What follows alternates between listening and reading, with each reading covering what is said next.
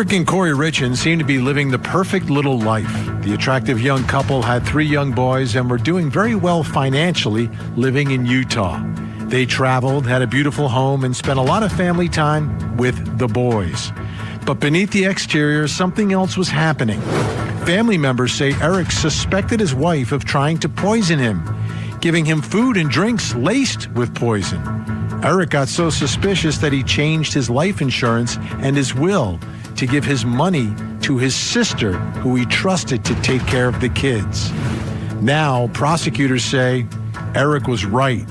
He died in March of 2022, a victim of fentanyl poisoning. After his death, Kouri wrote a book for her children to help them deal with the loss of their father. And just after the release of the book, Kouri was arrested and charged with the murder of Eric.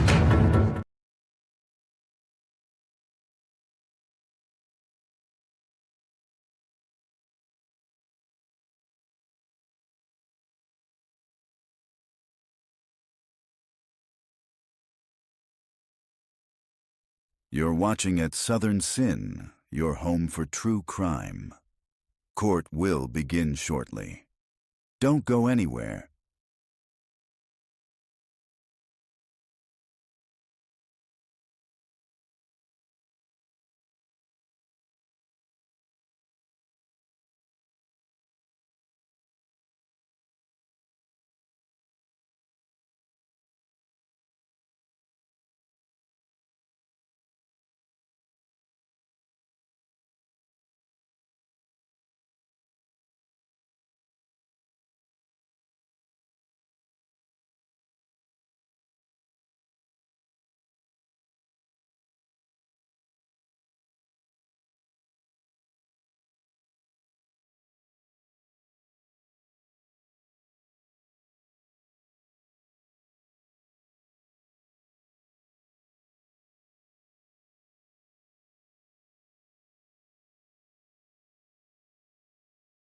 You're watching at Southern Sin, your home for true crime. Court will begin shortly. Don't go anywhere.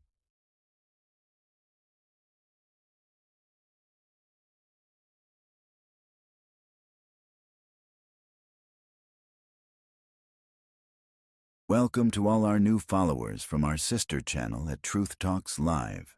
You're watching at Southern Sin, your home for true crime. Hop over and hit that subscribe button.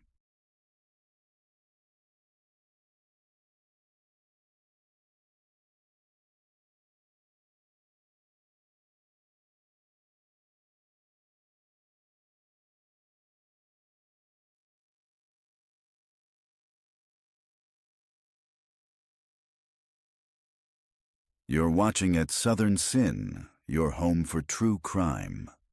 Court will begin shortly. Don't go anywhere.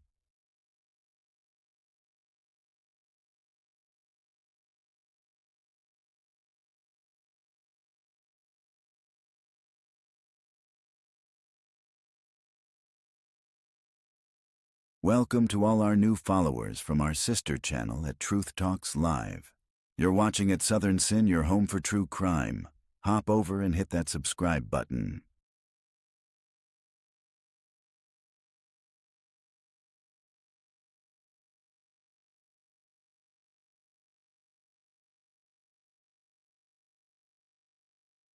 More exclusive true crime episodes and explosive live trial coverage.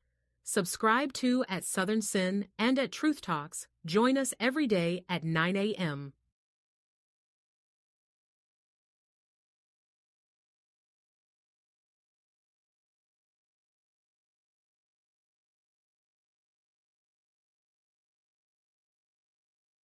You're watching at Southern Sin, your home for true crime. Court will begin shortly. Don't go anywhere.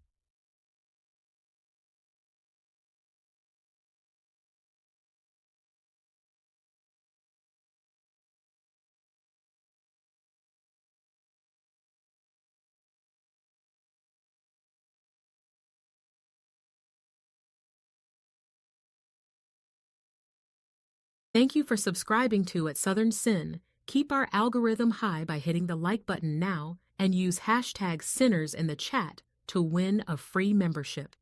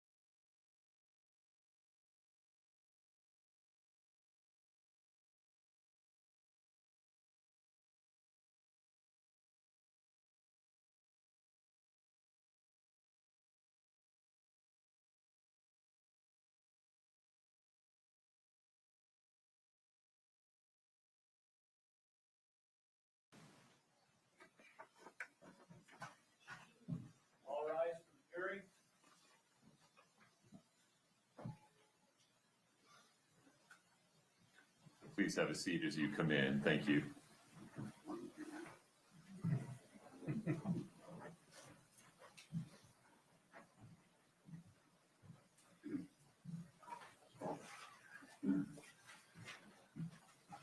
All right, have a seat. Thank you.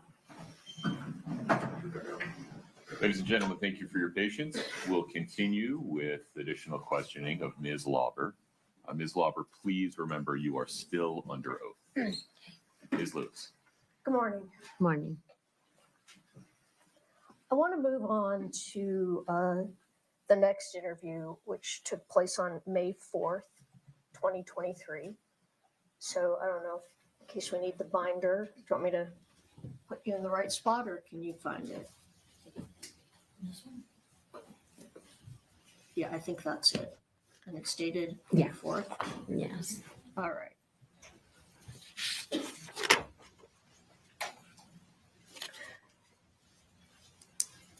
Okay. So you've stated that you worked for Kouri Richins for a long time prior to these events. I worked for her aunt. You worked for her aunt, but working through her aunt, she was one of your clients. You cleaned for Ms. Richins and Yes, worked she was for- one of her aunt's clients, yes. Okay. And you had a lot of communications with Kouri over the years about cleaning. Yeah. And you were friendly with each other. Mhm. Fair. So I want to ask you, sorry, strike that. You mostly communicated by way of text, right? When I was cleaning for Kouri, yes. Phone calls or texts, yes. Pull the mic just a little. Oh, sorry. Yes. All right. And you texted a lot, you sent a lot of emojis back and forth, fair? Yes. All right. Now, you did some other cleaning projects for her, though, in addition to cleaning just her home, right? Yes. For example, one thing you did was you cleaned what we know as the Midway Mansion after she purchased it after Eric died, correct? Yes, she had me go over there and get it set, clean it out for open house, I believe.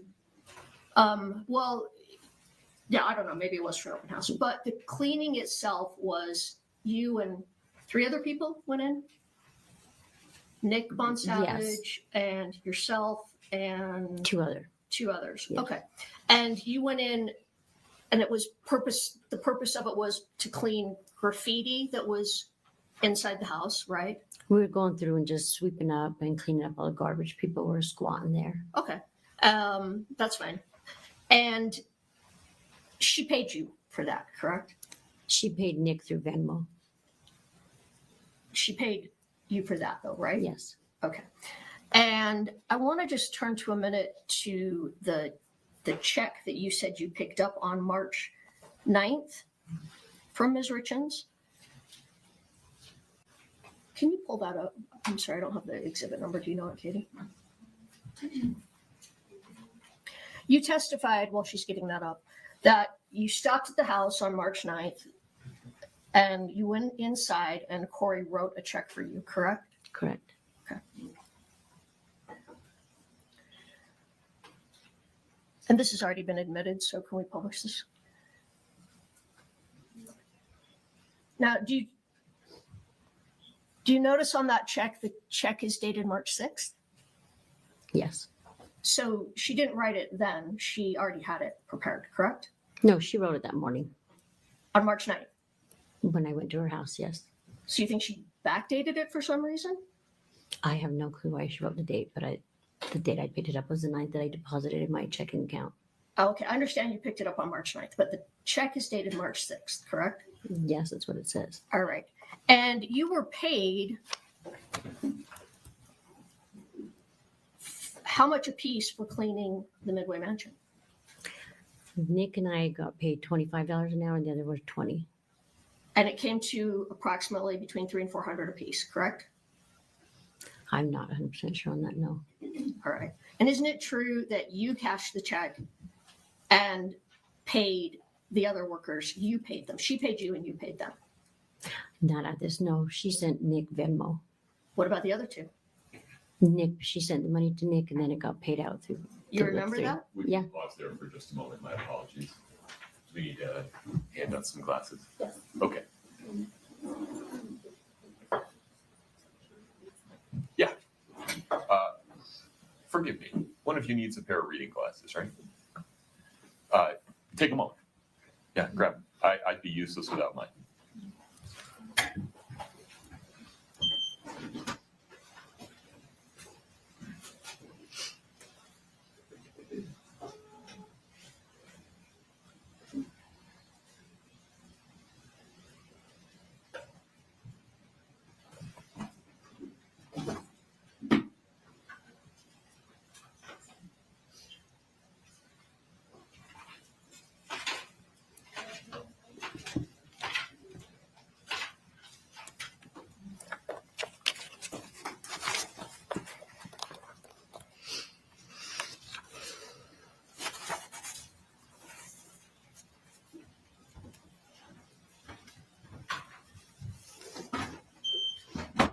Ms. Lewis, please proceed. All right, so when Detectives O'Driscoll and Detective Maynard came on March 4th to interview you, I don't know if it was the first thing, but right at the beginning of that interview, they asked you if you've been speaking to anyone about what's going on in terms of your cooperation. Do you recall that? No, I don't. Turn to page 8 of the May 4th interview.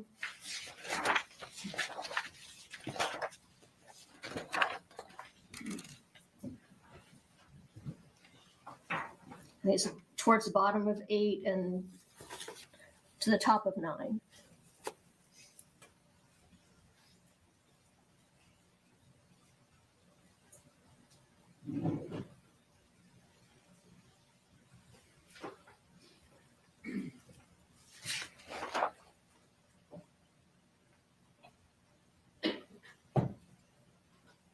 Now, do you recall that they asked you if you talked to anybody about what had been going on with them?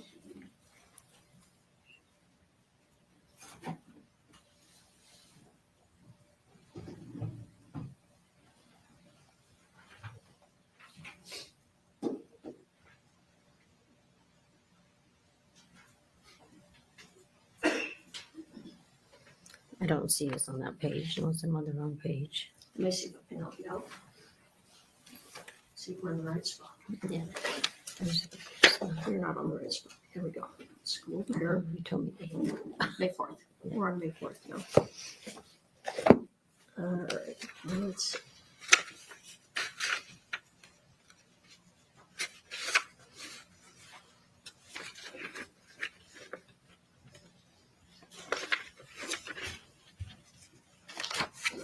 Let's take a look. You would back up and just ask the question again. Okay. I was just trying to point out. Right. I think it's down here.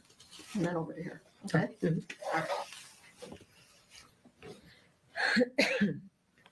So they asked you if you'd been talking to anybody about what's going on. And then, isn't it true you said, no, you haven't told anyone. You've just told people you're in custody on a drug court violation. Is that right? Yes. Okay. But that wasn't true, was it, Ms. Lover?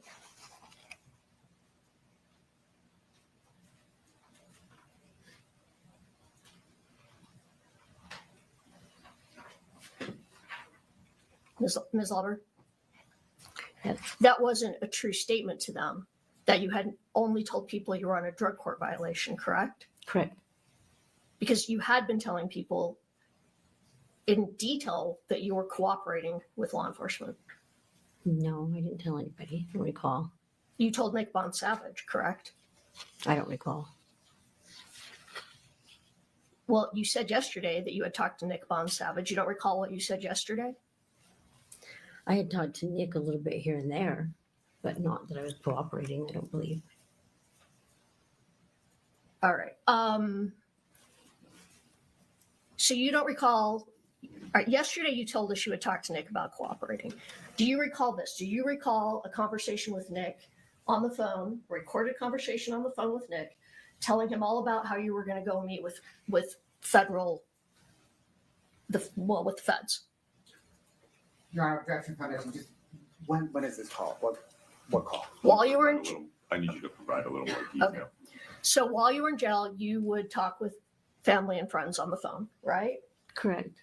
And one of the people that you talked to regularly was Nick Bond Savage. Yes. And you had a meeting set up to go and speak with a couple of people and agents from the U.S. Attorney's Office. You recall that? I think so, yes. Okay. And that, and you called Nick Bond Savage and you told him all about that you were going to go meet with the U.S. Attorney's Office. Yes. Here and there, yes. And that you were really nervous about meeting with the feds, right? Correct. So you had told Nick all about what was going on. You talked in detail about what you were talking to Detectives Maynard and Detective O'Driscoll about. I don't recall how much detail talking to Nick with. All right. But when you told them, I've only said that I'm in jail on a drug court violation, that was not, you were not telling them the truth because you had told people you were there cooperating and that you were there on new charges, specifically Nick Monsavage. Correct. All right. Your Honor, objection, I think that misstates both the evidence and the I reality. need foundation in order to rule on the objection for who them is in your question. I'm not sure what the objection is. The foundation. Yeah. As to, When you say you told them, who is them in your question? Could you be specific about that? you told Detectives O'Driscoll and Detectives Maynard that you had not talked to anyone about this case other than to tell them you are in drug court violation. And that was not a true statement, correct? Correct. Okay. Is that? Okay, thank you.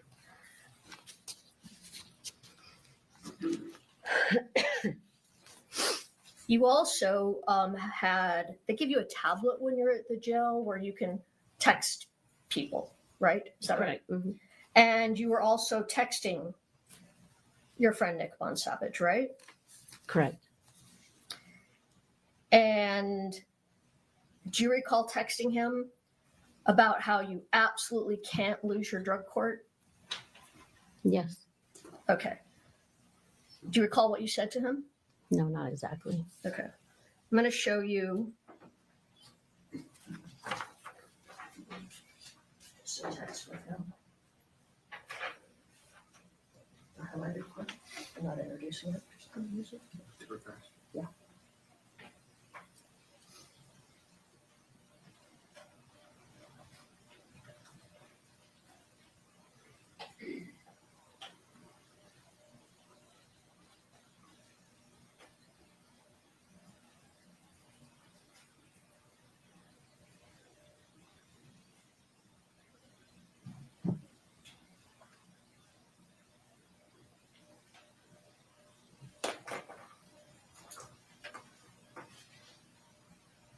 It's really just this right here. Just ask her about that.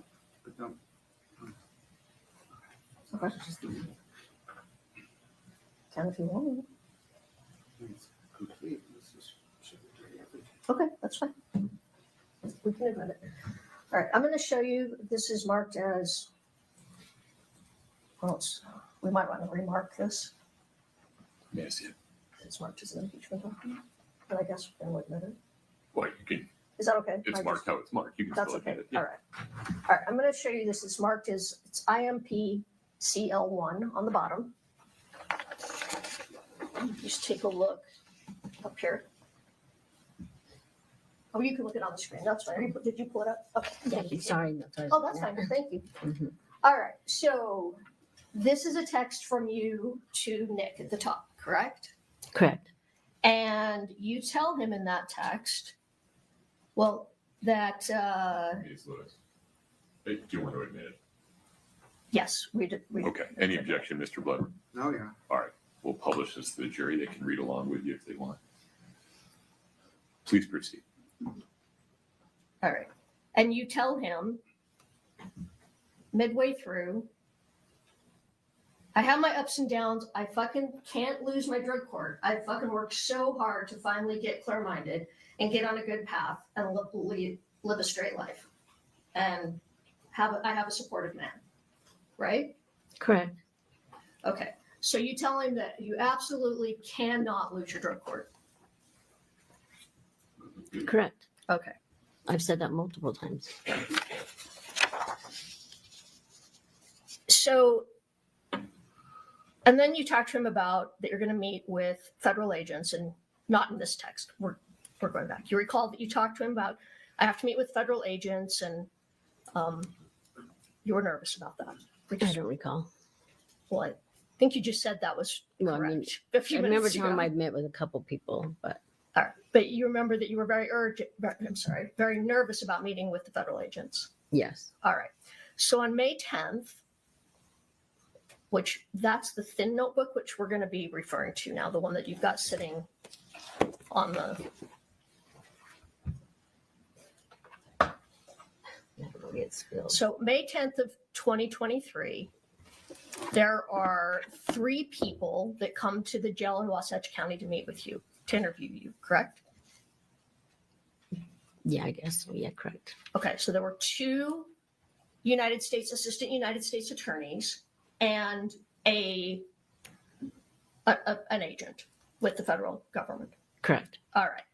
And the one who primarily questioned you, I don't know if you remember, her name was Serena Whistler. Do you remember Ms. Whistler? Yes, correct. All right. All right. At this point, you have immunity from federal prosecution, correct? I'm not 100% sure when the immunity came in. You pull up the federal immunity. Well, she's pulling it up. At this point, though, your federal immunity is not completely nailed down when they come to meet with you. Do you remember? Correct. Okay. You want to take a look at Defense Exhibit 1006. Are Do you- we using this to refresh? No, I'm planning to admit it. Okay. Do you recall that letter, the immunity letter?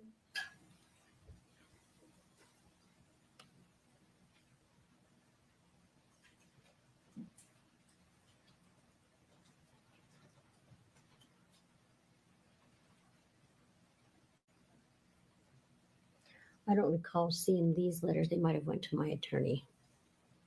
All right, you've never seen the letters giving you immunity in these cases? No, I have not. All right, we can just take that down then. She doesn't recognize it. But you know you have immunity. Yes. All right. So in this interview, it's you, Ms. Whistler, Mr. Holden, another assistant United States attorney, and Officer Tyler Parker. I don't recall their names, but yes, I know they were Okay, the federal 2 men agents. and Yes. a woman. Okay. And Detective O'Driscoll and Detective Maynard aren't there to help you anymore, correct? Correct.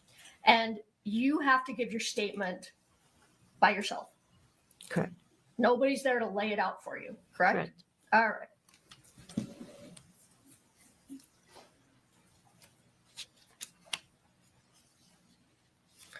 She asked you right up front if you talked to anyone about your cooperation also. Do you recall that? No, I don't recall. You don't recall that she asked you if you talked to anyone about I don't cooperating? recall what was said between her and I. All right. Well, I don't have the page number on that one, so we'll have to come back to that. All right. You tell them though about your drug use, right? Correct. And you tell them that the last time you used was in July of 2022. Is that correct? I'm not sure of the date. Do you want to turn to page 24 of the interview? That's the date. July. She has it. This is in the May 10th interview. Okay.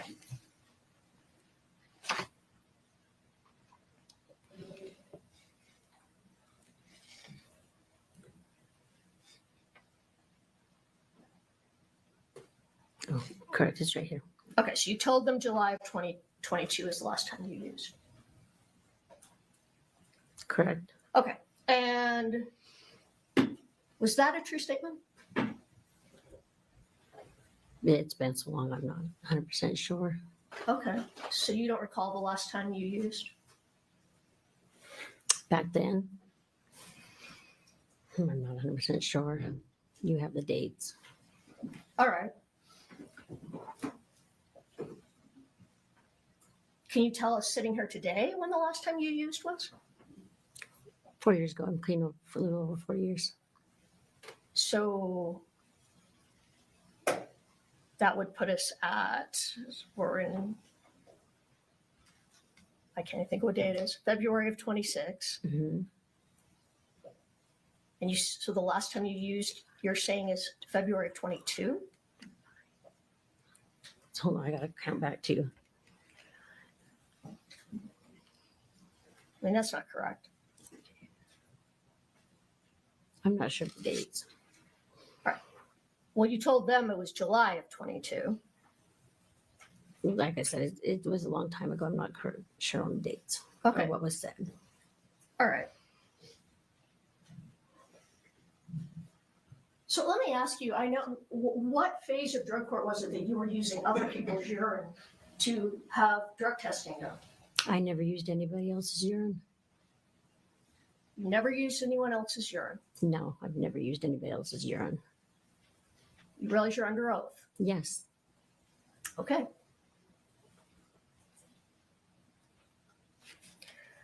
All right, well, let's assume for a moment that the July of 22 date was accurate, since that was 3 years ago when you said that. So maybe you had a better memory then than you have today, correct? Correct. All right. But again, that means the whole time of what we're talking about here, the time period of January, February, March of 2022, as we talked about yesterday, you were using consistently during that time period. Not consistently, no. Off and on.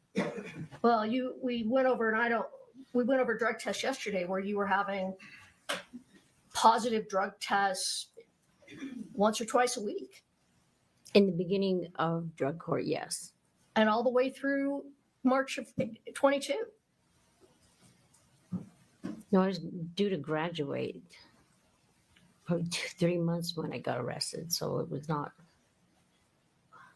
That's not true. There was, Objection, Your Honor. Yes. I have a question coming. Ms. Lauber. Yeah, I need you to ask That's the what questions. yes, Yeah. that's what I'm doing. All right. Any other objection, Mr. That- Black? That's the one. I just all right. need you to ask questions. Yes, because you had an order to show cause about how you were, that you had figured out a way to game the system, and you'd figured out an algorithm so you would know when you were being drug tested, so you would test clean, correct? No, that is not correct. It's not correct that that was part of your order to show cause. No. So if the prosecutor in your case testifies otherwise, he's wrong? Nobody figured out anything on how to do the UA system. You and Nick Von Savage didn't figure out how to game that system. No. There was a couple of us that would text each other, hey, don't forget to go do your UA today as a group. Nobody figured out anything. All right. It was a random phone call every day that you made. I understand that. All right.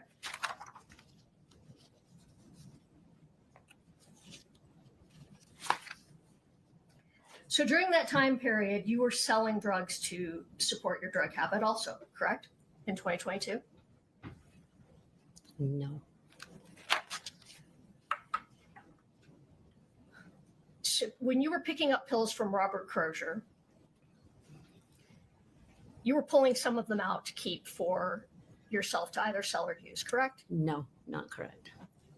So is it true that you had a phone call with Nick Von Savage, again from the jail? This was right before, and I backed up a little bit from your May 10th interview, where you talked about with Nick, this was the last time we were able to get these pills, remember? I don't recall that phone call, no. Your Honor, I need to play a call for impeachment purposes. I don't know if you want, is there headphones so just Ms. Lauber can listen to it to help her refresh her recollection of the phone call, or how do you want to Two handle that? different things. Are you refreshing her recollection or impeaching her with an exhibit that you seek to admit? I am, well, probably both. I'm starting by impeaching her recollection and then, Refreshing her recollection? thank you so much, refreshing her recollection, and then, yes, I may want to introduce it as impeachment. That's fine. You just need to make sure that Mr. Bloodworth listens to it before we relay it for the witness. Okay, I think we're going to need a moment then. Okay. Folks, this may just take some arranging of devices. If you'd give us a moment, please rise for the jury.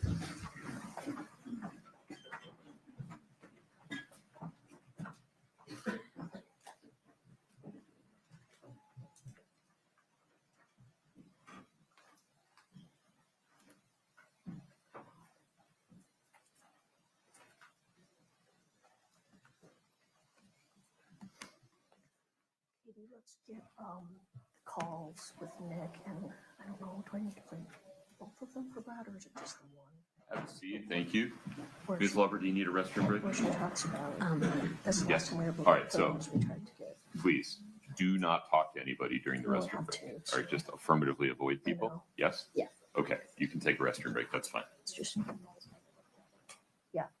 I just want to make sure they're on the same topic. Why don't we go off the record for a moment?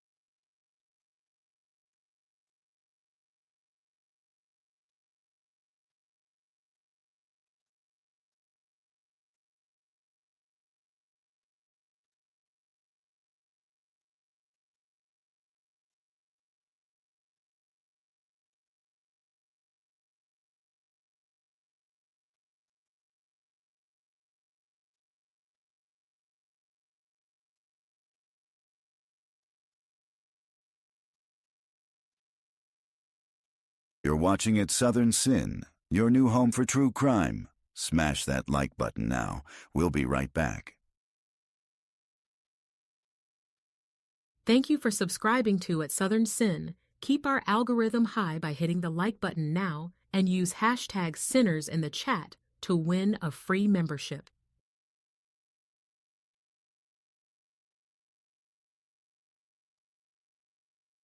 Court will be right back, here on at Southern Sin and at Truth Talks Live.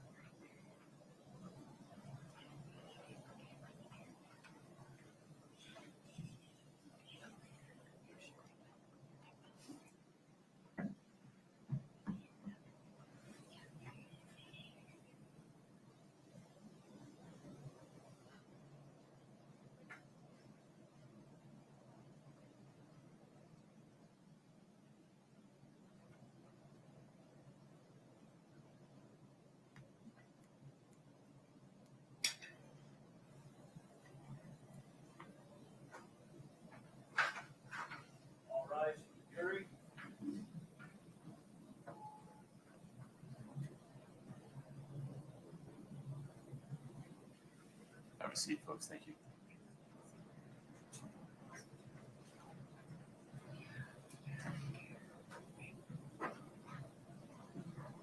All right, have a seat.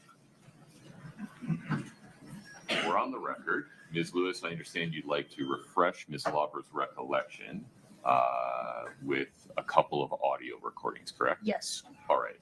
Ms. Lauber, if you put the headphones on, Katie's going to play 2 audio recordings for you. Just listen. And when they're done, Ms. Lewis is going to ask you another question. Thank you. Go ahead.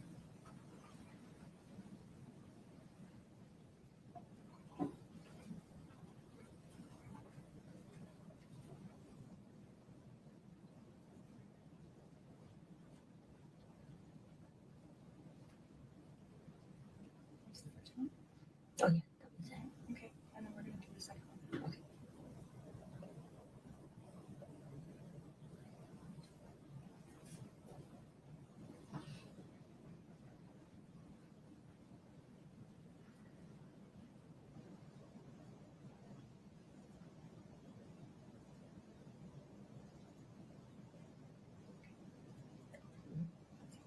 Okay. Yeah. If you would hand those headphones back to Katie. Katie, if you'd take your seat again. Ms. Lauber, were you able to hear those 2 phone calls between you and Mr. Von Savage? Yes. All right. So you were having a conversation where Mr. Von Savage was saying to you, hey, remember, Carmen, we couldn't get any more of those pills after we've got those in March of 2022, right? Correct. And he said, remember, we tried to get more. We asked Kouri if she could get more. And she said she didn't want any more, so we couldn't get any more, remember? Correct. Why was it that you wanted more pills? I don't think I was the one asking for them. Nick did. Nick wanted to know because Nick benefited from it when he got made the $300. Nick said that was the last time we could get them, correct? Correct. Meaning you and Nick. Nick was the one that drove me down the last one. Yes. Correct. And that Nick and you wanted to get more pills, correct? I don't recall me on that video. It wasn't me asking for them. Your Honor, can we, I'd like to admit the recording. Mr. Bloodworth, you've heard it. Any objection?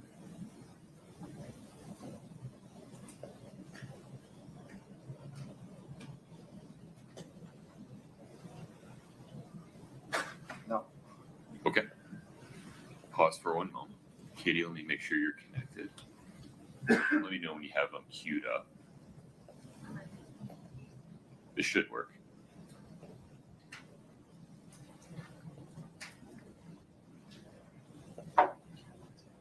Are you connected? Here, we'll start again. My apologies. And this is Defense Exhibit 307 for the record. Okay. 3007. This is actually 308, the one you admitted before. Oh, I'm sorry. Katie, would you do me a favor? 3008. Plug back in.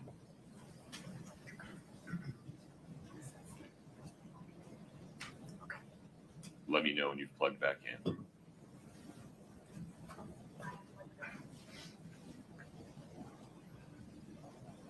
You're not showing anything on your desktop.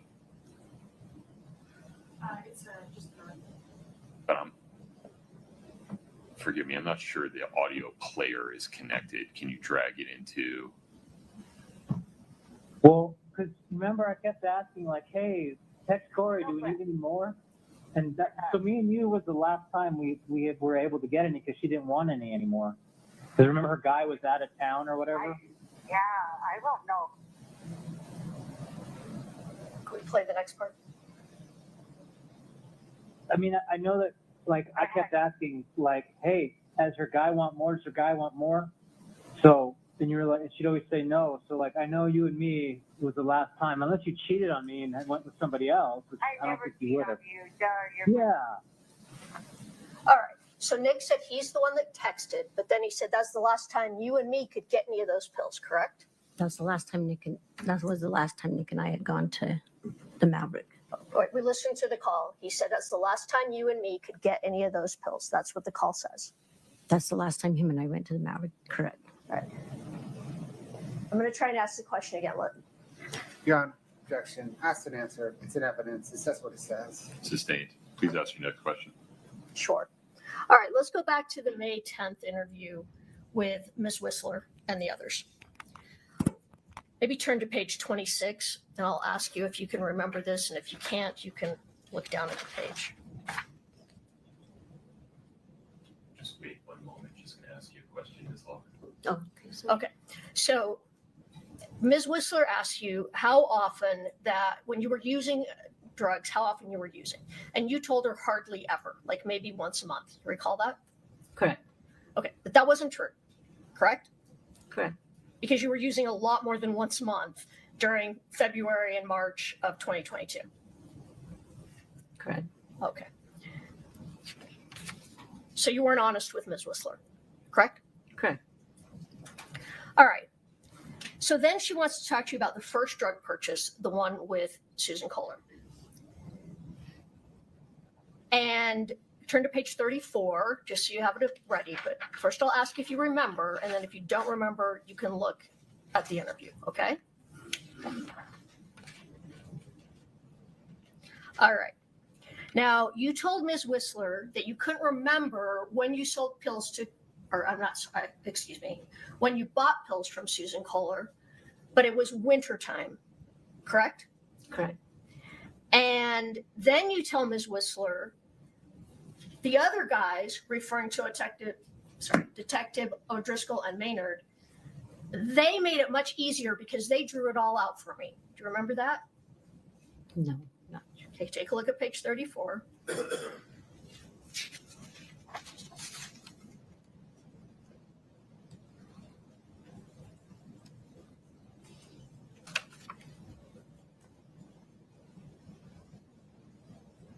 Correct. Okay, so you said they made it a lot easier, but Ms. Whistler's making you tell the story yourself, correct? Yes. All right. So again, you say you went to Susan Kohler and bought oxycodone, correct? Correct. That those were prescription pills that Susan got for a friend, correct? Yes. And I take it you don't know how many milligrams of oxycodone those pills were. Do you know that? No, I didn't look at them. I didn't count. I didn't ask. Okay, fair. And you told her that you fronted the money to Susan. Yes. You told Ms. Whistler that. And then you told Ms. Whistler and the U.S. Attorney's Office that you were supposed to leave the pills in the closet in the Midway house, the small Midway house, and the money would be in the closet. But instead, you decided to leave them in the fire pit, correct? I don't recall. No. Okay, let's go to page 46. And if you take a look at that and look at where it talks about you were supposed to leave the pills in the closet.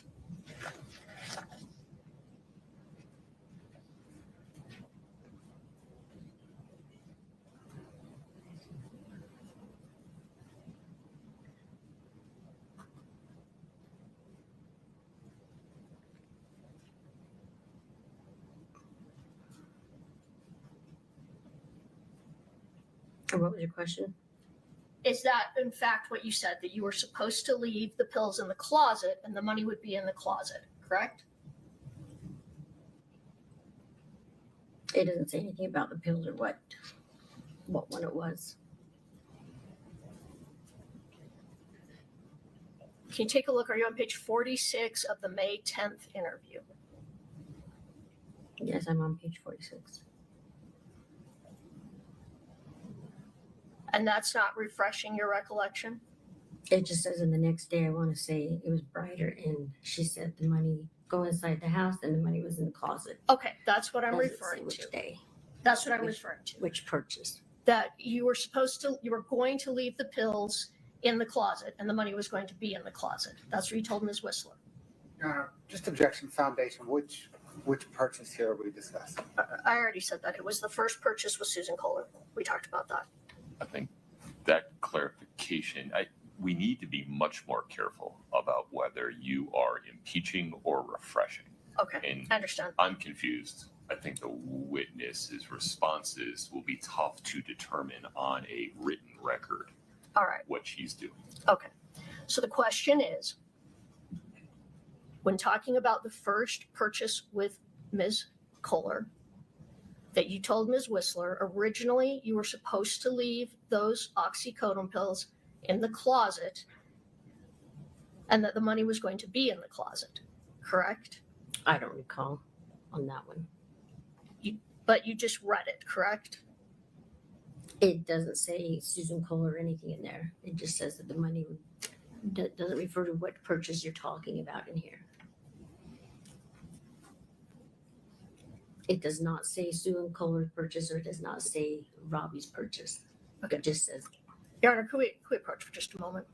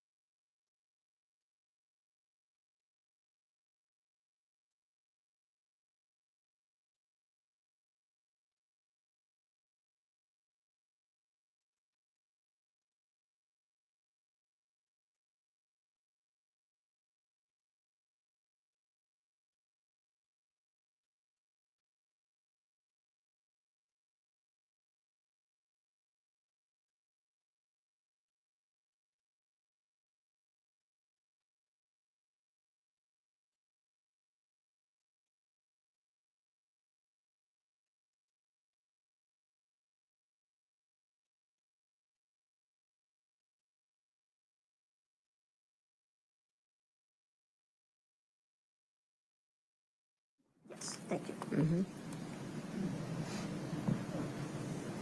Okay, let's try this again. I'm sorry that this has been really confusing, but Ms. Lewis, if you don't leave it in front of her, she won't be able to read along with you. And so if we can do a combination of you having that and putting it on the screen, or however you want to do it. But all right. if you're going to read, she needs to be able to see what you're reading. Okay, let me just figure out where I'm at and then we'll do that. No problem.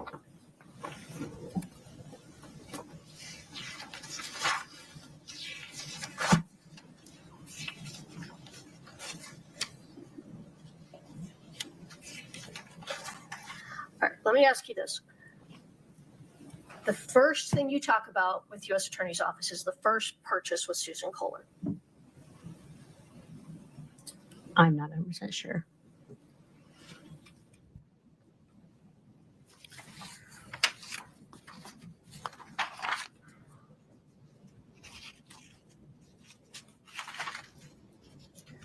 All right, give me one moment.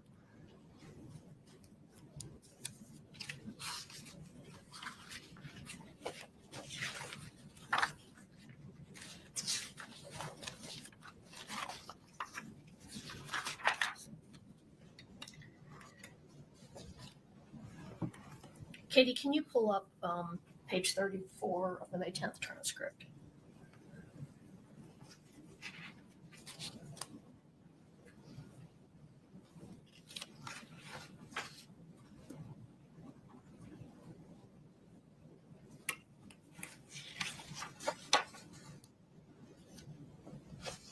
All right, if you could look at line 18, and this is early in the interview, Ms. Whistler asked you, okay, so when would that have been? Referring to the first time Kouri reached out for pills. Do you see that? Yes. All right. And Yes. that's when you said the other guys made it so much easier because they drew it out for me. I need you to read it exactly. The other guys had it so much easier drawn out for me. That's your response, correct? Correct. All right. So then Ms. Whistler continues to talk to you about, just go ahead and turn the page for a minute, that first purchase. Mr. Bloodworth, Objection under 106. forgive me for a moment.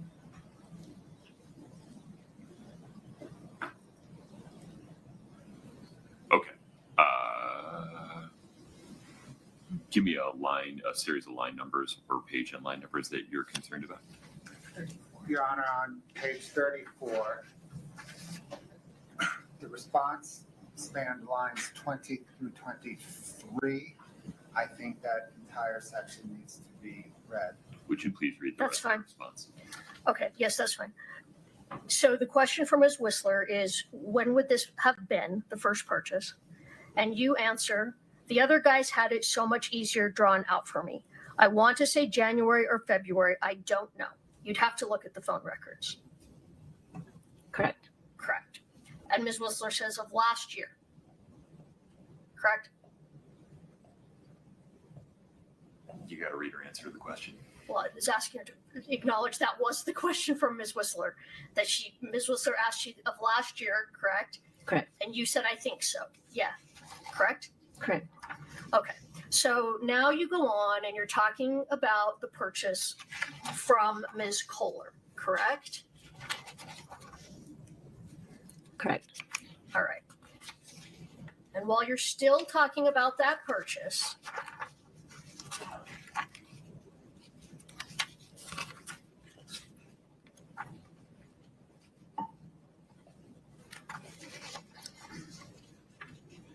that was the purchase that was $600, correct? Correct. So let's pull up page 43 of the transcript.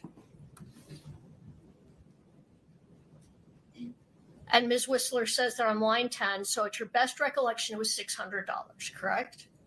Correct. So we're still talking about the first purchase. Correct. All right, thank you. And then as we move forward,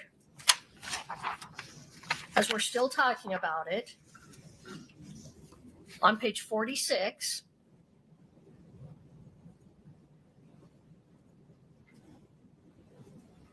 you're talking about that the next, after you got the pills and you testified yesterday, you didn't give them to Kouri that night. It was the next day, correct? Correct. And then you said, and then the next day, I want to say it was brighter. And she said, the money, go inside the house. The money is in the closet, correct?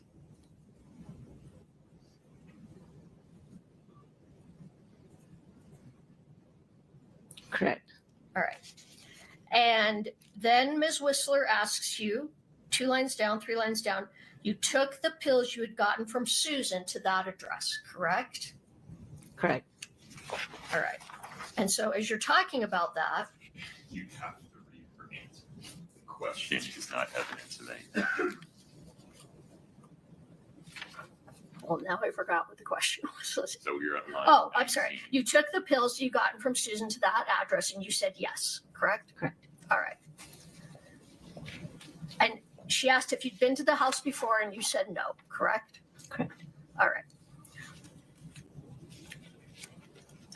So then as we move to page 47, line 14, Ms. Whistler says, okay, when you got there, did you go inside, correct? Correct. And she's talking about the small Midway house, correct? Correct. And you said, no, it was late at night and I put them in the fire pit, correct? Correct. And Ms. Whistler says, outside, and you say, yeah, correct? Correct.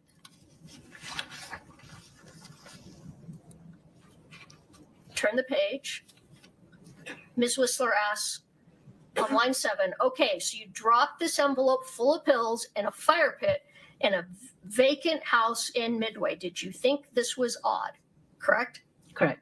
And you said yes, but I didn't think nothing of it because if you're keeping a certain somebody out of the picture, you're not, I mean, if you know anything about the drug world, and then you don't complete that thought. Correct? Correct. All right. So you told, Objection, Your Please pause. Go ahead, Mr. Butler. Honor. Completeness, she does complete the thought. You just have to read down. Yeah, we've got to read through. all right, I don't know that it's relevant, but that's fine. Ms. Whistler then says, well, I've been doing this for 20 years, so I think I do. I guess referring to know something about the drug process, correct? Correct. And you say, no, I'm just saying some addicts, and she says, uh-huh. And you say, some people don't really ask questions, correct? Correct. Okay. So, Objection, completeness. Your Honor, It keeps going. I think though, if that's the part that's relevant to my questioning. I think if Mr. Bloodworth wants to bring in the rest later, he's welcome to do so. We're actually changing the topic here back to the investor now.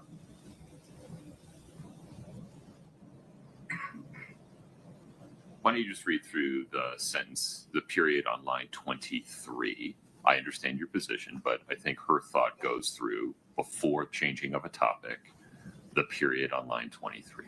All right. So when you say some people don't really ask questions, Ms. Whistler says okay, and you say, or they don't want to get caught in the middle of anything, period. Correct. All right. So I'm going to give this back to you for now.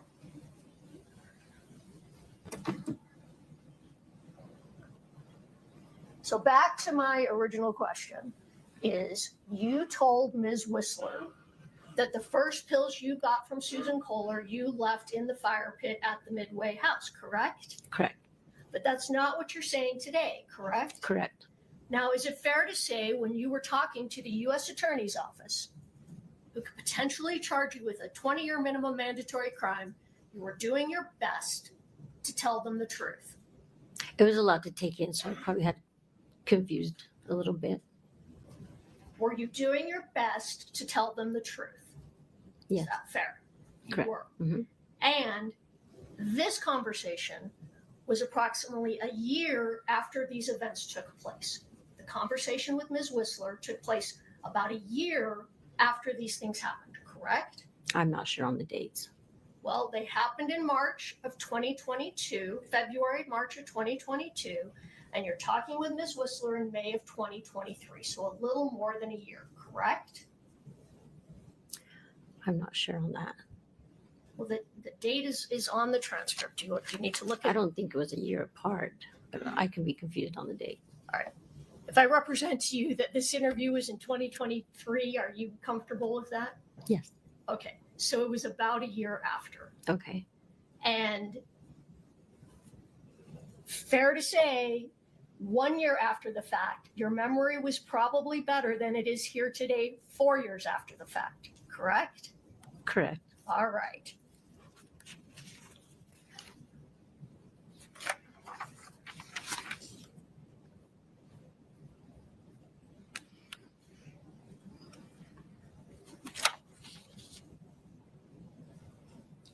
Okay.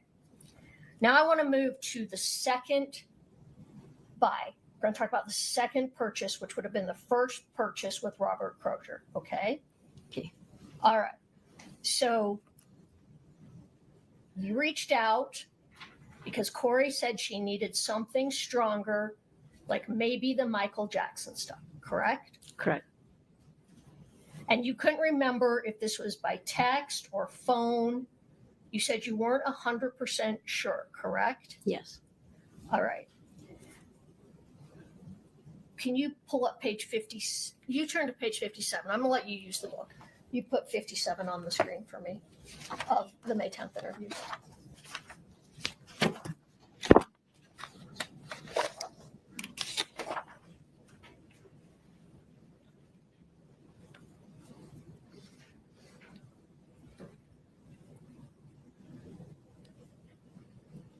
Okay, I want you to look at line. You're on page 53, Carmen? I'm on 57. Oh, I'm sorry. Maybe I gave you the You wrong told me page. 57. I might have. You're right. 57. I'm sorry. So do I need to go back or stay? No, here? 57 is correct. I misspoke. Okay. Sorry about that. So line 7. Oh, actually, no. Let's go up to line 5. Officer Parker says, when you say by phone, are you saying a phone call or a text, correct? Correct. Talking about your communications with Ms. Richins, correct? Correct. You said, I'm not 100% sure the officers have it all, correct? Correct. Do you recall what you said after that? Well, let me ask it this way. Do you recall telling them they made it easier for me because they draw it out? Like they laid out the whole puzzle and they fit the pieces together. Do you recall that? Yes. So you recall that you said that? Correct. And do you recall what Ms. Whistler said to you? No.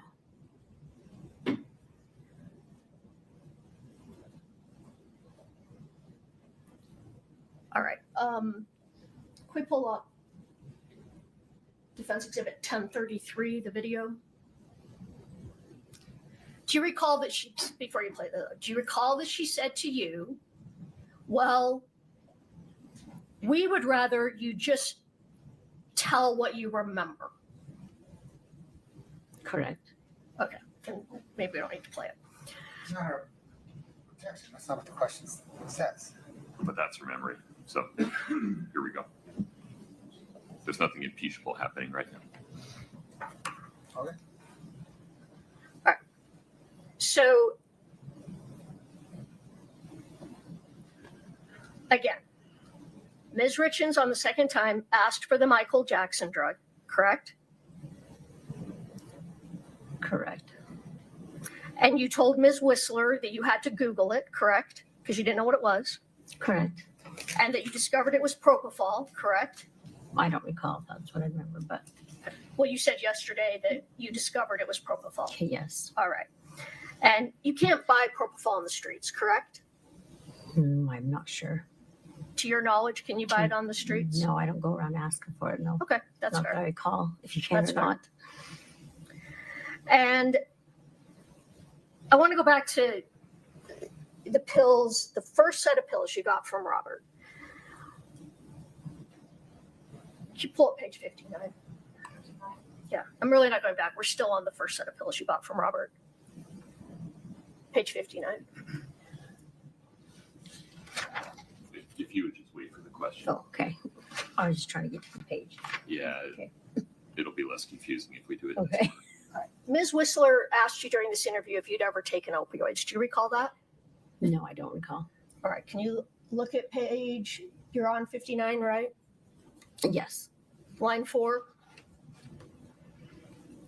Ms. Whistler says, and you yourself have never been an opioid user. I misspoke. She said, you yourself have never been an opioid user. Recall that?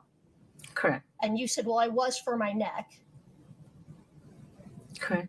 Okay. And she says, okay, but I mean, and then you say, I had neck surgery. Correct? Correct. And she said, I mean illicit opioids. And you said yes and no. Correct. So you're saying, yes, I had taken illicit opioids also. Yes. Correct? All right. She says, tell me what you mean by yes or no. Correct? Correct. And you say, I mean, I would take Roxy's or Oxys for my neck and stuff. Okay. Okay. And then Ms. Whistler says, were they, okay, but were they prescribed to you by a doctor? Correct? Correct. And you said they were in the beginning, but not after a while. Correct? Correct.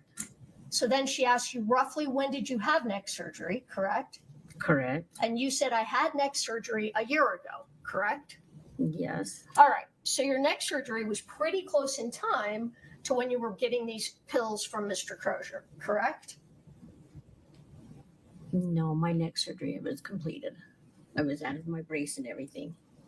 So when you were getting the pills from Mr. Crozier, your neck surgery was over, correct? Yes. That's fine. I mean, I didn't Yeah. know that. Thank you for telling me that.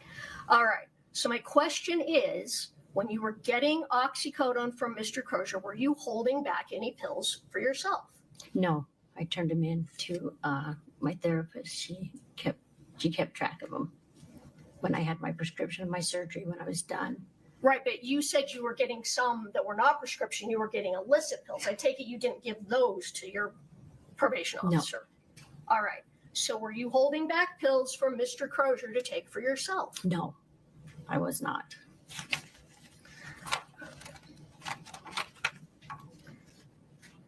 All right. So then you talk more about that Kouri had asked for the Michael Jackson drug. And that's when you told her, well, it's not a pharmacy. I don't know what you want. I can't just go get you a stronger dose of pills, correct? Correct. All right. But the first pills you gave her were prescription oxycodone, correct? From Susan Kohler? Yes, Correct. from Susan Kohler. And then you asked Mr. Crozier for Roxy 30s, correct? I don't recall if that's exactly what I asked for. Well, we talked about that I yesterday. said blues. Blues, or I asked for pain pills or an opiate pain pill. All right. Yesterday you testified you asked for Roxy 30s or blues. Remember that? Yes, from yesterday? Objection, Your Honor. I'm not sure that's accurate. I'm not either. Foundation. I can go back and find it, I guess, but that is accurate. All right, let me find it. I think the difference is whether, to be a little bit specific here, she testified to that yesterday or acknowledged having said it in a prior interview. That's fair. Yesterday you acknowledged that you had told Mr. Crozier, that you wanted Roxy 30s or blues. We found that page number yesterday, and you acknowledged that, yes, that is what you had said at the time. Is that fair to say? Yes. Okay. So my point is, Roxy 30s, 30 milligram oxycodone, are a stronger variety of oxycodone than what you would typically get in a prescription, right? Yes. Okay. So you could get her something stronger and still get her oxycodone, correct? I'm not understanding the question. All right. There are different milligrams of oxycodone, right? Correct. Prescription. Yes, prescription oxycodone, and then which are weaker, and then Roxy 30s are a stronger variety because they're 30 milligrams, correct? Correct. All right. So you could, in fact, get the same drug, oxycodone, and get a stronger version of it, right? If you knew somebody with the prescription. Okay. All right.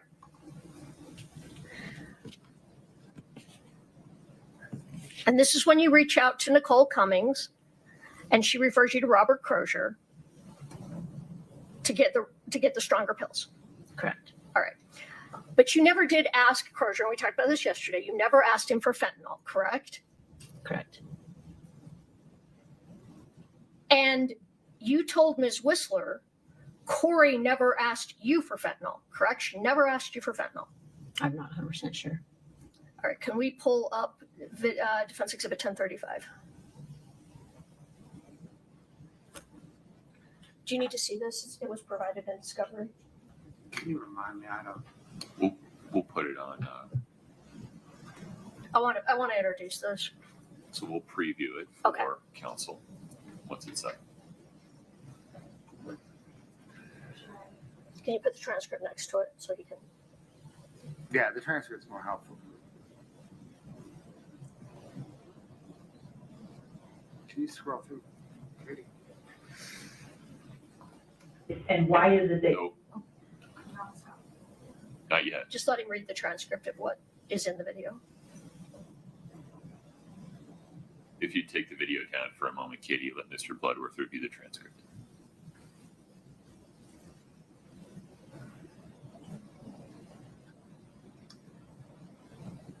Just pause for a minute. Can you go to page 71, please?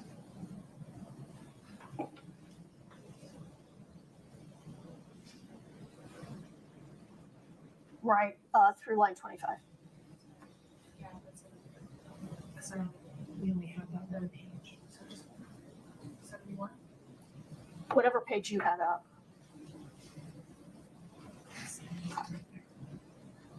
Just pause for a minute. Thank you. What was the next page? Oh, now I don't know. It was the page you had up right a moment ago. Oh, I'm I sorry. read 70. Okay. Does the clip start at page 70? It is, right? It's just, yeah, it's just a little bit. Oh, on okay. page seven. What line does what page and line does the clip go through? Line 70, line 25. Okay, then please back to 70. No worries.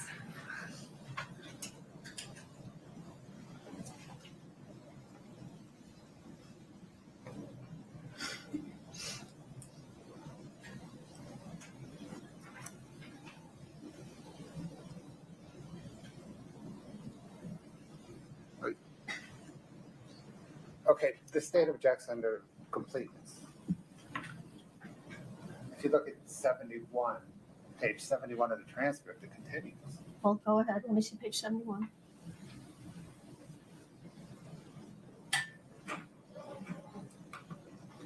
All right. I mean, Your Honor, I think Through that, line 11 of 71 at least. I think he can introduce that. She's testified to that If on you redirect. gotta pay the whole thought, Well, how about if I play it and then I read the rest because the clip doesn't include that. but you just read the complete part and then ask her if you read it correctly. All right. You can't play an incomplete clip. You can pull it back a page to 70. All right. So Ms. Whistler, and we're on page 70, line. Let's see. Let's back up. Page 70. 70, Ms. Lover. Okay. I just want to make sure that's right on. Let's go back then to line 11. Miss, do you see that? Yes, I do. Miss Whistler asked you, when you met with Robbie, did you specifically ask him for fentanyl? And you answered yes. She says, you used that word, you said, uh-huh.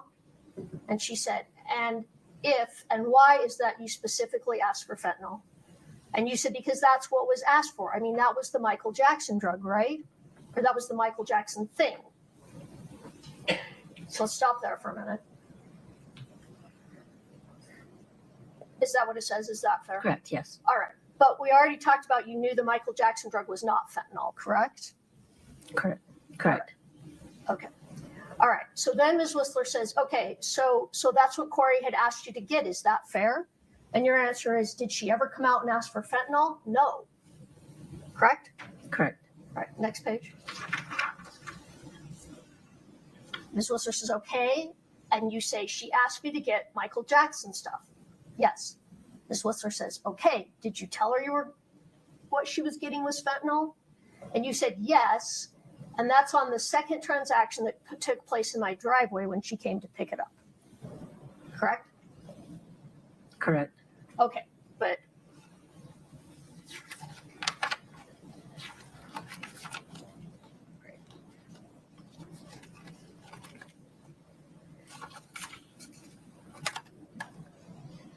all right, we're going to come back to that because I don't want to confuse you by jumping around in sequence. So we'll talk more about what you said about that in a few minutes, okay? All right. Now, you told the U.S. Attorney's Office when you interviewed with them that you purchased drugs 1 time from Susan Kohler and 2 times from Robert Crozier, correct? Correct. You didn't tell them you purchased 3 times. You told them you purchased 2 times from Mr. Crozier, correct? Correct. All right. And you told them that the first time from Mr. Crozier, you got light green pills, correct? Correct. And the second time you got light blue pills, correct? Correct. That you got his number from Nicole Cummings, correct? Yes. Told him you needed Roxy 30s or blues, correct? Correct. Met him at the Maverick, correct? Correct. Picked up the money to pay him, correct? Correct. You said it was $1,000? Yes. And that means he was charging my math I don't do, but I think it's approximately $30 to $35 a pill, correct? Maybe more. Probably yes. And that's about the running rate for oxycodone. Might even be a little high, but for oxycodone, correct? Yes. Correct. Are you aware what fentanyl typically? You got to pause so we can get a response on the record. I apologize. That's okay. Was your last answer was? Correct. Thank you. Sorry. It's okay. All right. Now, are you aware what fentanyl sells for? I'm not 100% sure. Because you've never bought fentanyl? It goes for, it's a street drugs. I'm not 100% sure what it's out. Do you know that it's really cheap? At least it was in 2022, 2023, 23? No, I didn't know. Okay. I just went off the price he told me. Okay. And you picked up the money at the closet in the Midway house for the purchase for Mr. Crozier, correct? Correct. In a closet, correct? This one might have been the box. I'm not sure which one.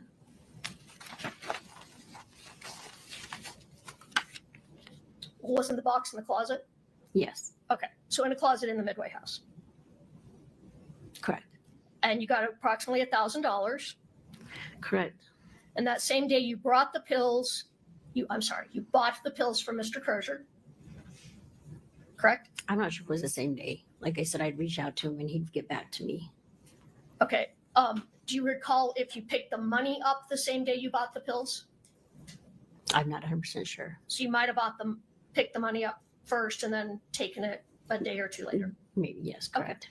Okay. Tell me again, so that time you go in the house, which it's a little unclear, you've said different things, if it was the first time or the second time. What was in the house? There was nothing. It was being remodeled. It was one that she was flipping. Wasn't it already remodeled? I'm not 100% sure. She said it was a house she had done. that Are was you flipping. aware? I'm sorry, I didn't mean to talk over you. This is in February we're talking, Okay, correct? correct. Yesterday you said the first purchase from Robert Crozier was February 11th, correct? Correct.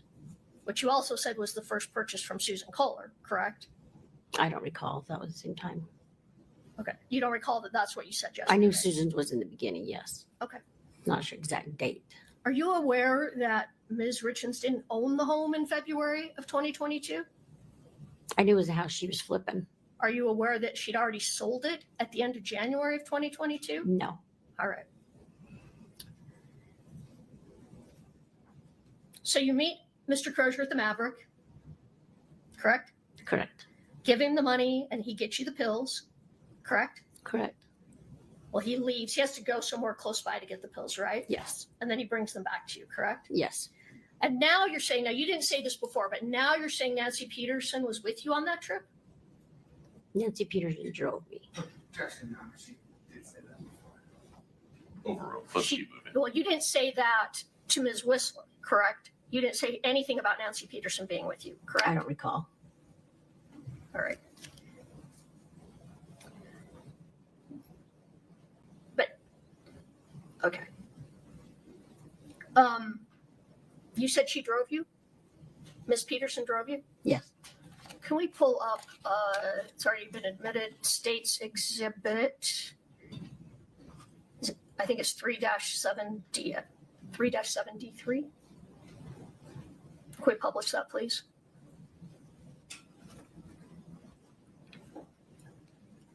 Can you see that? Yes. That's a selfie, correct? Correct.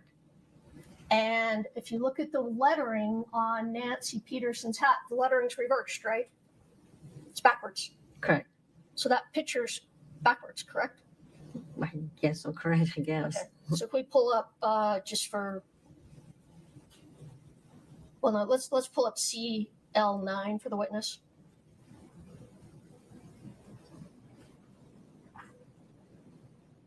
Can you make it so it's not split like that? That's how that picture really looks, correct? Because now it's not backwards. Correct. So you were driving, correct? On the way back, I drove back. Yes. Well, on the way there, the first picture was, On the way down, Nancy drove. On the way back, I drove because she wanted to get high. okay, well, you testified yesterday that this photo was of Nancy driving and you in the passenger seat. Recall that? Correct. But you're in the driver's seat and she's in the passenger seat, correct? I guess so. Correct. Okay, can we publish IMP-CL9 to the jury? We'd move to admit it and publish it. Mr. Bloodroot. Either 3,000. 3,000.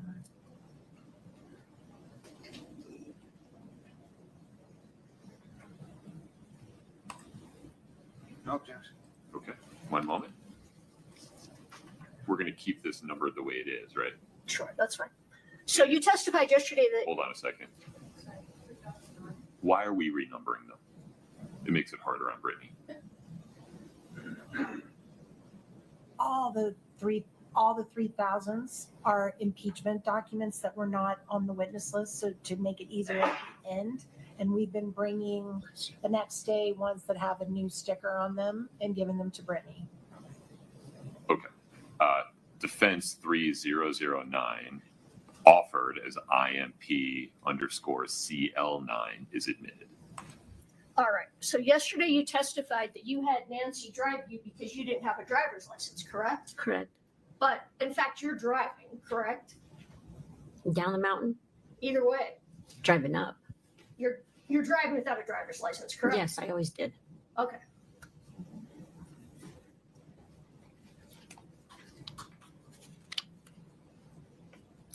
All right, so this purchase is the light green pills we talked about, correct?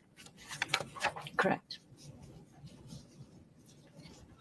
And then you tell them that the next time you bought from Robert was after the death of Eric Richins, correct? I'm not 100% sure. Well, at this time you said you did one purchase from Susan and two from Robbie, correct? Correct. So 2 purchases in February, 1 from Susan, 1 from Robbie, and a third purchase on March 9th, correct? I'm not sure of the date, but yes, there was. You testified there was a purchase March 9th, correct? Correct. All right. No. Your Honor, Foundation, I'm sorry, I need you to be more specific about when you say you testified. Yesterday, you testified that you did a purchase on March 9th, correct? Yes. But back when you were talking to the U.S. Attorney's Office, I mean, you also said you did a purchase on March 9th, correct? I don't recall, but All right, so you don't recall at that time when the third purchase took place. I'm not 100% sure. That was a lot to take in back then. I understand. But now you're sure. Yes. How did you become sure? If you didn't know then, why do you know now for sure? My bank account.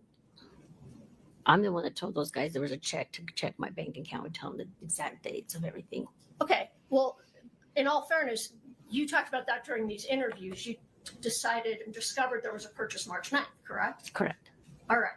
So my question is, at that time, you said, though, that was the final purchase from Mr. Crozier, correct? Correct. But now you're saying there's another purchase, correct? You've confused me. I'm not understanding. At that time, you said you only purchased 2 times from Mr. Crozier, correct? Correct. Now you're saying you purchased 3 times. Correct. All right.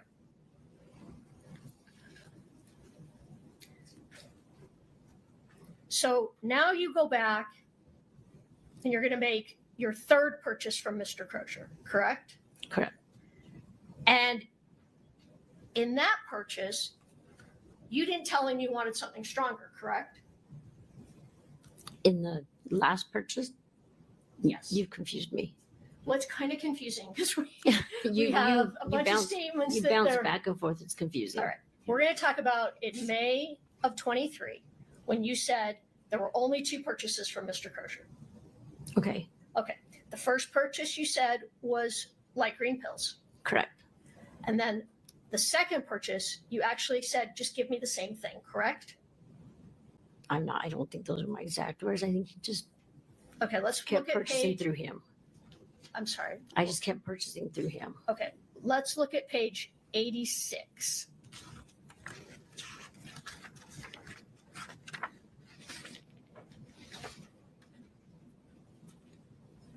You give it.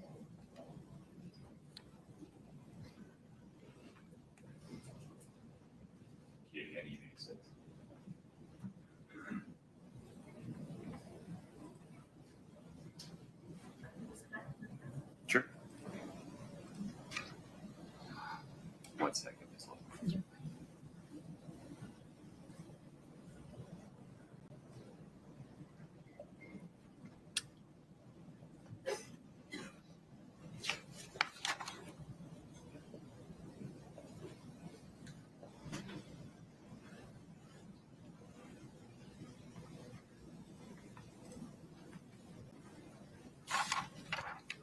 Okay, Which line number are we at, Ms. Love? I'm checking.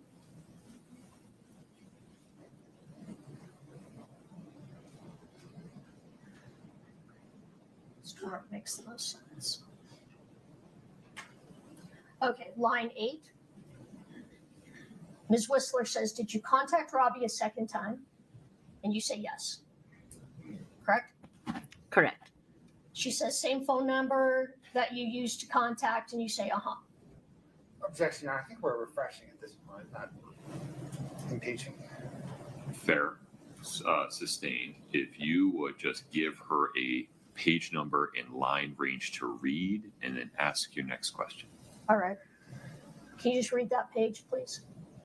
Start from what number? Right where we were just talking about, line 8 through the end of the page. You want to read 8 all the way down? Yes. Just read it to yourself. Okay. I thought you meant out loud. I'm like, No, my okay. apologies. Okay, yeah.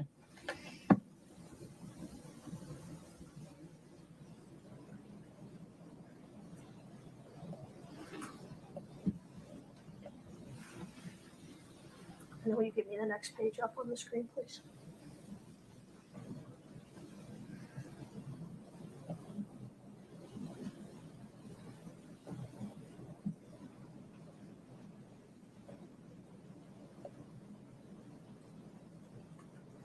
If you can tell me when you've reached the bottom of that page. I've reached the bottom. Can you turn to the next page and read through line 5? Katie, I need 88. Thank you.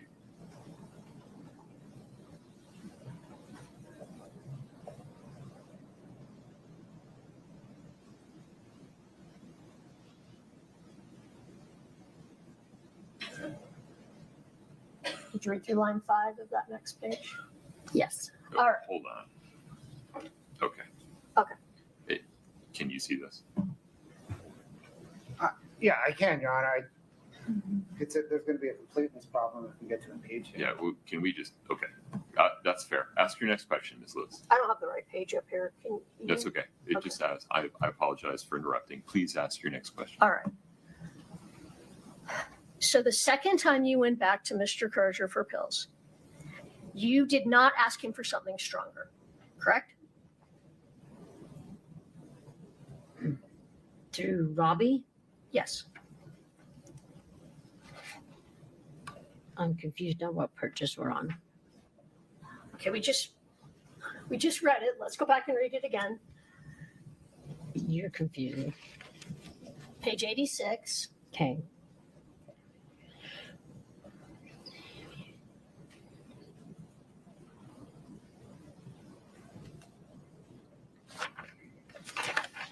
And the top of 87. You see that? Through line 5. Correct. All right. So do you now recall that you told Ms. Whistler that you just asked him for more of the same the second time? Correct. And she asked you, you didn't ask for anything stronger, or do you have any better? Nothing like that. And you said, no, I just asked for the same. Correct. All right. So the first time he got you light green pills, and the second time you just said, give me more of the same. Correct? Correct. All right. And again, you picked up the money at the Midway House in the cup in the closet, correct? For that Correct. second purchase with Mr. Crozier. Correct. You went back to the Maverick, correct? Yes. With Mr. Bon Savage, correct? Bon Savage wasn't that one. That's what you told Ms. Whistler, though, in 2022, correct? I'm sorry, I misspoke, 2023. Pause for 1 second, I Ms. think Lauber. that question's fine. I think the lack of foundation is confusing the witness as to whether she's testifying about what she said yesterday or what she said in the course of this interview. Or what she recalls happening. I just need you to be a little Okay. bit more specific. All right, we're still talking about the interview on May 10th with Ms. Whistler, where you told her you only purchased twice from Mr. Crozier. First time light green pills, second time you asked for more of the same, correct? Correct.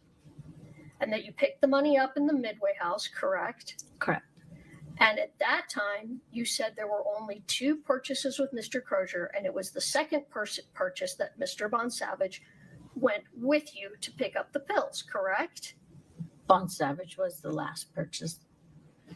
Right, but in Ms. 20, Lauber, pause for a moment. Ms. Lewis's question is, do you recall saying that you went with Mr. Bon Savage to, forgive me, what's the name of the woman from the Fed?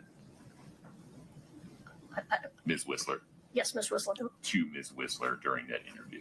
I don't recall saying I was with Bon Savage. All right.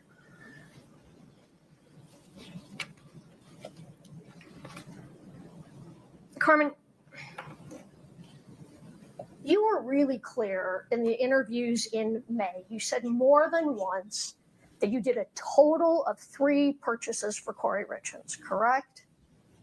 Correct. 1 from Susan Kohler, 2 from Mr. Crozier, correct? Correct at the time, yes. All right. And during those interviews, Detective Maynard and Detective O'Driscoll told you that you purchased drugs from Mr. Crozier on March 9th, correct? Correct. And you still said there were 3 purchases. So at that time, you were telling them in your interviews, I had a purchase from Susan Kohler in February, correct? Correct. A purchase from Mr. Crozier in February, correct? And a purchase from Mr. Crozier on March 9th, correct? Correct. And at that time, that was it. You said in these interviews, that's it. Those were the purchases I did for Ms. Richins, correct? Correct. All right. So that's what we're talking about right now. I know you've changed your story and you're now saying there was another purchase, but we're talking about what you told them a year after these events. Do you understand? Yes. Okay. So you meet with the U.S. Attorney's Office on May 10th of 2023, correct? I'm not sure the date, but All right. Well, you get me confused on the dates, but let me just show you. Maybe this will help.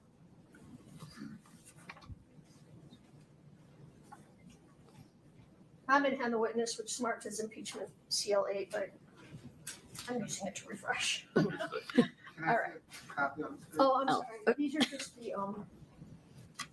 they're the dates of all the interviews with, it's just the first page of each transcript. Oh, it doesn't have May 10th. Oh, it does. It's at the end. It's out of order. May 10th, May 12th, May 13th. I'm going to put that in the right order. But it doesn't say who the interviews with. Transcription of interviews with Carmen. I'm just going to get the dates straight. Just But we know the dates. Carmen's at all the interviews. We don't know who is interviewing her by I the don't face of even- these transcripts. It doesn't matter right now. I'm just asking her for the dates because she can't remember any of the dates. All right, let me see what she Counsel, says. would you pause for a Let minute? me just see what she says and then I'll Two clarify. notes for the jury. One, I need a restroom break, so we're going to take one. And two, I recognize that the temperature is trending toward meat locker at the moment. That is my fault. I asked them to cool it off. I didn't think we were going to overshoot by this much. I'm working on it, I promise. Please rise for the jury. I wondered why my toes were getting cold.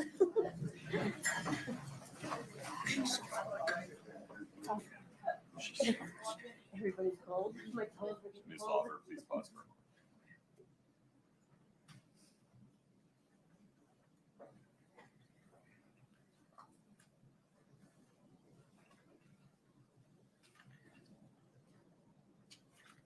Okay, we're going to take a restroom break. Everybody can have a seat for a minute. We'll be in break until 10:20. Ms. Lauber, I have a thought here. Ms. Lauber, same rules. You cannot speak to anybody. If you need to use the restroom, that's fine. Otherwise, you got to keep to yourself. You're allowed to stand next to Mr. Moffitt, but you can't talk to him about your testimony, okay? Mhm. Can you do that? Yes. All right. Mr. Bloodworth, Ms. Lewis, maybe we can talk in my office for a moment. Would that be all right? In word, Your Honor, can I ask for a little more than 10 minutes? I have something I need to attend to. Oh, no problem. How much time do you need? Can we come back 10? How long am I going to be in your chambers? You know, we can do that second if you want to attend to something first. Can we do that, please? Yes, sir. Nobody can start without me, so we'll just take the time it takes. Yes, sir. Thank you. Okay. When you're ready to have a brief conversation, please grab Ms. Lewis and come around. Yes, sir. Thank you. Thank you. All right. Court's in recess. Thank you. You're watching at Southern Sin, your new home for true crime. Smash that like button now. We'll be right back. Court will be right back, here on at Southern Sin and at Truth Talks Live.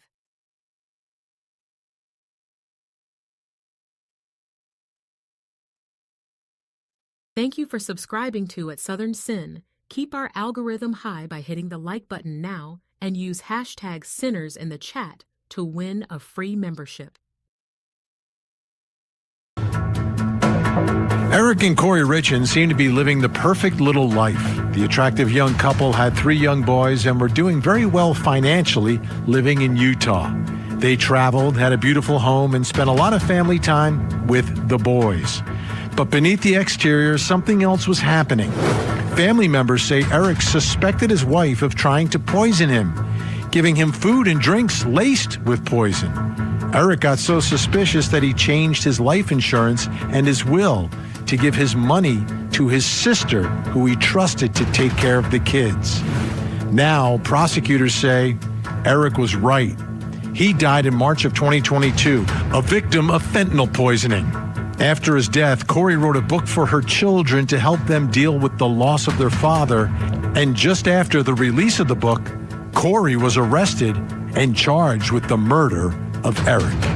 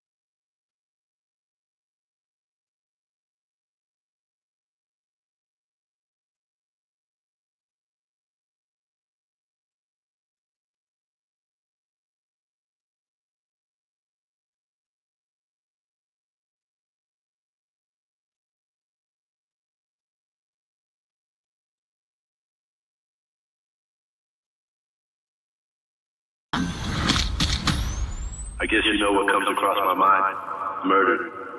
Just murder, murder. A lot of ladies think he's attractive. Very nice, very well spoken. This is what I do with women, you know? I use my charm, use my good looks. I'm like a lion. You're the prey, I can sense it. I stand here today to announce the indictment of Wade Wilson for the murders of Christine Melton and Diane Ruiz. Both of them had been strangled. The last person that they encountered was Mr. Wade Wilson. He said he got back in the car and ran her over until she looked like spaghetti. I choked her out so she couldn't breathe anymore. I was on a rampage at this point. He's still pulling the strings from a jail cell. He's got an army of wives. That's all he's ever wanted. To advocate for someone because you think he's handsome. A rage overcomes me. Just kill, kill, kill. When I get that way, I become the devil. I'm gonna be honest with you, son. Everybody in the state thinks you're a monster. True crime just got darker. Catch the full episode on the link above.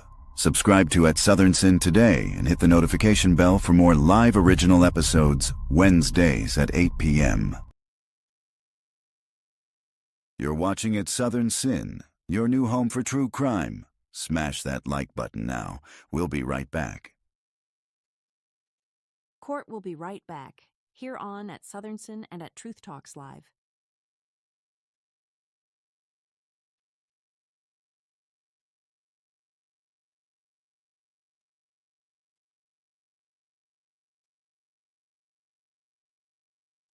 Hit us in the chat if you think the defendant is guilty or not guilty.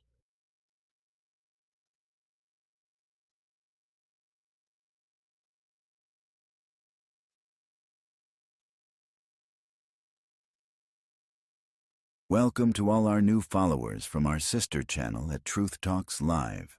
You're watching at Southern Sin, your home for true crime. Hop over and hit that subscribe button.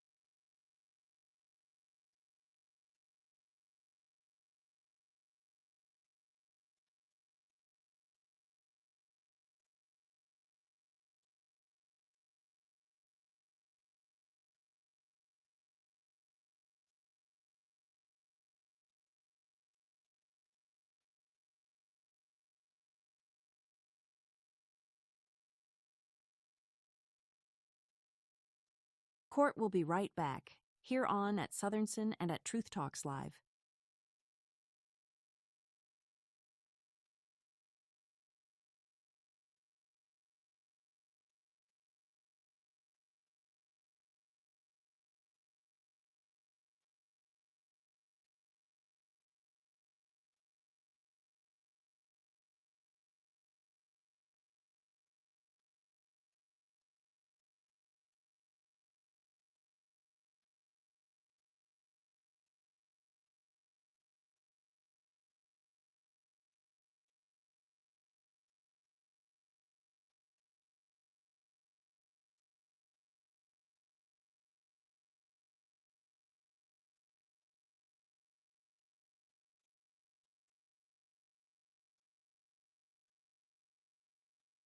You're watching at Southern Sin, your new home for true crime. Smash that like button now. We'll be right back.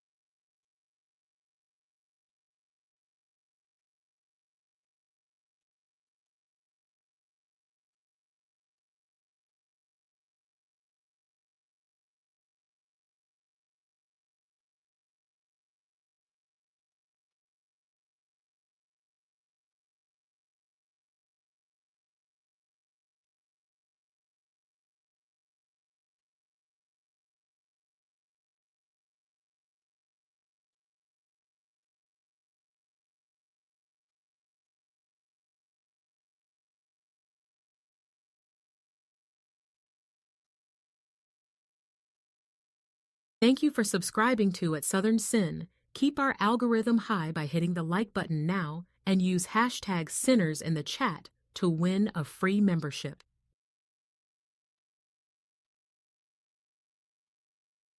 You're watching at Southern Sin, your new home for true crime. Smash that like button now.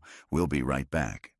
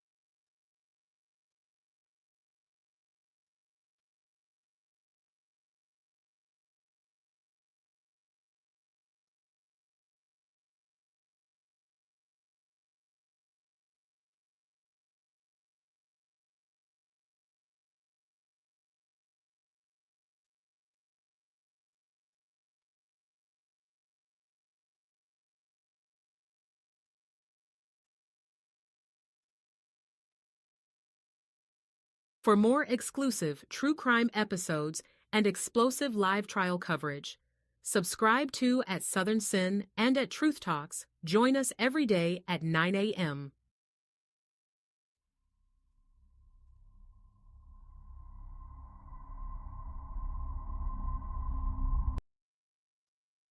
Want more true crime?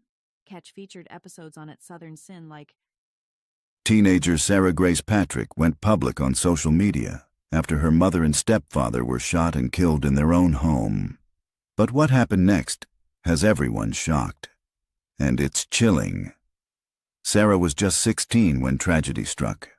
On a February morning, her 5-year-old sister discovered the bodies of their parents, Kristen and James Brock, both shot in bed. Moments later, Sarah called 911 and then posted tearful TikToks and a haunting eulogy online, ending with the words, "I'm sorry." Now, authorities say the story isn't so simple. Sarah faces 2 counts of murder and 2 counts of aggravated assault, and she'll be tried as an adult. Investigators say a mountain of physical and digital evidence points to her involvement. Her social media activity, reaching out to true crime TikTok influencers, has only fueled suspicion. With no clear motive, the community is left asking the same question everyone's asking. Why would a teen allegedly kill her own parents? The case is far from over, and prosecutors claim they have evidence no one has seen yet. Follow the live trial daily on at Southern Sin. True crime just got darker. Catch the full episode on the link above. Subscribe to at Southern Sin today and hit the notification bell for more live original episodes Wednesdays at 8 p.m. Want more true crime? Catch featured episodes on its Southern Sin like Is this Mr. Lloyd, Markeith Lloyd? All right, thank you. Let's go ahead and begin these first appearances. Sir, you're here for the charge of murder of a... There ain't no Markeith Lloyd. Who are you? All right, you're here for murder of a law enforcement officer. Attempted murder of a law enforcement officer, carjacking with a firearm, aggravated assault. May I have your name, please? Is this... Markeith Lloyd was captured, wanted for the murder of his pregnant girlfriend. For real, you not about to kill me and the baby. This man, he has to be stopped. But no, you need a greater force than that. I'm not going to live past 25. Most wanted man in Florida is waking up in a hospital this morning. Police captured Markeith Lloyd Tuesday night in Orlando. Catch the full episode on the link above. Subscribe to at Southern Sin today for more exclusive crime episodes.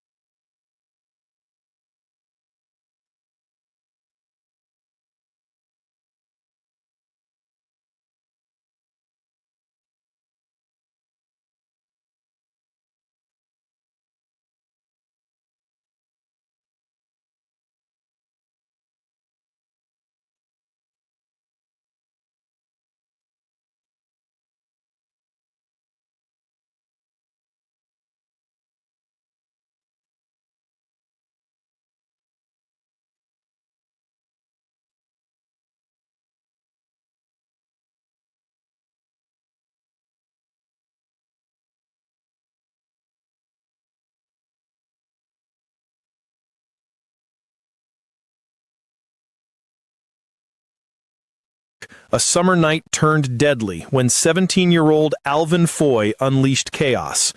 On July 25, 2020, Foy and Jameer Manning fired 31 shots into a crowd on Essex Street over a petty dispute. A stray bullet struck 18-year-old China Forney, a high school senior, in the back, killing her as she fell in a friend's arms. Prosecutors presented surveillance and ballistics, proving Foy fired the fatal shot. His not guilty plea crumbled as China's family spoke of their loss. Foy flashed smiles, then laughed outright, enraging the gallery. Foy, on May 3rd, 2021, you are a co-defendant. Excuse me a second.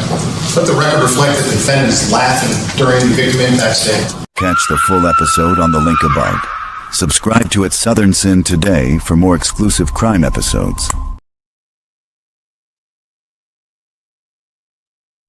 You're watching At Southern Sin, your home for true crime. Court will begin shortly. Don't go anywhere.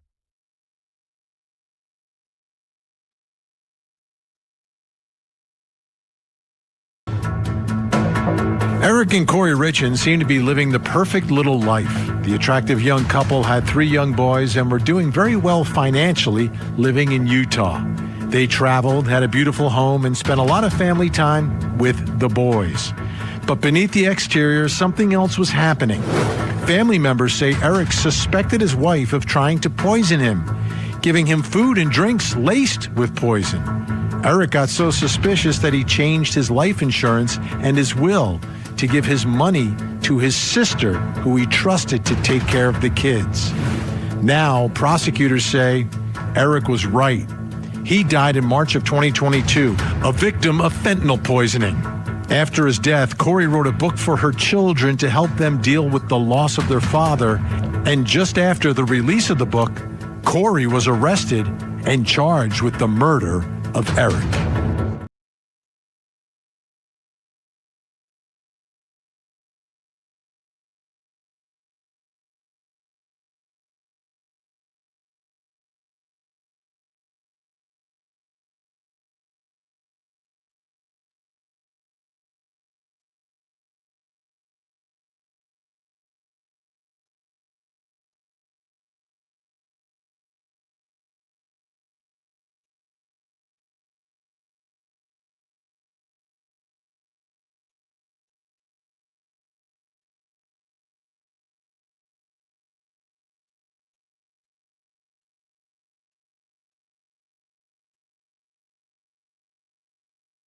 Court is on a short break.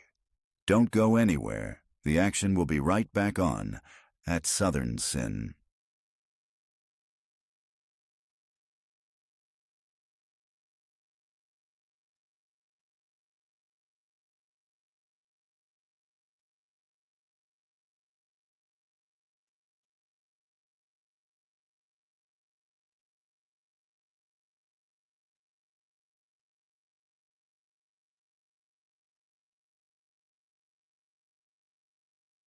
Welcome to all our new followers from our sister channel at Truth Talks Live. You're watching At Southern Sin, your home for true crime. Hop over and hit that subscribe button.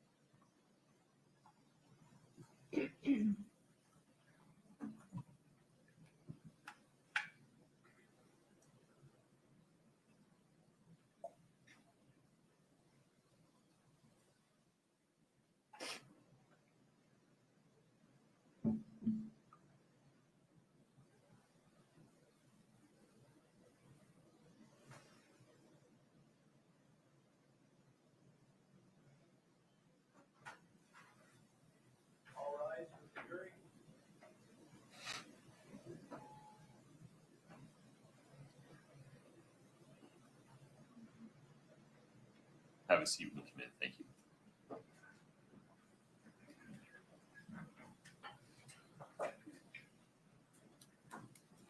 All right, folks, have a seat. Thank you. Ms. Lauber, you're still under oath. Ms. Lewis, please proceed. All right, we just finished going through the interview you had with the U.S. Attorney's Office, right? Correct. Okay. A little painful, but we got there. Yes. A little confusing. All right. Yes, I know. I'm sorry, but let's just summarize that interview and then we'll move on.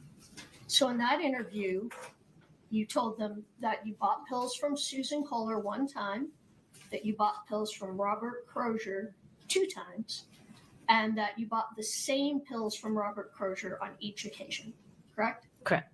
All right.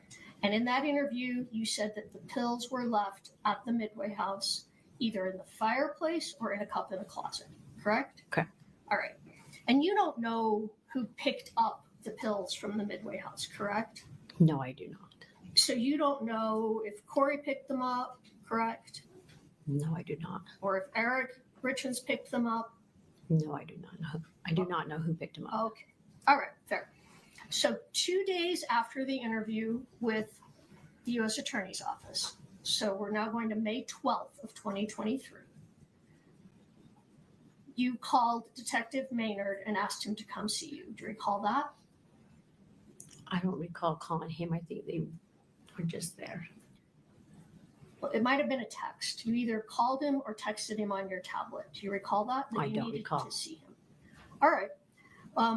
That's fine, but let's get the May 12th interview out, which is in the binder number 2.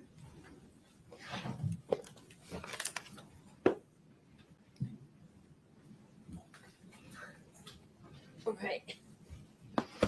May 12th. Move this one to the ball. You know, I'm going to take that out of your way. Okay. I think we're done with that one. Okay. Okay? Okay. Now May 12th, what page? No page yet. I just want you to have. Oh. That's the interview we're going to talk about. Okay. Okay? Mm-hmm.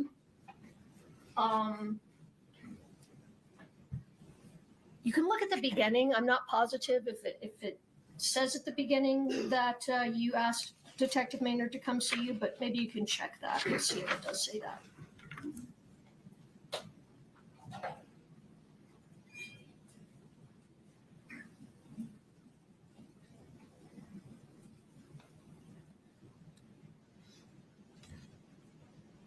And if not, that's all right. Yeah, it doesn't say that I asked to see him. They were already there. All right. So either way, you talked to him on May 12th. I have a Driscoll and a Maynard in both this. You think they're both there on May 12th? It says that they are. Are you on the I'm on page 2 or 1. Of the May 12th, 2023. Ms. Lauber, would you look at that blue tab and tell me what the date is on the blue tab? Interview 5/3/23. It's the wrong one. Would you go to the tab that has 5/12? Oh, way back here. Okay. Oh, now that might make sense now. Okay, thank you. Wait for Ms. Lewis's question. Okay. All right, well, go ahead and look at the beginning again, and like I said, see if it indicates if you asked him to come see you.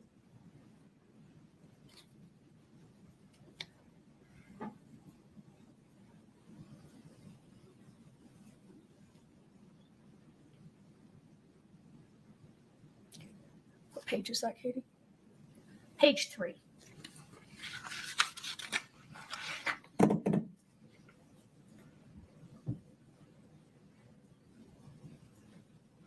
Line 18.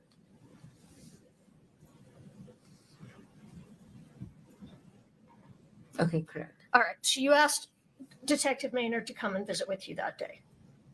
Correct. All right. And part of the reason you wanted to talk to him is you were very worried about being charged federally. Fair? Actually, he was shocked that they were there. What do you mean? Because I told him I had just met with some feds, and he's like, "You did." So he was acting shocked that they were even there. Okay. You still though were telling him you were worried about it. I had told him I had a visit with him, yes. And that you were worried about what might happen because of that? I don't recall what All right. that conversation was. So look at page 7 and 8.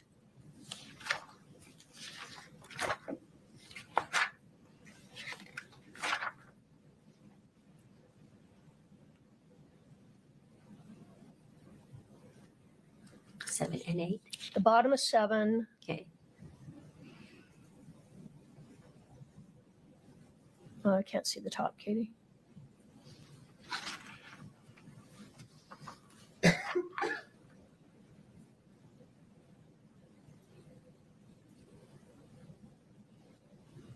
this page 7? Okay.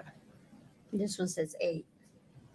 This is among 7. Lewis, I need you to ask a question. I am. I'm trying to find the spot about the question.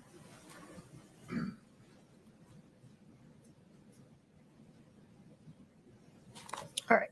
So on page 8, you're talking with Detective Maynard again about getting it laid out for you. Correct?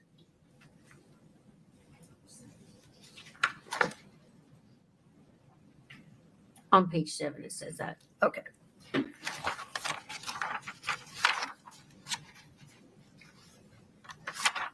And that's because up to this point, they'd been explaining to you what had happened, correct?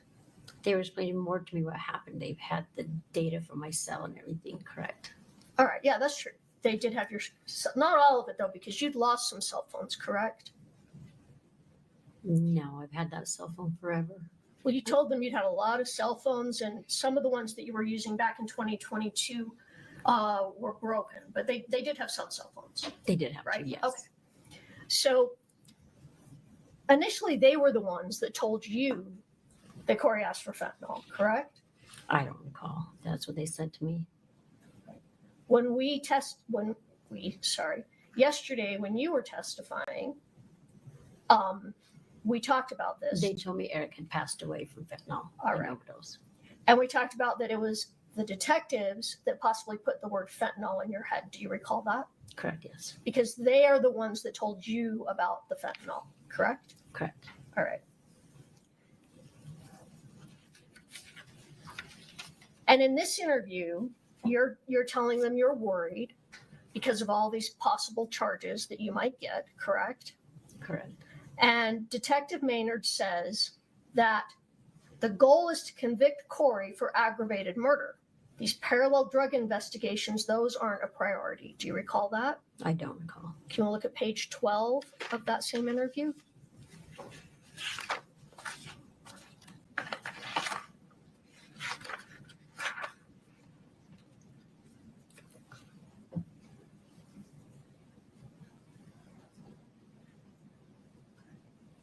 It's at the top. Yes, correct. So Detective Maynard told you the goal here is to convict Kouri of aggravated murder. Jackson, Your Honor, that's not what it says. Yes, it is on the top of page 12. The word here is. Are you looking at the right spot? You added a word. You added a word. Oh, I'm sorry. So, Ms. I'll read it Lauber, exactly. The question is, does that refresh your recollection that Mr. Maynard stated the goal is to convict Kouri for an aggravated murder? Correct. You're right. I added it. Yeah, sorry. I added the word here. So what was it Detective Maynard said to you? Why don't you go ahead and tell us? I said the goal is to convict Kouri for an aggravated murder. And then he said the rest of that the next sentence? Read the rest of what he said. No. These parallel drug investigations? Those aren't a priority. Okay. So they're telling you they're not worried about what you're doing. Their goal is to convict Kouri of aggravated murder. Right? Correct. All right. And again, you're telling them it was just so much easier when they put the puzzle pieces together for you, correct? Do you remember that? I don't recall. Want to look at page 16? 16? Mm-hmm.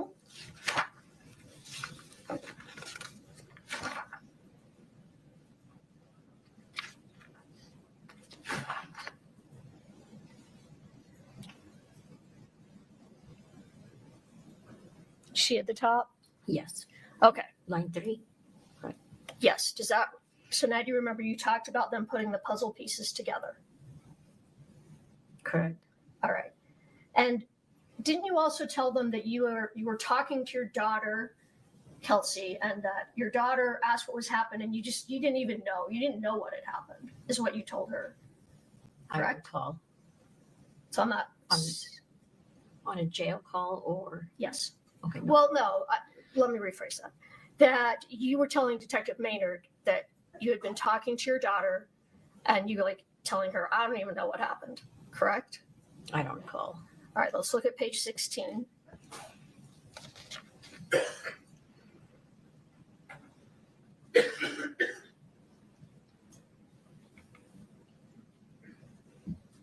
Do you see that now?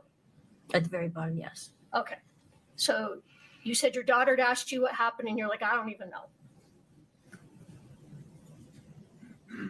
Correct?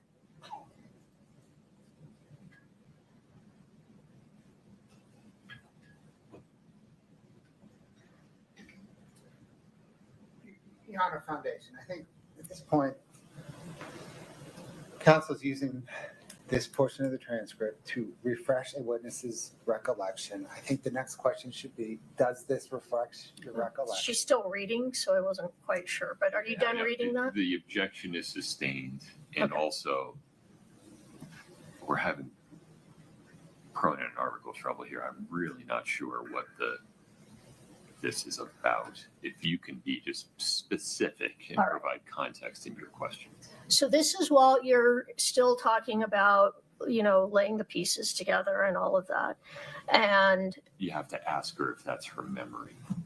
do you remember that, well, we just talked about it. You remember that you had spoken with Detective Maynard about, putting the puzzle pieces together. That made it easier when they laid it out. We just talked about that a minute ago, right? Correct.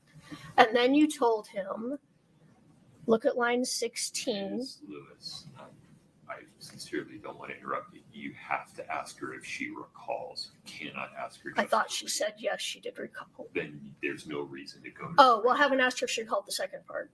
Then that's why you can't just read from it. So, So do you, I think I asked this, but let me ask you again.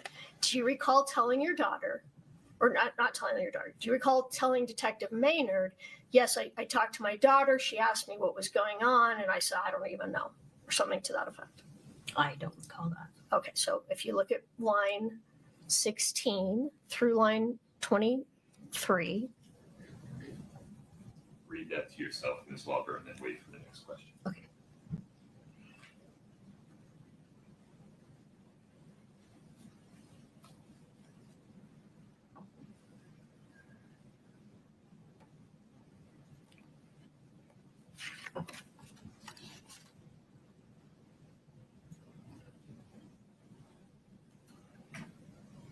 Okay. All right. Do you remember now that you said that? Correct, but I'm confused on what she's actually asking me. What I'm asking you? What we're talking about in this conversation. It doesn't say exactly what we're talking about. Okay, so you just don't recall exactly what that was about. That's Not the fine. If you conversation. don't remember, that's fine. Yeah, I don't recall what we were talking about. I just said, Okay. I don't know what happened. You just said, It just says it doesn't specifically say exactly what we're talking about. okay, that's fine. Well, we'll move on from that then. All right. Why don't you turn to page 20, and then I'm going to ask you a question, and then if you don't remember, you can see what it says there on the page. Okay. So Detective Maynard at the end of this interview tells you just something to the effect, don't worry, we're going to get you through this so you can get on with your life. Do you remember that? Yes. Okay, great. Now, there's one more interview that you have with the detectives in this case, and that's the next day, May 13th of 2023. All right? And then, okay, so why don't you just have that in front of you? Do you recall that in that interview, during that interview, that's when they really laid out for you about the March 9th drug purchase? Do you recall I don't that? recall, huh? You don't recall that that's when you guys talked about the March 9th drug purchase? I don't recall. All right. Well, why don't you take a look at the beginning of that interview? Which page? Just at the beginning. Which date? Which date? What May page? 13th, the next day. So just make sure you're at the right tab, Carmen, if you haven't already. Yeah. 513. Okay, now that. And forgive me, I interrupted you, Ms. Lewis. The page number that you want to use to refresh your recollection. I was just asking her to look at the beginning of the interview to see if she recalls that they were now on this day talking about primarily the March 9th purchase.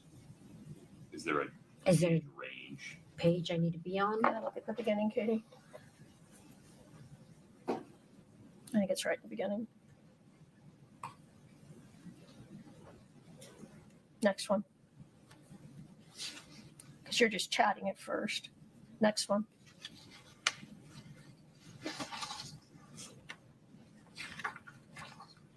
Okay, well, let's start here on page page 5.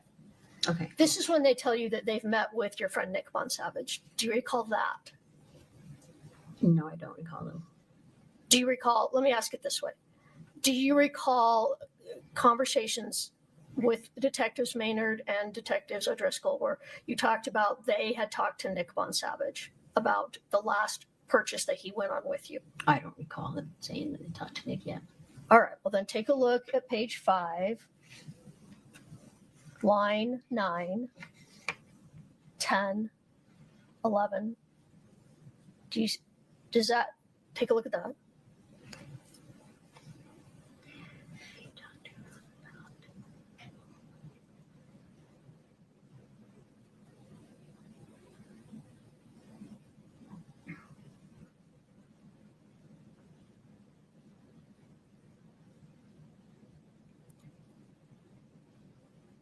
Have you looked at that? Correct. All right. So they're talking to you about how they'd met with Nick Bonsavage. Yes. All right. And isn't it after their meeting with Nick Bonsavage, it's through Nick, they decide that last purchase was March 9th. Remember that? Correct. Okay. There we go.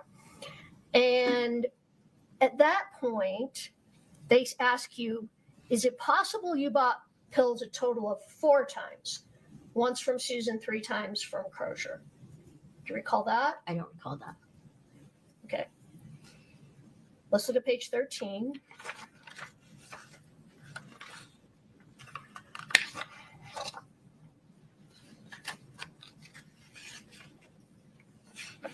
Okay, new page. At line 7, Detective Maynard.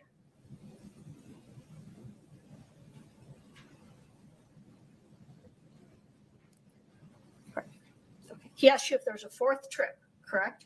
Correct. And you said absolutely not. There were only 3, correct? Correct. All right.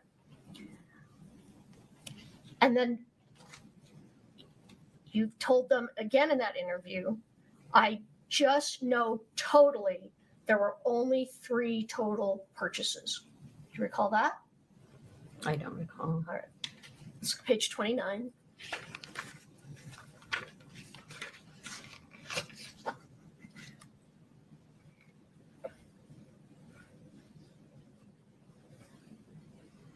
You now recall you said, but I just know totally there were only 3 total. Yes.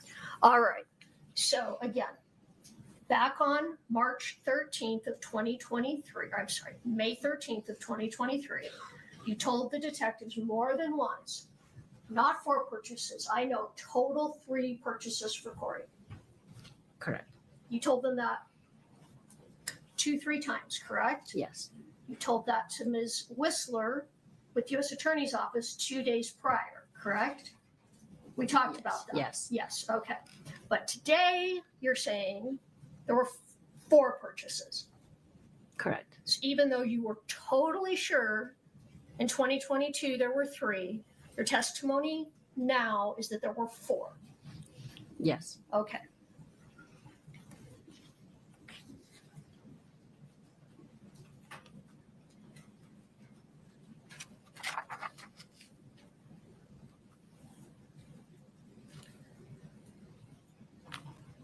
All right. At the end of that interview, think it's page 30. And let me ask you if you remember before we read that. They tell you that they are going to bring you a timeline of everything that happened. Do you remember that? I don't recall. Okay, do you want to take a look at page 30? It's line 16, well, line 11 through 18. Oh, 19.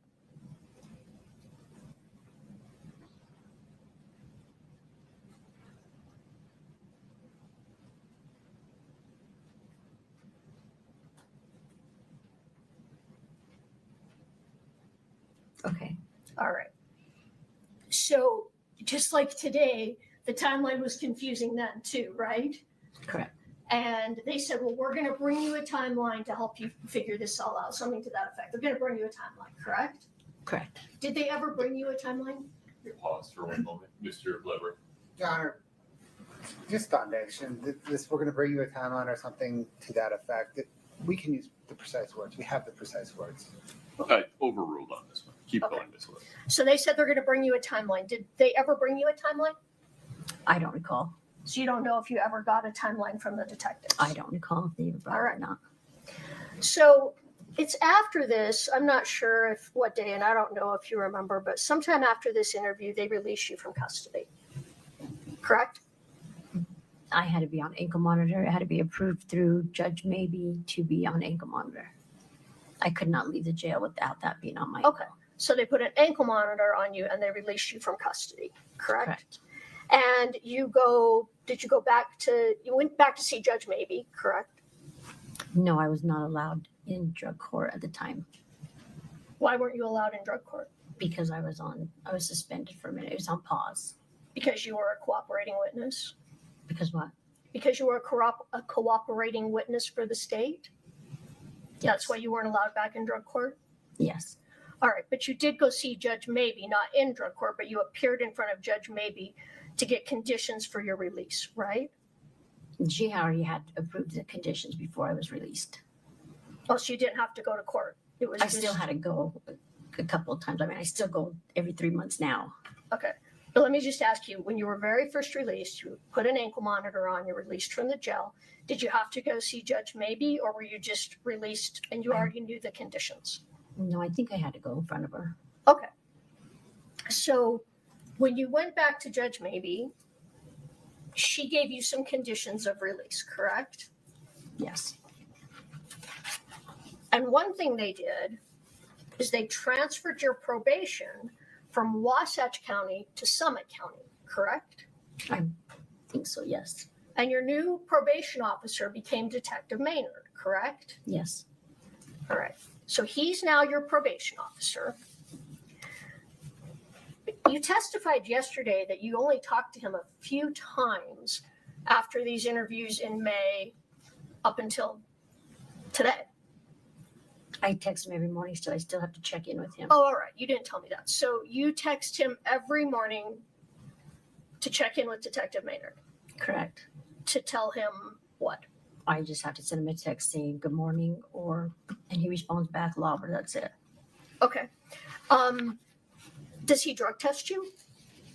He was in the beginning. How long did he continue to drug test you? I don't recall. Do you recall the last time you were drug tested? No, I don't recall. Has it been more than a year? I'm sure. Has it been more than 2 years? I'm not 100% sure. Could it be more than 2 years? Yes. So you haven't had a drug test in over 2 years, correct? Correct. Even though you are on probation with Summit County Drug Court, correct? I'm not on drug court. I'm sorry, I said Summit County. You're on probation with Wasatch County Drug Court. No, I'm paused. It's in pause. It's in pause. Okay. It's paused. Go ahead. It's paused, so therefore I don't have to interact. I don't interact with anything to do with drug court right now. All right. So you don't actually physically go to drug court because it's on pause until this case is over, right? Correct. I go in front of Judge maybe every 3 months. Okay. And every time you go in front of Judge Maybe, well, tell me, what happens when you go in front of Judge Maybe? They just put it out another 3 months. Did they ask you when the trial in this case is going to be? They never have asked me. All right. But they're putting it off until the trial's over, right? Correct. Because what happens is going to depend on if you testify at this trial, correct? Correct. And if you testify truthfully at this trial, then you are not going to go to prison, correct? Correct. And it's the people here at this table that decide if you've testified truthfully, correct? Objection. Sustained. Well, who makes the decision if your testimony was truthful? I have no clue.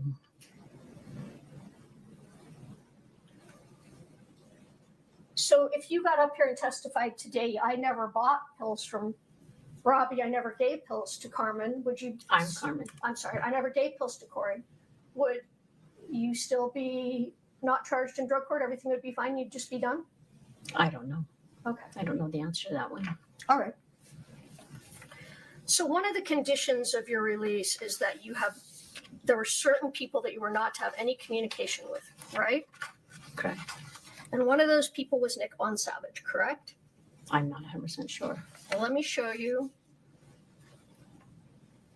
It's been marked as IMPCL 7. Right here where it says the defendant is ordered. Just wait for the next question after you read it as well. Yeah, read it and then I'll ask you the question.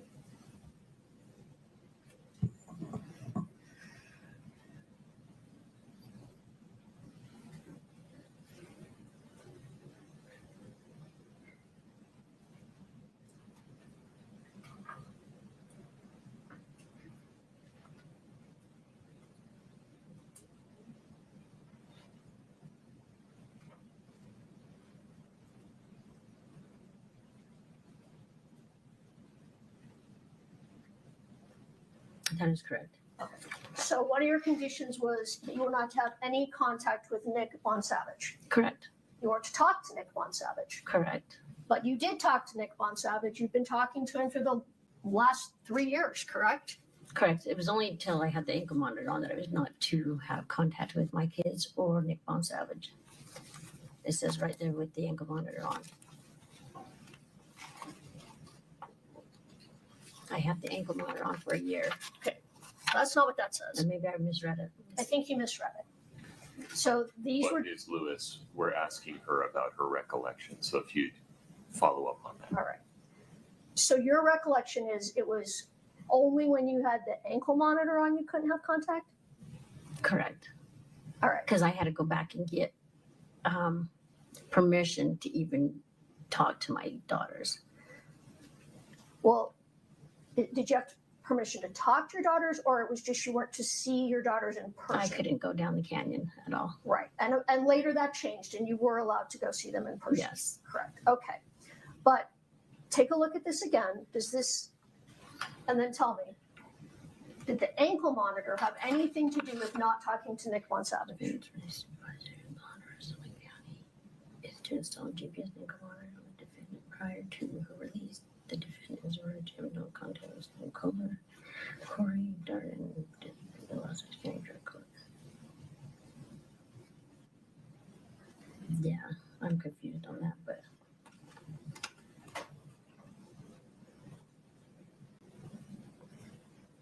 So it doesn't say in there that the ankle monitor is connected to not having conversations with Nick Von Savage. Fair? I think that's where I was confused where it combines in the top Okay. in the second sentence. So you weren't to have conversations or contact with Nick Von Savage, Correct. but you have had conversations with him throughout the last 3 years. He's your best friend, right? Correct. You talk to him. I don't know that you talk to him a lot anymore, but you talk to him all the time at first. Yes. All right. So you didn't pay any attention to that condition. No, I don't think I recall talking to Nick until he graduated drug court. Because it says that I'm not supposed to have any contact with any people in drug court. Right, but Nick graduated from drug court before you were even arrested in April of 2023. I'm not quite sure correct? when he graduated. Right. If in fact he did graduate by April of 2023, you still weren't to have contact with him because he was a witness in this case, correct? Oh, I don't recall that. All right, I'm just going to ask you one more time. It says here you're not supposed to have contact with him, correct? Correct. And you have had contact with him throughout, correct? Throughout a couple of years, yes. Okay.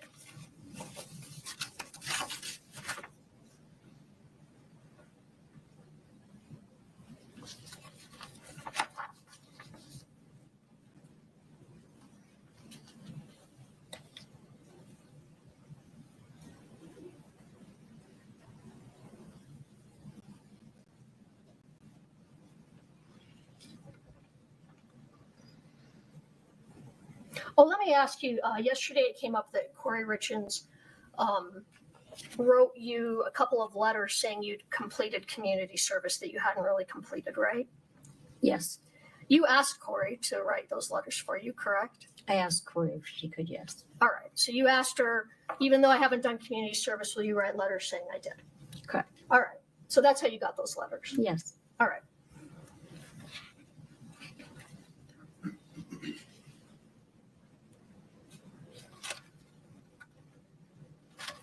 So, Carmen, isn't it fair that you really don't have a memory about what happened in February and March of 2022?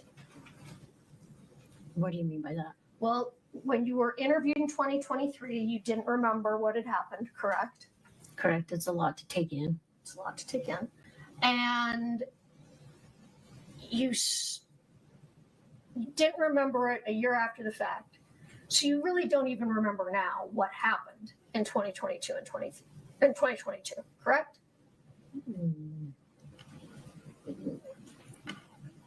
Rephrase your question, that kind of confuses. You didn't remember in 2023 what happened in 2022, and you don't now remember what happened in 2022, right? Yes and no. It's been laid out for you by someone else, correct? Due to data, cell phone data and everything, yes. All right, so whatever memory you have is what was, you don't have a personal memory, it was shown to you. No, I have partial memory. You have a partial memory. I have memory, yes. All right, fair to say your memory was better 1 year after the fact than 4 years after the fact, right? It is confusing later on, years later, yes. Okay. And you were using and selling that whole time in drug court? I was not using and selling the whole time. The whole period we're talking about of February and March of 2022? Yes.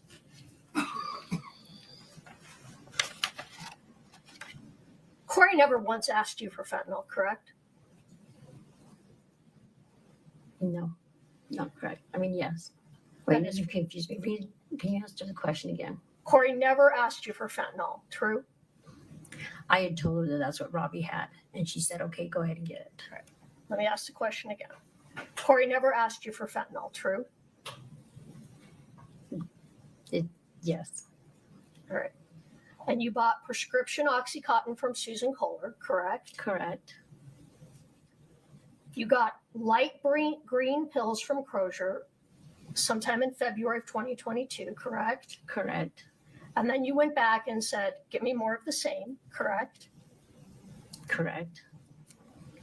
And the last time you went back was after Eric Richins died, correct? I'm not sure. Well, the last purchase was May 9th of 2020, March 9th of 2022, correct? Correct. After, and you know Eric died on March 4th, correct? It was March 5th he passed away? Well, I think it was March 4th, but either way, the pills were after he passed away, correct? All right. And again, a year after the fact, you said numerous times, I bought pills from Mr. Crozier twice, correct? Correct. Now you're saying 3 times, 4 years later, correct? Correct. Because that's been told to you because of some data you saw, correct? Yes, correct. But you don't remember that? No, I don't recall. Okay.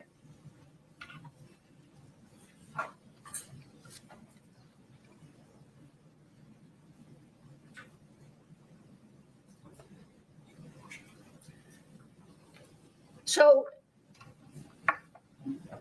after you said you were willing to cooperate and they said you were getting a big jail get out of free card, you got your big jail get out of free card so far, right?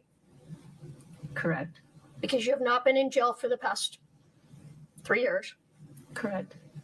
And you haven't had to go to drug court anymore, correct? Correct.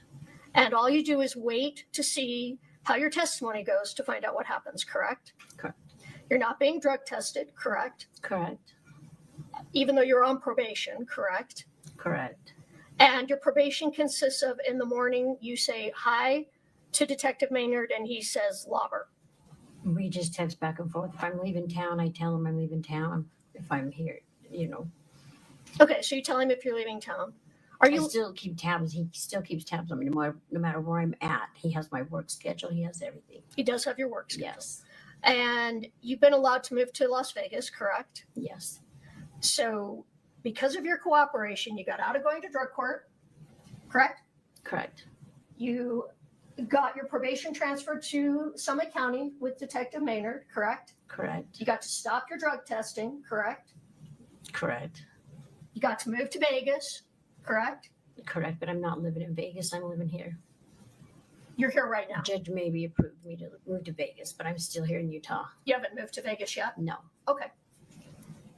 You've been allowed to go to Vegas numerous times to visit, though, right? Correct. All right. And you haven't done any time for any of the crimes that you committed, correct? Correct. I was incarcerated. I stayed in jail for 23 days. Well, That's it. 23 days when you were arrested in April of 2023. Yes. And it was during that time period you were in jail because you were getting your story together with Detectives Maynard and Detective O'Driscoll. Yes. Okay. And the pills that you bought from Mr. Crozier, you don't know what those pills were, correct? He had told me that he had fentanyl. You didn't look at the pills, correct? No, I didn't sit there and play with them. No. You didn't know what they were, correct? Correct. You didn't have them tested. No. Okay. You didn't take any, you said, No. correct? Correct. You did or you did not sell them to anyone else? I did not sell them to anyone else. Okay. You don't know what happened to those pills, correct? I don't know who picked them up, if that's what you're asking. Right. You don't know who took those pills, correct? Correct. And you have, sitting here today, absolutely no information about what happened to Eric Richins other than that what you were told that he died of a fentanyl overdose. Correct. And you have no idea what happened the night that Eric Richins died. I do not. And you have no knowledge if Ms. Richins killed Eric Richins. I do not. Can I just have a moment?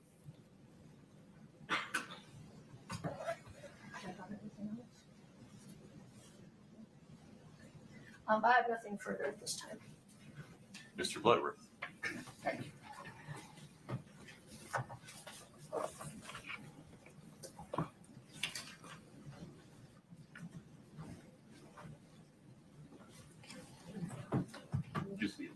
Just listen to the questions. Thank you.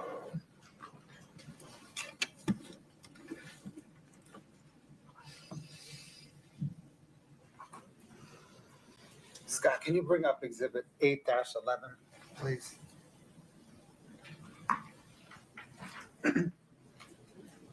For the witness. For the witness and counsel, Your Honor. Okay. One moment. There you are. Your Honor, the state moves 8-11 into evidence. I don't have any objection.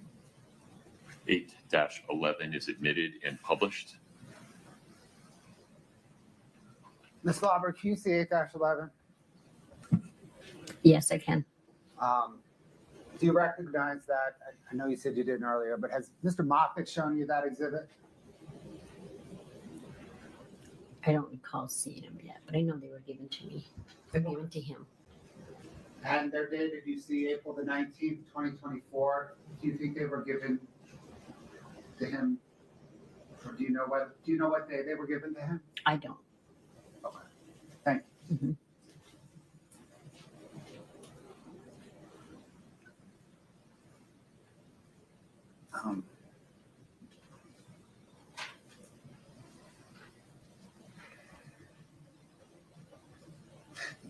Actually, Scott, can you put that back up? I think some of the jurors were still reading that. My apologies.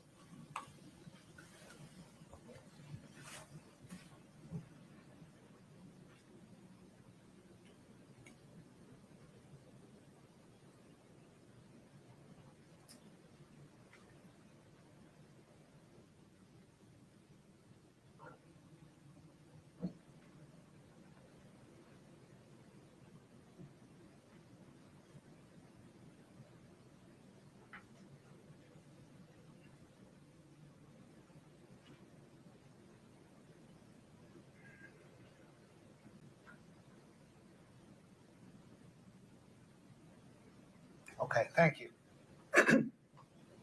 Ms. Lauber, do you recall testifying yesterday that you met with prosecutors a few times over the past few weeks to prepare for testifying in court? Yes. Was your lawyer present with you every single minute of every single meeting? Yes. Do you recall yesterday mentioning that you had anxiety? Yes. Have you seen a medical doctor for that anxiety? Not recently, no. Not Have you ever seen one? I did in the beginning of drug court, yes.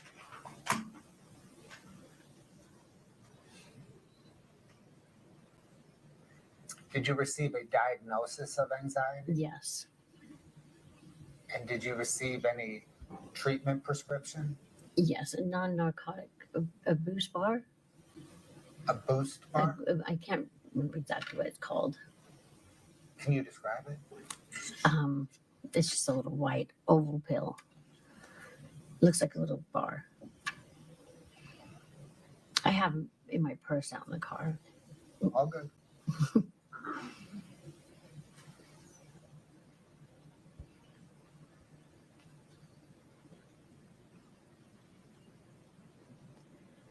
Was that your personal physician that you consulted with? In drug court, yes. They provided one through Wasatch Mental.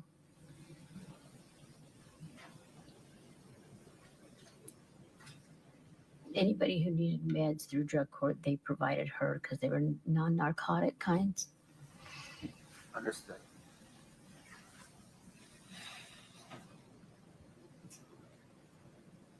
From the time of your entry into drug court in September 2021 until your arrest in April of 2023, did you continue to behave like an active drug addict? In the beginning, I'm kind of confused what you asked. From the day you entered drug court until the time you were arrested, did you still behave a lot like an active drug addict? I'm kind of confused on that one. Well, did you occasionally use drugs? Yes. Did you lie about using drugs? Yes, an active user will lie. Right. Were your lies to interviewers consistent with being an active drug user? Yes. Have you been clean since you were arrested in April 2023? Yes. And that same day you were arrested was the day that detectives, or was it the day that detectives told you that Eric Richins died of a fentanyl overdose? The day I was arrested, no. When was it? I was in jail for a couple of days till they came to see me. So a couple days. Yes. You didn't use in jail, right? No. So you've been clean since detectives told you that Eric Richins died of a fentanyl overdose. Yes.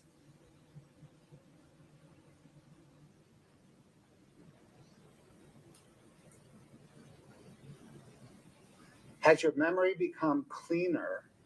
Sorry, has your memory become clearer since you've been clean? Yes. Has your memory become clearer as you've had more clearer as it relates to everything we're talking about here? Yes. Has it become clearer as you've had more time to process your involvement in Eric Richins' death? Yes. Has your memory become clearer as you've reviewed phone records, photographs, Facebook messages, and other materials with your attorneys? Yes. Are there times, though, you still get confused about dates? Yes. And are there times you still confuse details between various drug buys? Yes. In the 6 or 7 interviews with detectives O'Driscoll and Maynard, did those detectives repeatedly stress to you their need to corroborate any information that you provided? Yes. And did you repeatedly stress to them how much you loved Eric and how much he did not deserve what happened to him? Correct.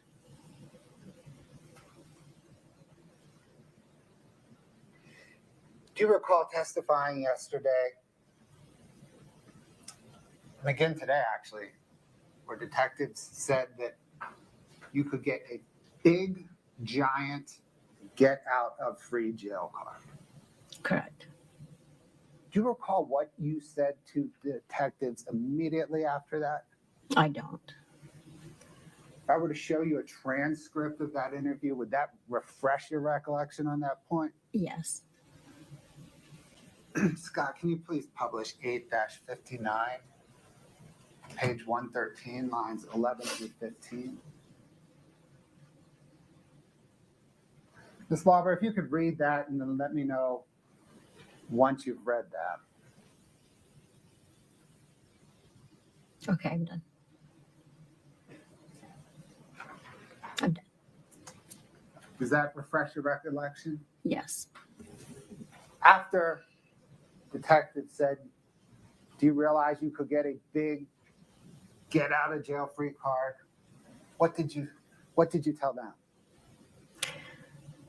I told them that even if that was the case, I felt like I still needed to step up and take accountability if this is really what happened to Eric. Thank you.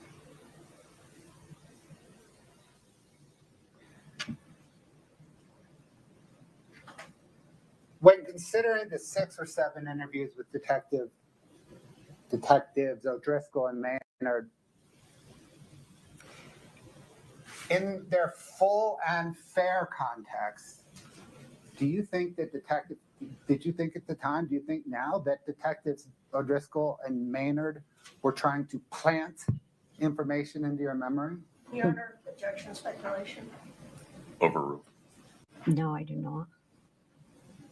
Do you think that they were trying to help you recall information from your memory? Yes. You've reviewed all of those transcripts, and just to be sure, is it April 27th? Do you have the binders up there? I do have them, but Is it April 27th?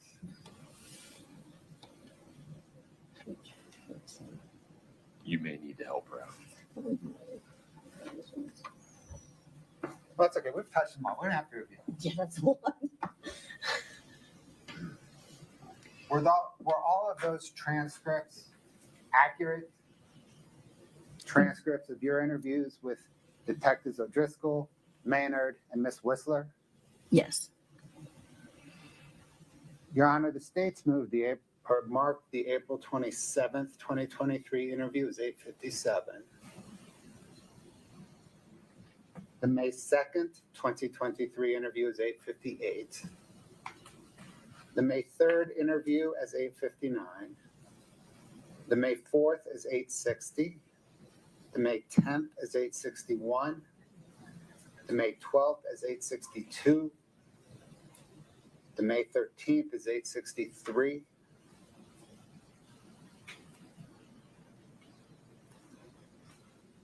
The state moves 8:57 through 8:63 into evidence. Your Honor, we object. We haven't had a chance to go through these transcripts. They're loaded with hearsay. So unless there's time to go through and redact and determine what's hearsay and what's not hearsay, we're going to object.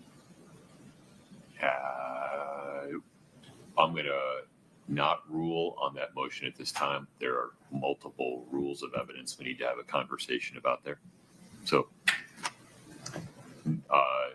if there's any other foundation you want to lay, I'm not suggesting that you need to,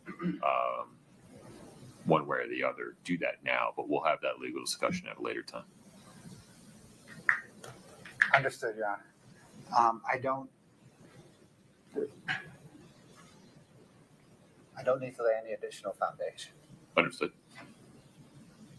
Ms. Lauber, at bottom.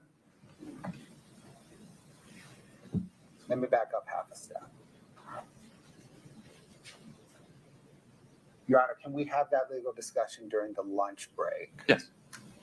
Because it may impact it what you may do. impact additional redirect. Understood. Ms. Lauber, at bottom, did you purchase drugs at Kouri Richins' request 4 times? Correct.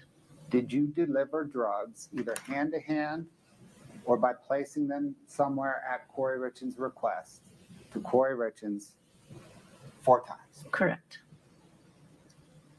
Did you testify yesterday and today truthfully to the best of your recollection? Yes. What do you think happens to you if you did not testify truthfully? Everything I have on would be revoked. And what happens then? I go to prison. For how long? A long time.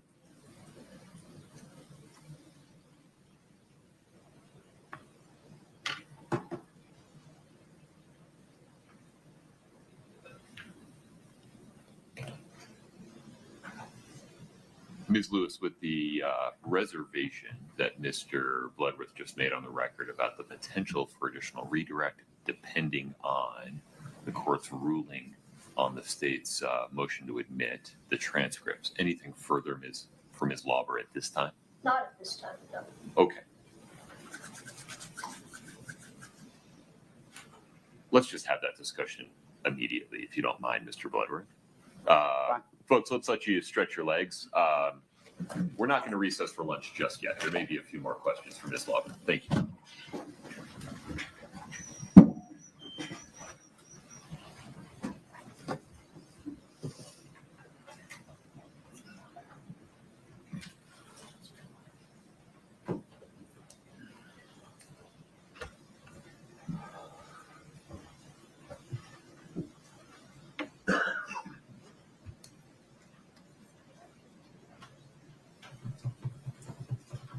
Folks, have a seat. Thank you. Ms. Lauber, I need you to step into the lobby during this legal discussion with the lawyers. Please don't talk to anybody about your testimony, okay? Stay in the lobby, though. We may have a few extra questions for you in a few minutes. Okay. Thank you. Yes.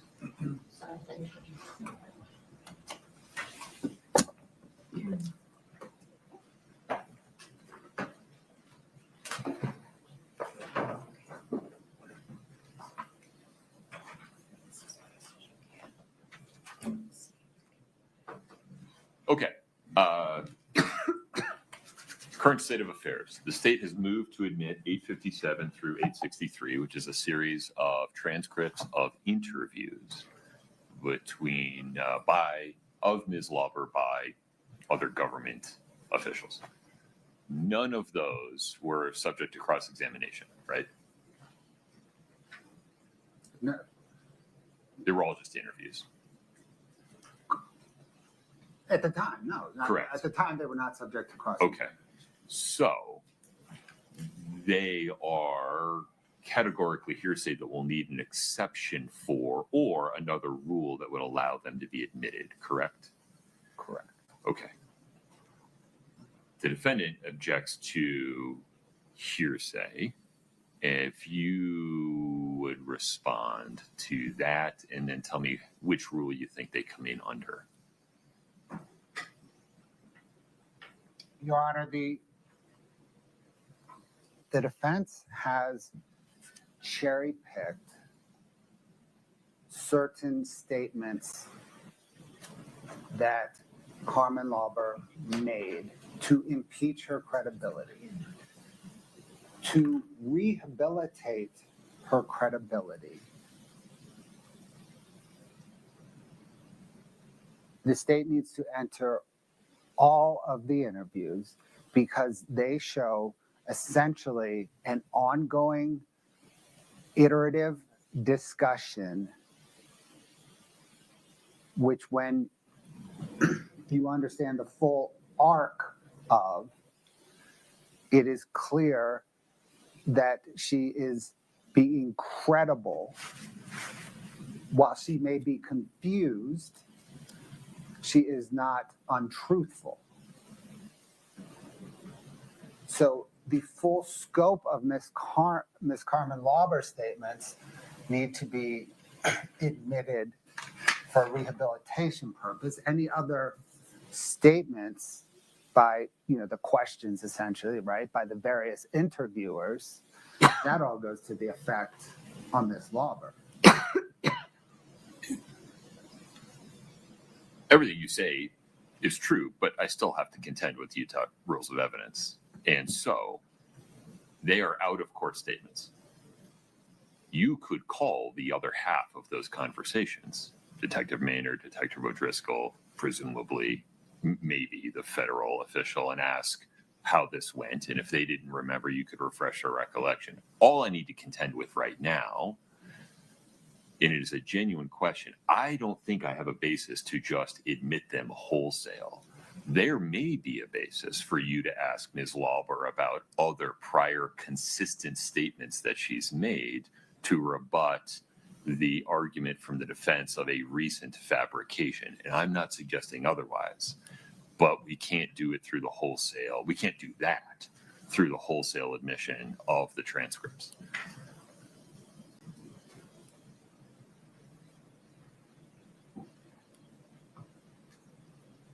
Your Honor, I think I can't. I guess I disagree with that. I guess how can I overcome the hearsay problem that is being raised? They are out of court statements being made for the being admitted for the truth of the matter, right? No, they're being admitted to rehabilitate. Well, but if what she says in the prior things isn't true, it doesn't rehabilitate her. So the truth is what matters, correct? No, in rebutting recent fabrication, what matters is what matters is the full arc of the discussion to show that this was not a recent fabrication.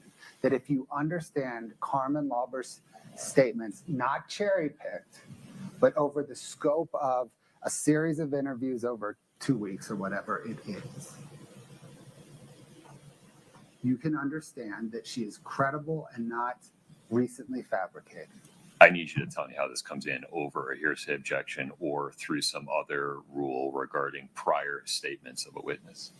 If they're out of court statements.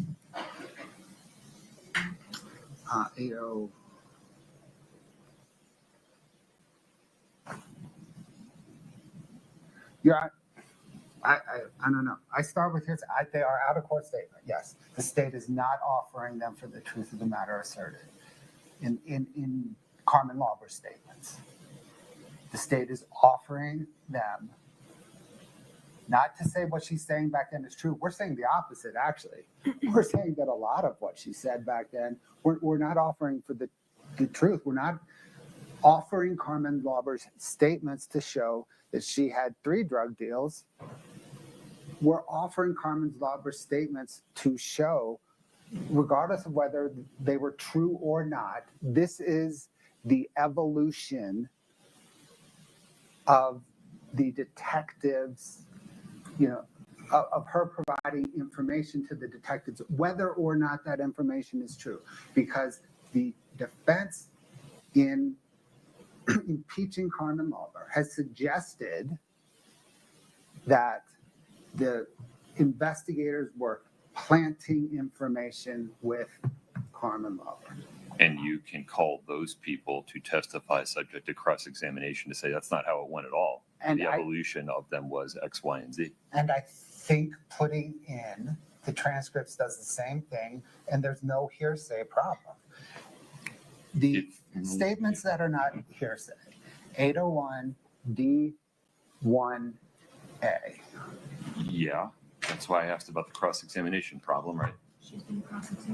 The prior statement has to have been cross-examined, right? Under D01. No. The declarant testified. Sorry. No, subject to cross without a prior. 801 D1A, right? She testified about the prior interview statements. Where's the inconsistency? She has been cross-examined about the prior statements, and the statement is inconsistent with the declarant's testimony. But that's the foundation you haven't laid.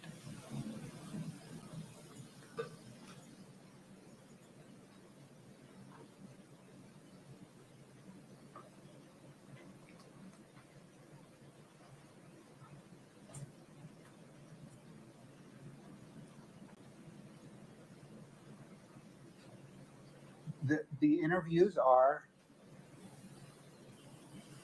sorry, D1B, Sure. Inconsistent with the declarant's testimony. We have that. But I'm not sure you do. These transcripts are 100 pages long, maybe less, maybe more. There's how many of them? There isn't foundation for all of these statements being inconsistent with her sworn testimony. Consistent, I'm sorry. Sure. D1B, that's fine. D1B is consistent with. Right, and there isn't foundation for all of them being consistent either. You just have to lay foundation. That's the problem with the wholesale admission. It may be that we just need to do this piecemeal, maybe call Carmen Lauber back. I'm not suggesting that there are not pieces of these transcripts that are admissible. There certainly are likely to be pieces of these transcripts that are admissible as a non-hearsay exhibit. Wholesale admission of them, there is not foundation for that.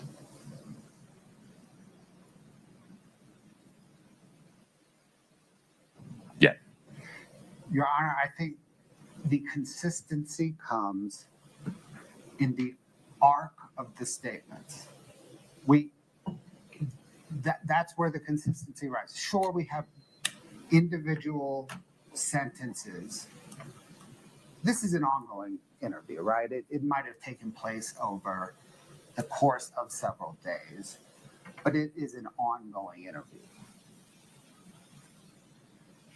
And to appreciate the consistency of the interview, the giant interview,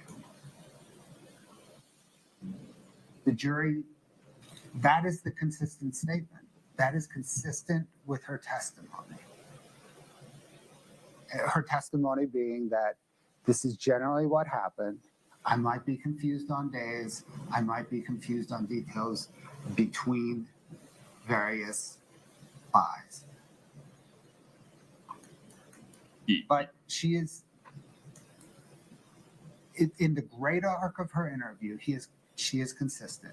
And you have to understand the great arc of her interview to appreciate that consistency. And forgive me, I just want to make sure the record is clear on the scale of what the state is asking here. So if somebody could please give me the page counts for each of these exhibits. Working at it.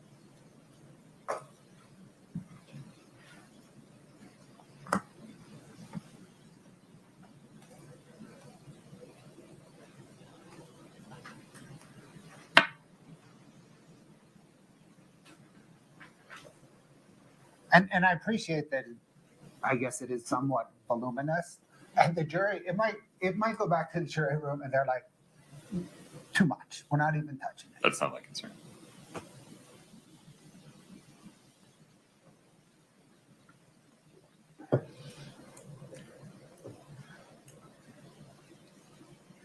And can you just go to the last page of each of these exhibits? And Your Honor, we're getting. Okay. I'm Sorry. slow. Exhibit by exhibit, I'm getting numbers up. Okay.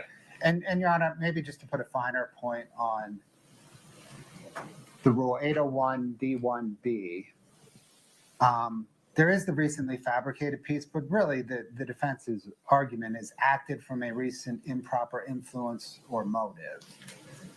And, you know, seasoned throughout the entire scope of the interviews, the defendant is consistent. I'm sorry, Carmen Lauber is consistent in her testimony. I understand the state's position. Okay. I still need those numbers, and then Ms. Lewis, I'll give you the benefit of the record I was just going to tell you there's 932 pages of transcripts combined. combined, yes. Okay. Ms. Lewis, anything else for the record? Oh, I think Your Honor's identified the issues. I agree. Okay. So the issue currently before the court is the state's motion to admit proposed exhibits 857 through 863, which constitute 932 pages of certified transcript of interviews by law enforcement and other government officials of Carmen Lauber in 2023, correct, Mr. Bloodworth? Yes. Okay. The state has offered those as exhibits. Defendant objects that they constitute hearsay, not subject to any exception.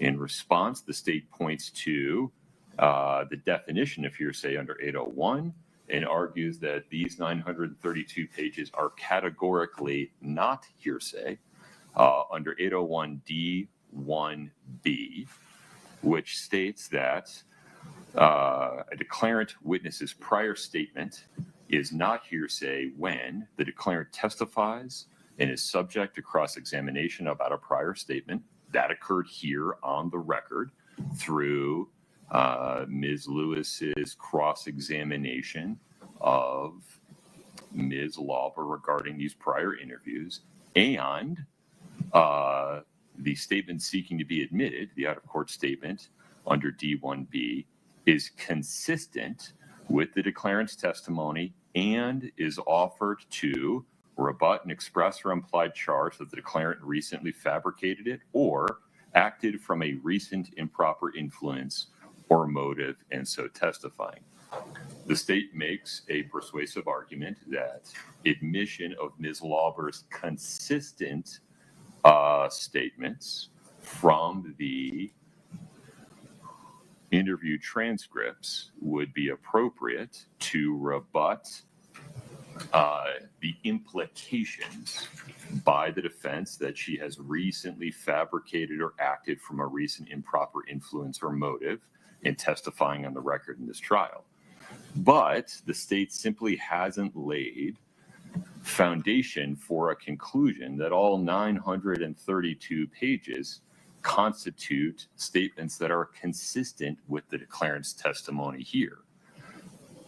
For two reasons. One, I don't have a basis to rule that all of those 932 pages are consistent, and it's entirely possible that many of those 932 pages are unrelated, not consistent or inconsistent, and therefore would be need to be analyzed under a 403 balancing test regarding probative value and things like unfair prejudice, misleading the jury, or wasting time.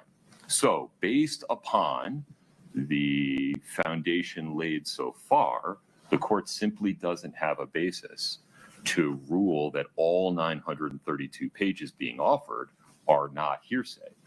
In so ruling, the court acknowledges that there is likely portions of each of these interviews that is consistent and would be admissible under 801 D1B.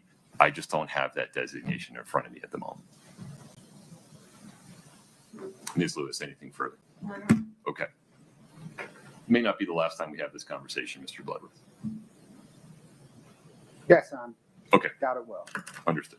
All right. With that ruling, anything else for Ms. Lauber?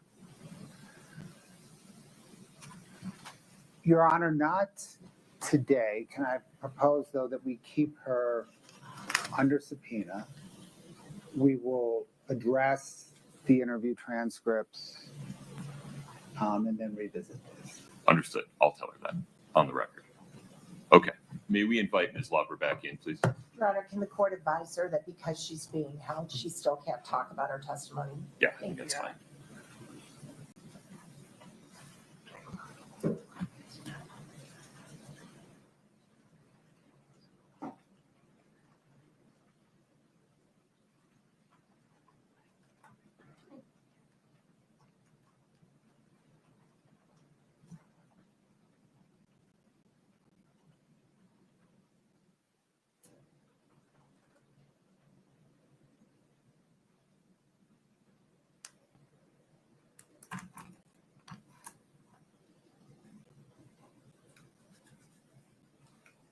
Bless you.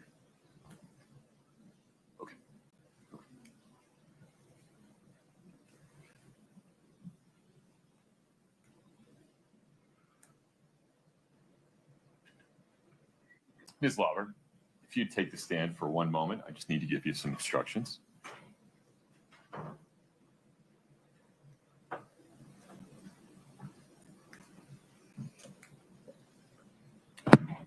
Thank you for your patience.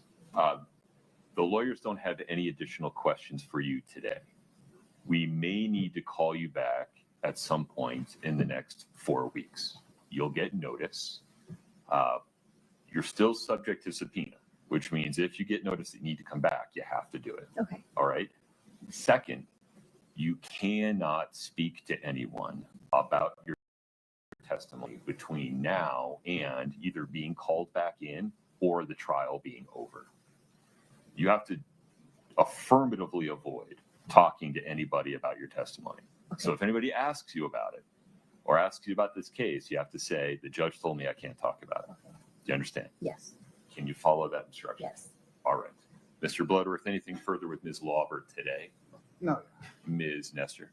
Can you also make sure she doesn't watch the rest of the proceedings on television or video? I would imagine you have better things to do. I don't watch any of it at all. But please, if you would not watch any of the witness testimony and not read any news or social media reports about the other witness testimony. I don't. I stay away from it. Okay. Can you follow that instruction? Yes. All right. Very good. Anything else, counsel? Ms. Lauber, you are free to go today.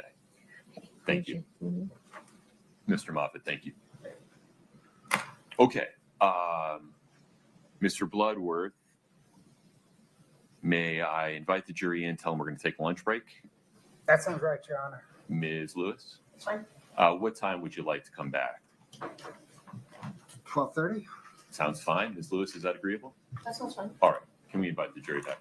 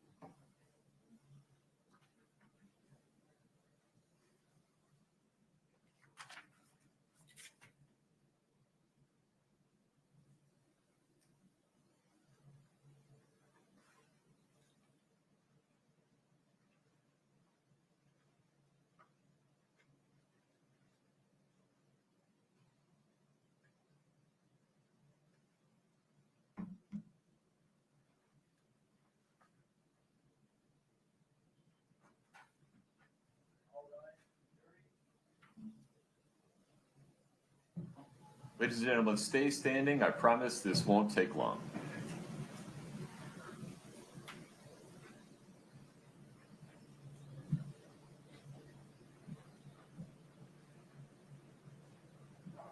Thank you for your patience. We needed to handle a legal issue. It was efficient. We're going to take a lunch break. Lunch is either here or imminently arriving.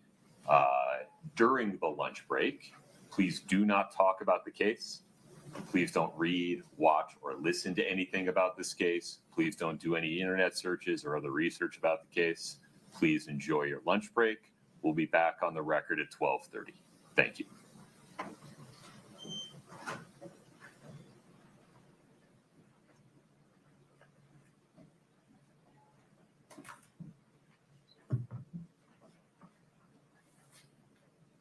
Mr. Bloodworth, anything before we recess? No, yeah. Ms. Lewis? No, Your Honor. Okay, court's in recess until 12:30. Please travel safe.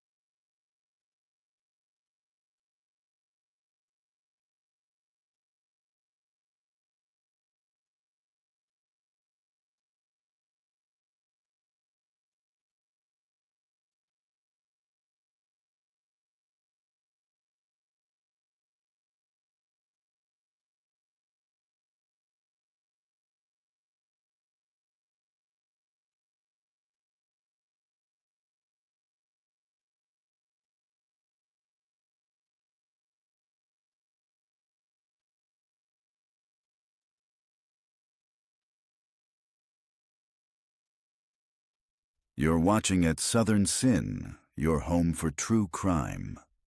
Court will begin shortly. Don't go anywhere.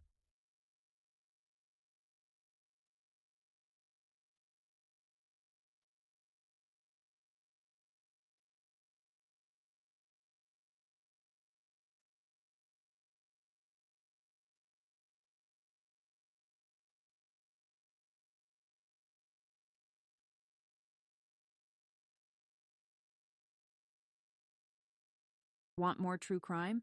Catch featured episodes on at Southern Sin like I guess you know what comes across my mind. Murder.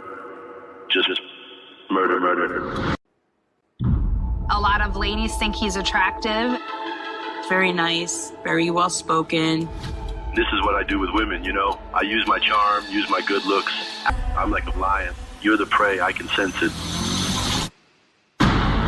I I stand here today to announce the indictment of Wade Wilson for the murders of Christine Melton and Diane Ruiz. Both of them had been strangled. The last person that they encountered was Mr. Wade Wilson. He said he got back in the car and ran her over until she looked like spaghetti. I choked her out so she couldn't breathe anymore. I was on a rampage at this point. He's still pulling the strings from a jail cell. He's got an army of wives. That's all he's ever wanted. To advocate for someone because you think he's handsome. A rage overcomes me. Just kill, kill, kill. When I get that way, I become the devil. I'm gonna be honest with you, son. Everybody in the state thinks you're a monster. True crime just got darker. Catch the full episode on the link above. Subscribe to At Southern Sin today and hit the notification bell for more live original episodes Wednesdays at 8 p.m. Want more true crime? Catch featured episodes on At Southern Sin like Rapper YNW Melly, whose real name is Jamel Demons, back in a Broward County courtroom Monday as the state prosecutors and the defense are going over a number of different motions filed to see what will be admissible for Demons' retrial. Demons is accused of murdering Christopher Thomas and Anthony Williams, both childhood friends, back in 2018 after a late-night recording session, and then allegedly made it look like a drive-by shooting. His first double murder trial ended in 2023 in a mistrial after jurors failed to reach a unanimous verdict. That trial, with twists and turns that included allegations of witness tampering, passing messages in jail, and alleged plans to escape. All issues brought before the judge today to see what would be permitted to use in his new trial. Demons faces a number of charges that include 2 counts of premeditated first-degree murder and witness tampering. And he is expected back in court January 12th on Monday at 8:45, where the judge will hear additional motions. That trial has been set for January 21st. Want more true crime? Catch featured episodes on At Southern Sin like I'm not sorry for something I didn't do, and I am not sorry for the things I did do. Mr. O'Neill, All right. Listen, stop. All right. Listen to me. I'm not going to raise your voice again. I'm not going to raise my voice again. I'm not. I will have you removed from this courtroom. I can sentence you without you being present. Yes, ma'am. You don't conduct I yourself. understand, Your Honor. Thank you.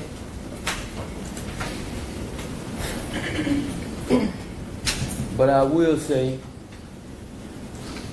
I'm sorry for your loss.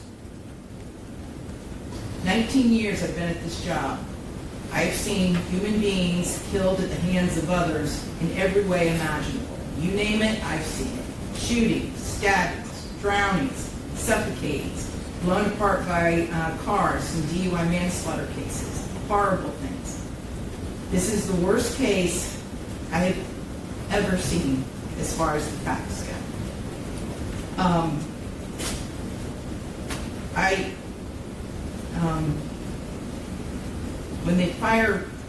When the person from fire department, when he testified, and when he said that he retrieved the body of Ronivia O'Neill from the home, and all he could do was sob.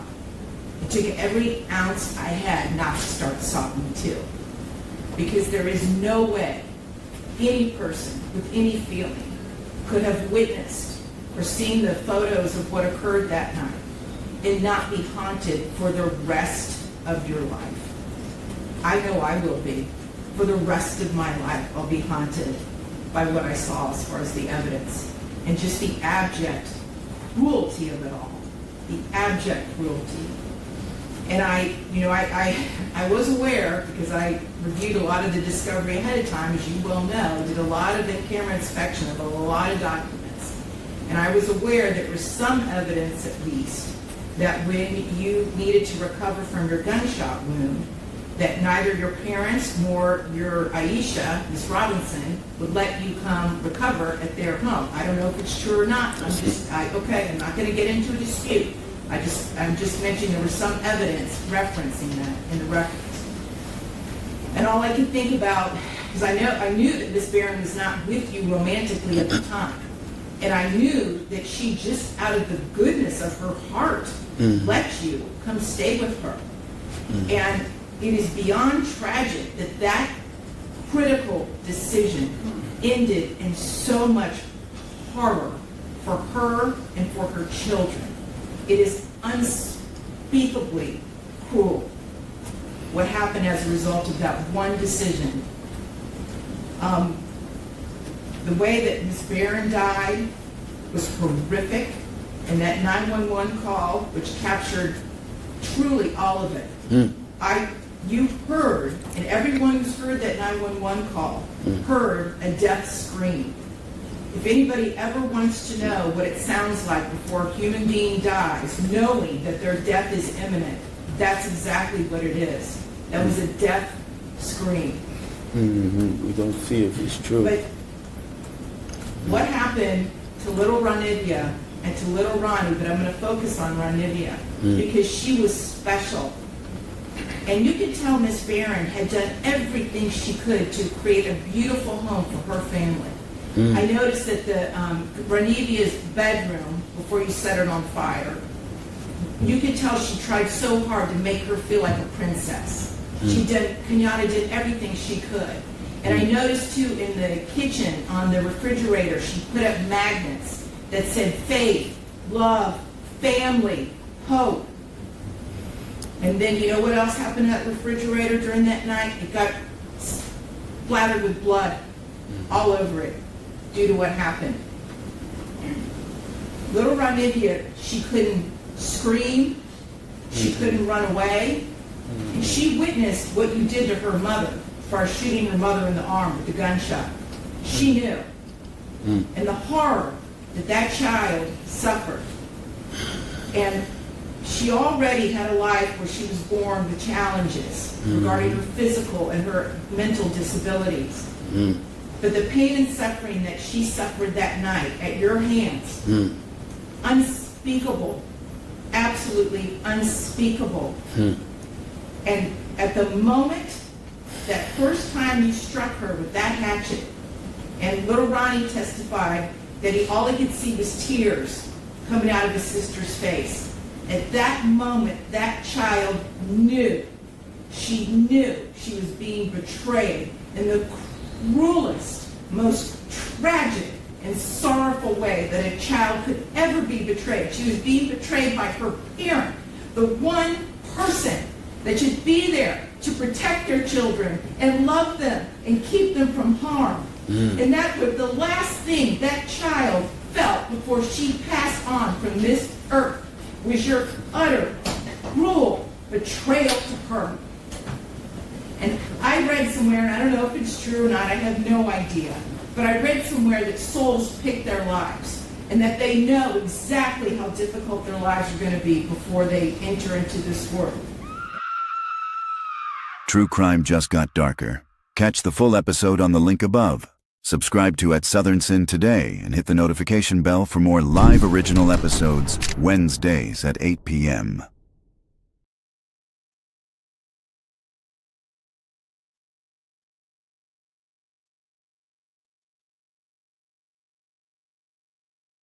You're watching At Southern Sin, your home for true crime. Court will begin shortly. Don't go 25 anywhere. CJC F08098. Good morning, Your Honor. Shirley Green, Deputy Public Defender, on behalf of Mr. Reiner. He's present in court in custody. Thank you. Justice People, Your Honor. Good morning, Your Honor. The BPI for the people. Thank you, and good morning to each of you. Good morning, Mr. Reiner. And how would you like to proceed at this time, counsel? The court has, and I'll just make a record, the court has, we addressed the request for media coverage off the record. Court just orders that there's no live streaming and no live transport, no live transmission, and no filming of anyone in the gallery. We'd like to go forward with the arraignment at this time. Thank you. And on behalf of Mr. Reiner, do you waive full reading of the complaint, advisement of rights, including armed forces and veterans' rights, enter a plea of not guilty, denying any and all special allegations, enhancements, and priors? Yes, Your Honor. A plea of not guilty is entered on behalf of Mr. Reiner. Counsel's requesting April 29th as 0 of 30. April 29th, 2026 as a 0 of 30 calendar days. Yes. And may I take a waiver from your client at this time? Yes, sir. Mr. Reiner, you are entitled to a speedy preliminary hearing. That's a preliminary hearing within 10 court days and 60 calendar days of your arraignment. Your arraignment is today. Do you understand, waive, and give up those rights so that your matter may be continued to April 29th, 2026 as a 0 of 30 calendar days, with the understanding that your preliminary hearing may commence within 30 calendar days of April 29th? Yes. And does counsel join in that waiver? I do. The court finds that Mr. Reiner has made a knowing and intelligent waiver of his right to a speedy preliminary hearing within 10 court days and 60 calendar days, and that his counsel of record joins in that waiver. Defendant agrees that the next court date of April 29th, 2026 is a 0 of 30 calendar days. The matter is assigned to, for all purposes, by the supervising judge of the criminal master calendar. The matter is assigned to, for all purposes, to Judge Sam Oda in Department 108. Counsel reserve on bail? Yes, Your Or it's bail set at no bail. Anything further in this case? Yes, for the record, Your Honor, people have turned over to the defense the large bulk of discovery. We are still awaiting word from the coroner's office that they've completed the autopsy report. As soon as we get it, we will turn it over promptly to the defense, as well as any other discovery that comes in. Thank you. Anything further? Your Honor, I addressed with the court the issue of the outstanding SCTs. We're asking that those be withdrawn at this time. And those subpoenas, as referenced by the defense, are withdrawn, ordered withdrawn. Thank you. Thank you. Anything further? Thank you. Thank you. Morning, everybody. District Attorney Nathan Hochman will be providing you a few brief remarks, and there will be no questions afterwards.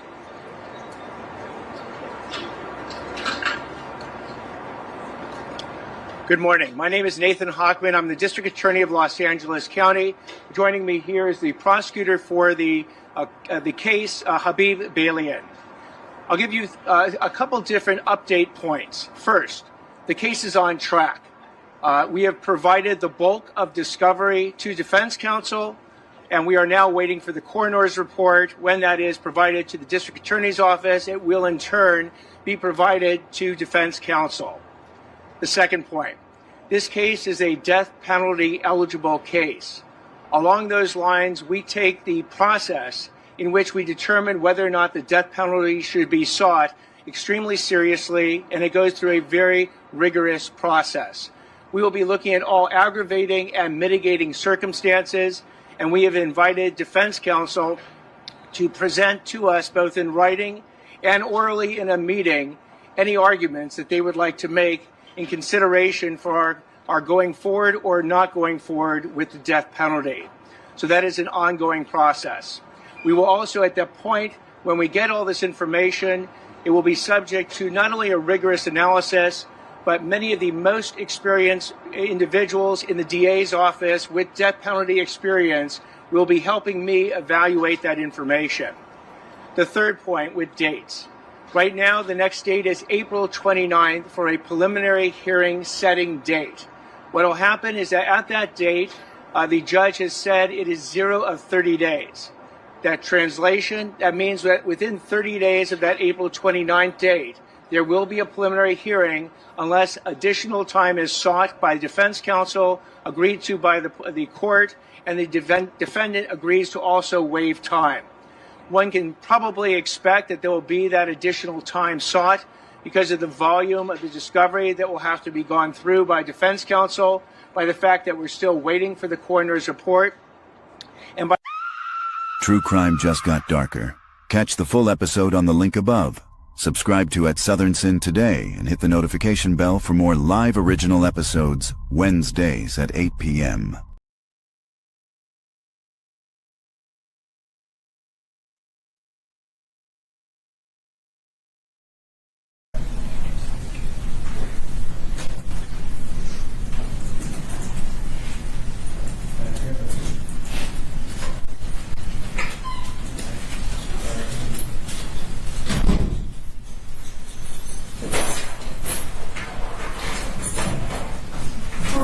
State of Georgia versus Colt, grade 24 CR 594. We're here for a status hearing. Ms. Broderick, your lead counsel, is that right? Yes, Your Honor. All right.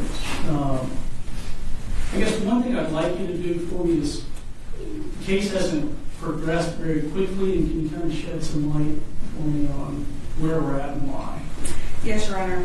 With regards to what had already transpired with the case, I know Hope has had, I think, 2 attorneys prior to myself. There's been large volumes of discovery that have been shared from the date of the indictment, I believe was October 2024. There have been motions that have been filed by previous counsel that were adopted by the subsequent counsel. And then this case was assigned to me October 15th. And so there was actually a medical evaluation that was already in progress before I took the case, which has not been completed yet. And so we are still waiting for that evaluation to be completed, which will assist in determining what additional motions need to be filed so that we can dictate what path this case needs to take based on potential filings of additional motions. Do you have an anticipated completion date for that evaluation? It should be end of February, Your Honor. Are there any obstacles to getting it completed? Anything that we need to address for that?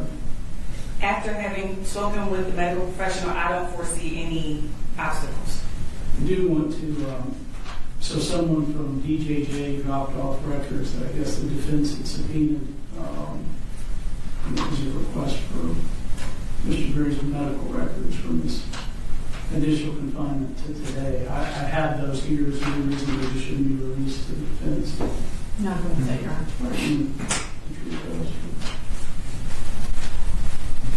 I have not looked at them. We'll make a copy just so you're aware. Thank you, Your Honor.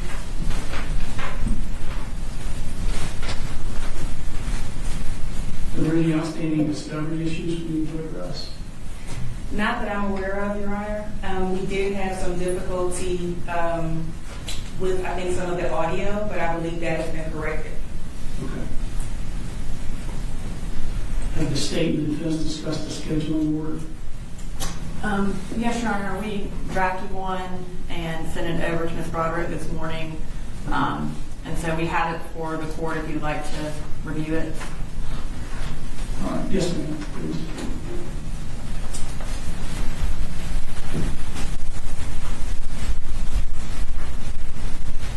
Thank you.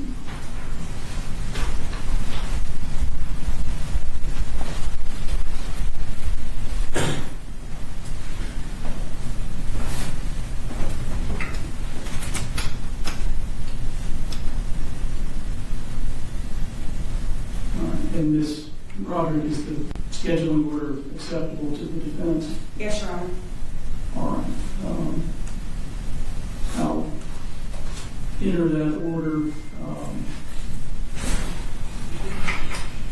Anticipating that the evaluation will be done by the end of February. Would you like a March calendar call for the case to kind of see where we're at then? Yes, Your Honor. How about March 18th? That should be acceptable. Does that work? Yes. So we'll have the calendar call March 18th at 9 a.m. If y'all have any conflicts, just reach out, let me know. All right. What, if anything else, do we need to address? Nothing from the defense, Your Honor. Nothing from the state. All right. If you will, let me know if there's any issues getting the evaluation completed. I'll sign the scheduling order, that'll be filed, and then we'll have a calendar call for the case on March 18th. True crime just got darker. Catch the full episode on the link above. Subscribe to At Southern Sin today and hit the notification bell for more live original episodes Wednesdays at 8 p.m. Is this Mr. Lloyd, Markeith Lloyd? All right, thank you. Let's go ahead and begin these first appearances. Speak to me, bro. You don't, Sir, you're here for the charge of murder of a... There ain't no Markeith Lloyd. Who are you? All right, you're here for murder of a law enforcement officer, attempted murder of a law enforcement officer, carjacking with a firearm, aggravated assault. May I have your name, please? Is this... Markeith Lloyd was captured, wanted for the murder of his pregnant girlfriend. For real, you not about to kill me and the baby. This man, he has to be stopped. See, they just stopped. But no, you need a greater force than that. I'm not going to live past 25. Most wanted man in Florida is waking up in a hospital this morning. Police captured Markeith Lloyd Tuesday night in Orlando. Catch the full episode on the link above. Subscribe to At Southern Sin today for more exclusive crime episodes.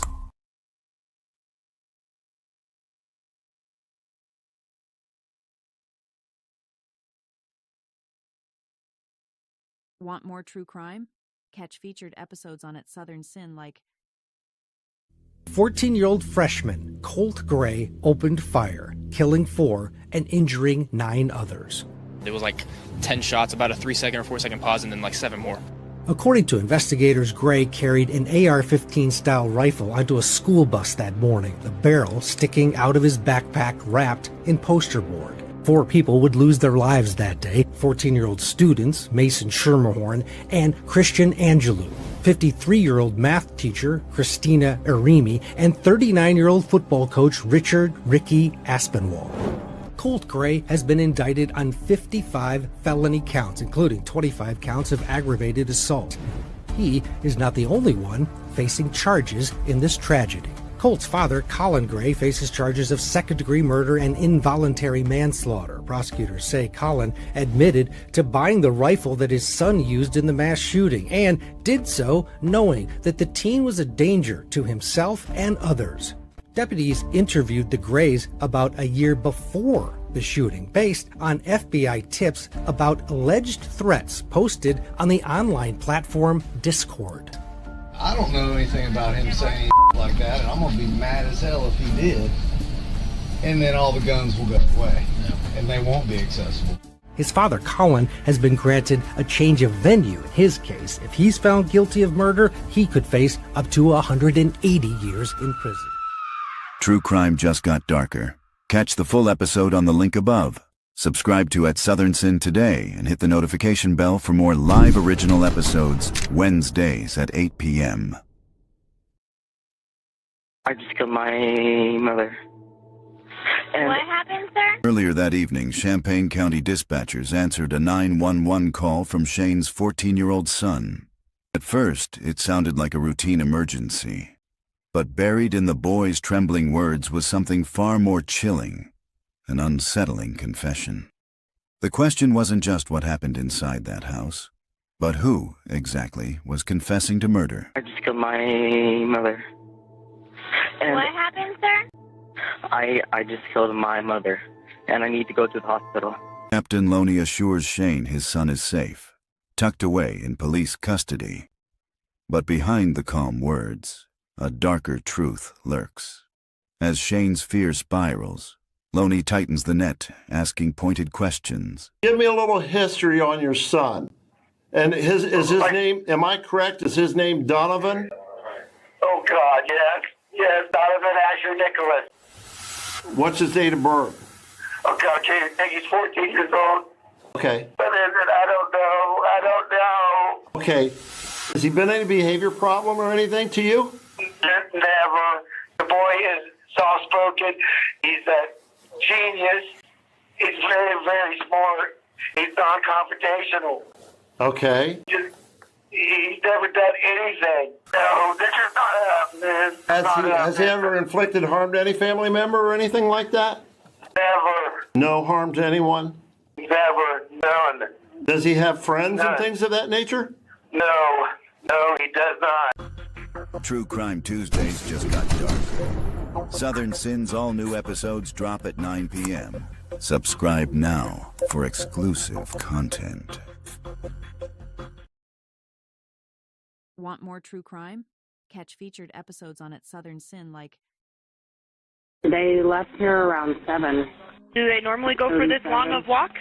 No. That's why we're concerned. Katie's 15-year-old son Aiden and her boyfriend's 10-year-old daughter Kaya were missing, and at first, everyone assumed the minors were just off causing mischief. But as panic set in, a desperate search began, every second counting. Did they say where they were going? Well, they had mentioned running to the store and coming back. Which store would they have gone to? The King Soopers? Yeah, King Soopers. Katie and her boyfriend Jacoby began the search. Guided by a tip from Aiden's twin, they checked King Soopers, a nearby Walgreens, and scoured the neighborhood. But it was as if Aiden and Kaya had vanished into thin air.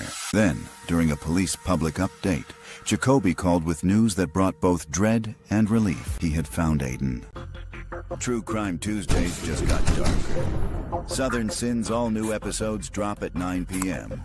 Subscribe now for exclusive content.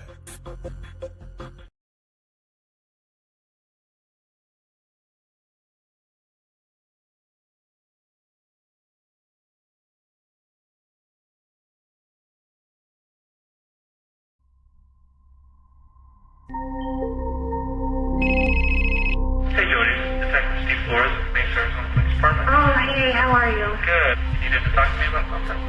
Well, I just wanted to offer any assistance that I might have. I was a really good friend of Travis's, and I know that I don't know a lot of anything, but... What have you heard so far? I heard that he passed away, and that... I don't know. I heard all kinds of rumors. I heard there was a lot of blood. When we first arrived on scene and started talking to people and some of his closest friends, we began mentioning your name. You know, hey, you need to call her because she probably knows what happened to him, or she possibly had something to do with it. Looking for a good binge? The Jodi Arias murder trial is back. Relive the stunning testimony, explicit evidence, courtroom meltdowns, and the circus that surrounded the case. From sexual obsession to betrayal, this is the true crime case that captivated the world. If you think you know the story, watch it unfold again, raw and uninterrupted. The Jodi Arias trial, re-airing only on Southern Sin. True crime just got darker. Catch the full episode on the link above. Subscribe to at Southern Sin today and hit the notification bell for more live original episodes Wednesdays at 8 p.m. Every trial has a story the jury never hears, where the truth lives outside the courtroom. Join our host Dara Kennedy and the sharpest legal minds in the business for a new riveting show, Reasonable Doubt, What the Jury Doesn't Hear. No grandstanding, no spin, just the arguments that could change everything. Tonight, one question dominates the Rob Reiner murder case. What made powerhouse attorney Alan Jackson walk away? And can a public defender really carry a death penalty case? Emotions explode in the Uvalde school shooting trial against Officer Adrian Gonzalez. And shocking questions surface in the YNW double homicide retrial. Was there witness tampering? All of it is breaking on at Southern Sin.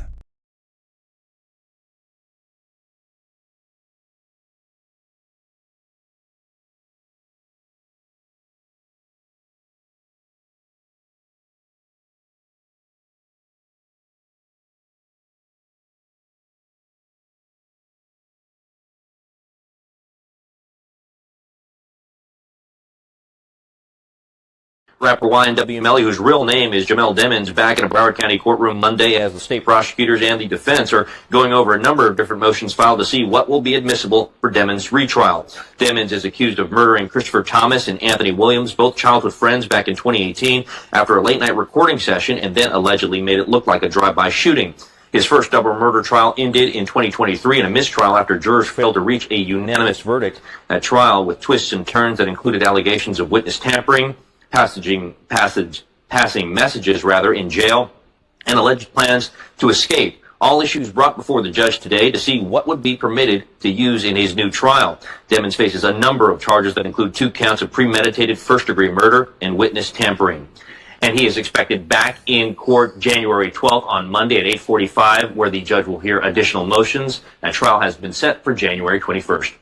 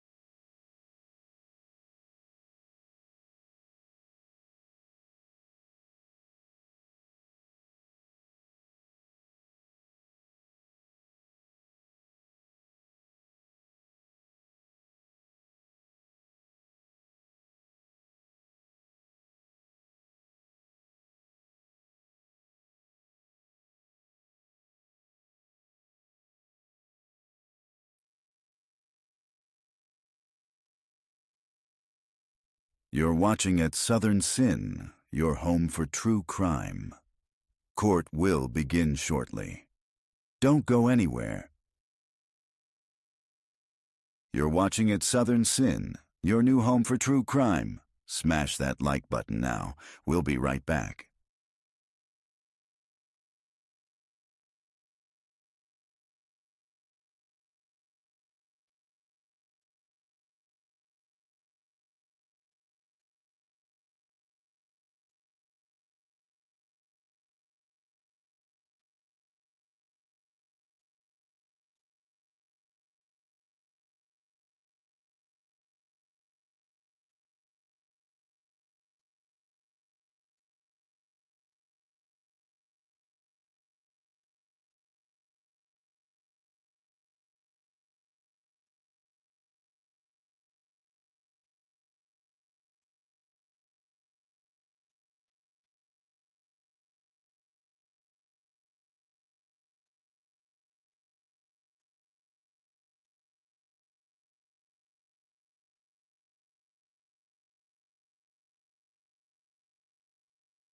You're watching at Southern Sin, your new home for true crime. Smash that like button now.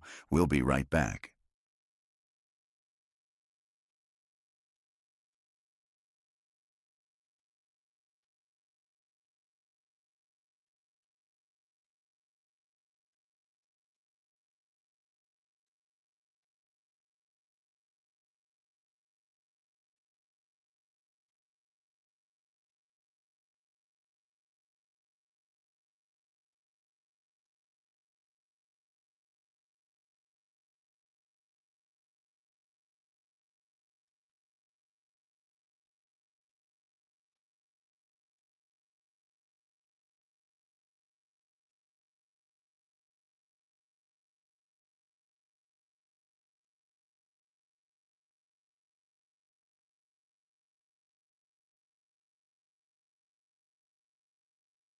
Court is on a short break.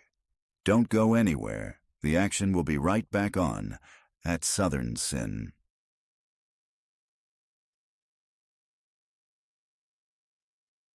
For more exclusive true crime episodes and explosive live trial coverage, subscribe to at Southern Sin and at Truth Talks. Join us every day at 9 a.m.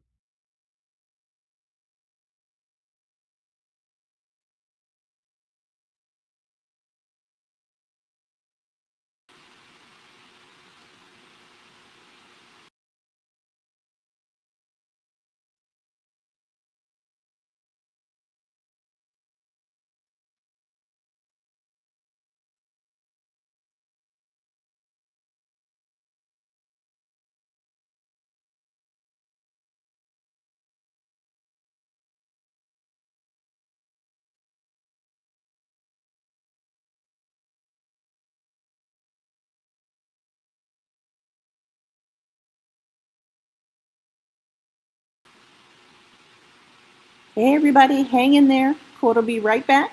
They went to a brief lunch and we will be back with the trial and some more post-reaction after the trial of Kouri Richins. You're watching Truth Talks and you're also watching Southern Sin, the home of new true crime. You'll be seeing me a lot more.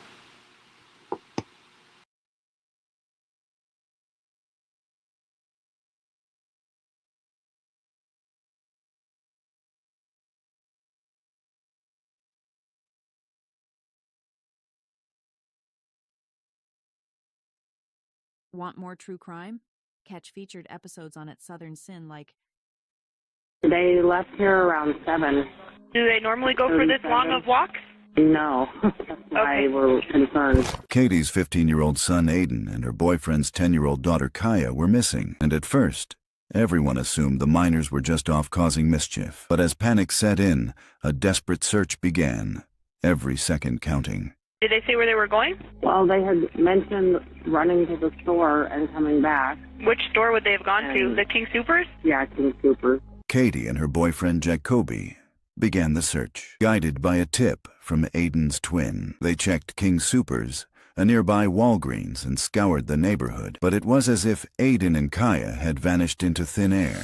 Then, during a police public update, Jacoby called with news that brought both dread and relief. He had found Aiden. True Crime Tuesdays just got darker. Southern Sin's all-new episodes drop at 9 p.m.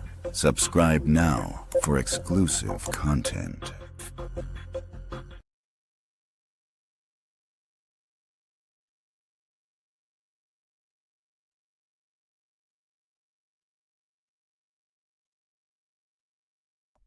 Investigators could only conclude the unimaginable, that this weight had been used to crush her skull and ultimately the life from her.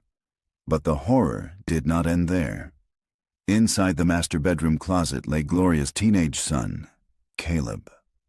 Only 17 years old, bound tightly in tape, his lifeless body discarded like he was nothing. True Crime Tuesdays just got darker. Southern Sin's all-new episodes drop at 9 p.m. Subscribe now for exclusive content. You're watching at Southern Sin, your home for true crime. Court will begin shortly. Don't go anywhere.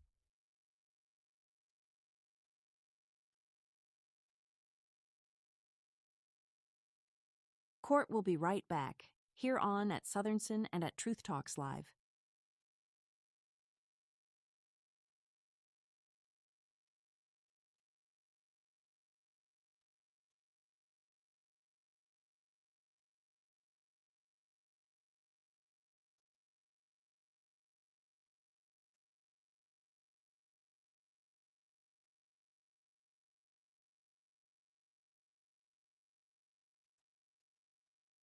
Welcome to all our new followers from our sister channel at Truth Talks Live.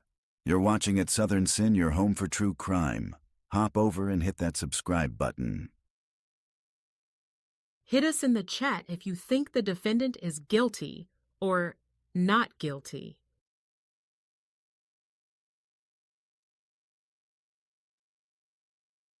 Thank you for subscribing to At Southern Sin. Keep our algorithm high by hitting the like button now and use hashtag Sinners in the chat to win a free membership.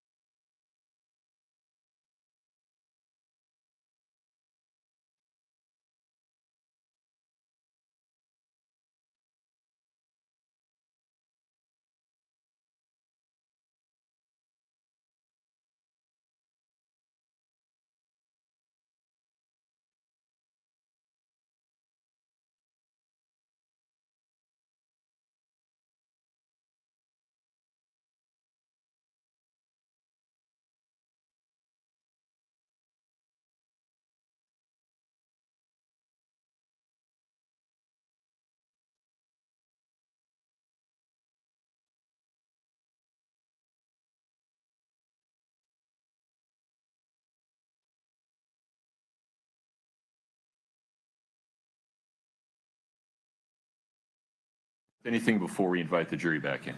No, Your Honor. Ms. Lewis? No, Your Honor. Okay. Let's invite the jury back in, please.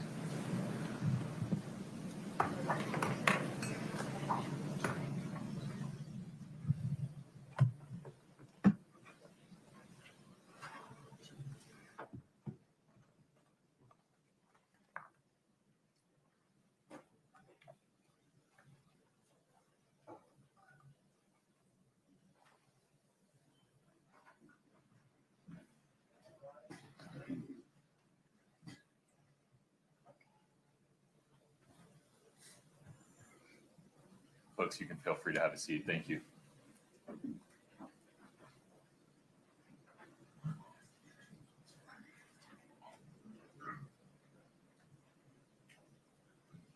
All right, have a seat. Mr. Bloodworth, the state's next witness. Your Honor, the state calls Anna Isbell. Miss Isbell, if you'd step in front of Brittany, we'll get you sworn in. Raise your right hand. Do you solemnly swear the testimony you're about to give in the matter before the court to be the truth, the whole truth, and nothing but the truth, subject to the pains and penalties of perjury? Have a seat.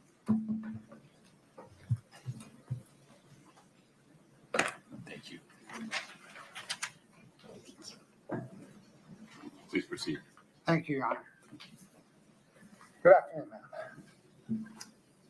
What is your name? Anna Isbell. Do you spell your last name I-S-B-E-L-L? Yes. Do you know who Kouri Richins is? Yes. How? We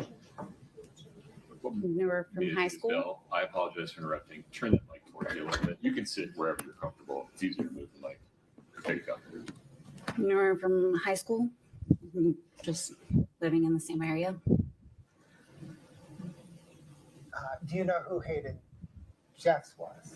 Yes. Who was he in relation to you? My significant other for 13 years. And he passed, didn't he? And it was a motorcycle accident? Okay, I can see you're nodding. Yes, sorry. Try not to say yes, because it'll start making me cry. But yes, he did. I appreciate that. I'm sorry.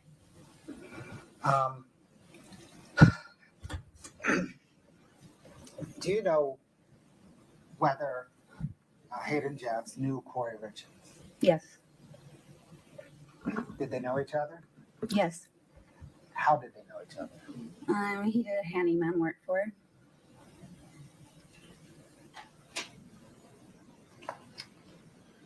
Were you with Hayden Jeffs on January the 22nd, 2022, when he received a call from Kouri Richins? Yes. Did you overhear that call on speakerphone? Yes. What on that phone call, if anything, did you hear Kouri Richins ask Hayden Jeffs? For something for a client. I don't remember what it started with, the T or P. We didn't know what it was. I went to the bathroom, and when I came back, I don't know who brought it up or how it got around to that. Hayden was just saying, fuck that client. Fentanyl? What? Fuck that. Fuck that. Your Honor, Hayden's statements, Mr. Bloodworth. No. Your Honor, Would you pause for 1 second, Mrs. Isbell? My apologies. Effect on Kouri Richins. Yeah. So, ladies and gentlemen, Mr. Jeff's side of this conversation, as related by Ms. Isbell, that's an out-of-court statement that you cannot consider for its truth.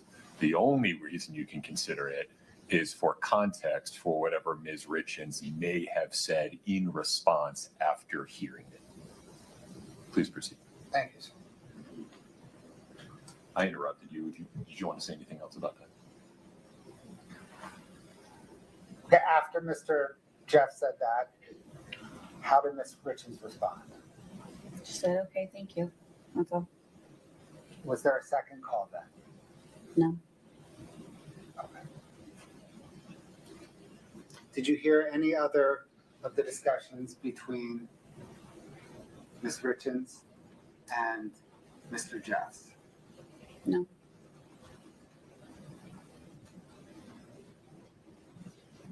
Thank you. No further questions.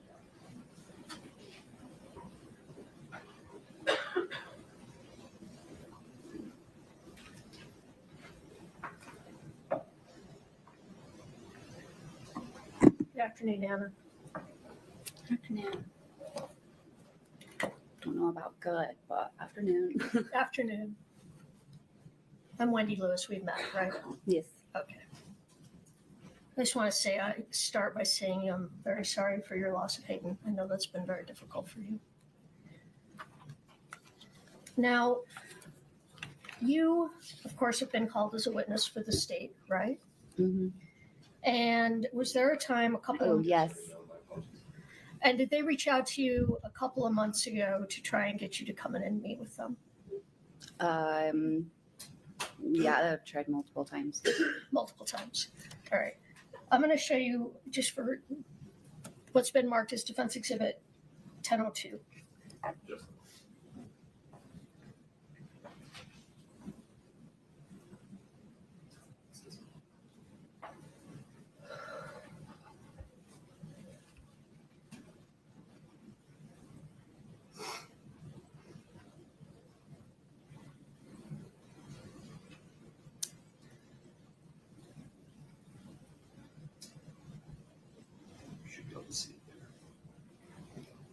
Mm-hmm. Anna, do you recognize those text messages? Yes. Were those text messages from your phone? Yes. And they were between you and Detective O'Driscoll, is that right? Yes. So your texts are in blue, is that correct? Yes. And his are in black? Yes. Your Honor, I'd ask that we publish that 1002 be admitted and published. No objection. Of course.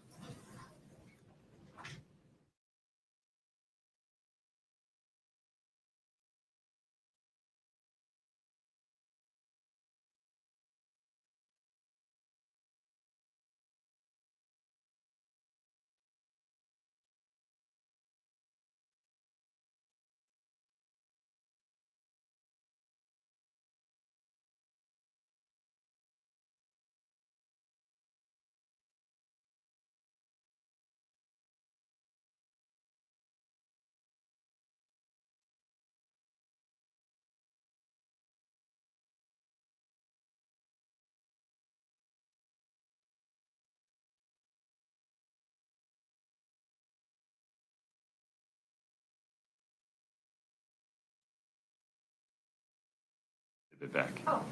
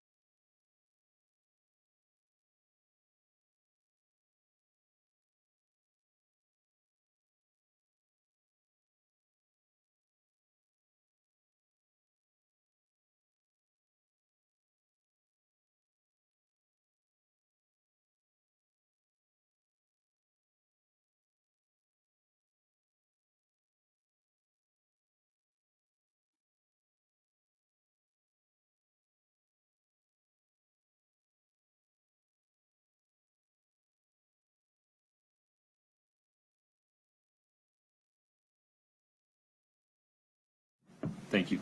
You got a glass of water? Okay.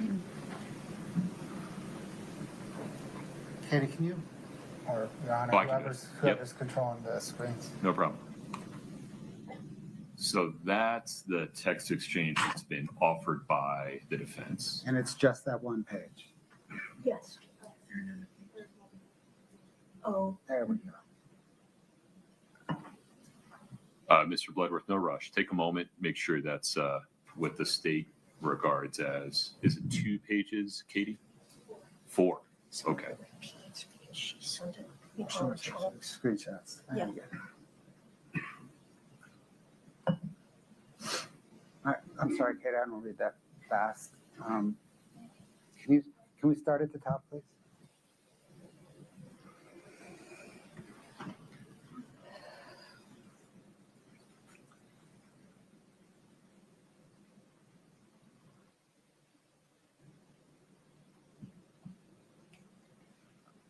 Next page, please.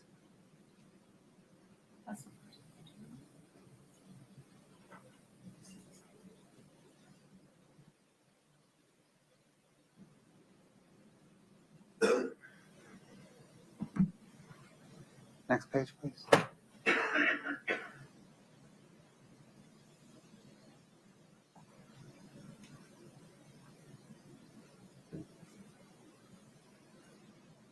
Next page, please.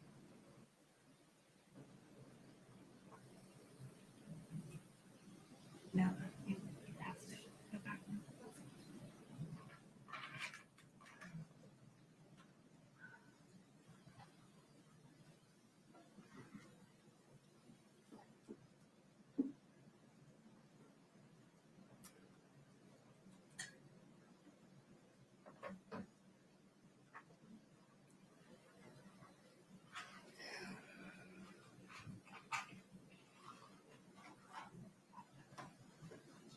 Katie, can you go to the first page, please?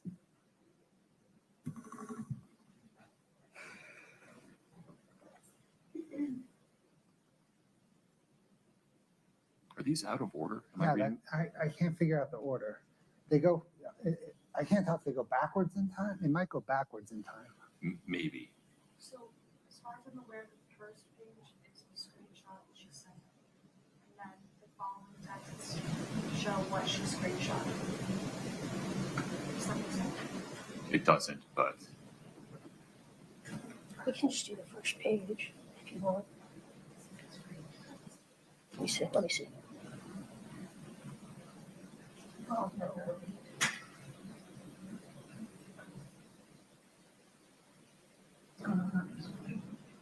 It's because it looks like 2 different texts. pause for a minute. Thank you. Let me just do that. I can do that because it's confusing. Because I do think it repeats. I had a hard time. So, she said this. Well, but it looks like there's stuff above this. That this is a midstream discussion.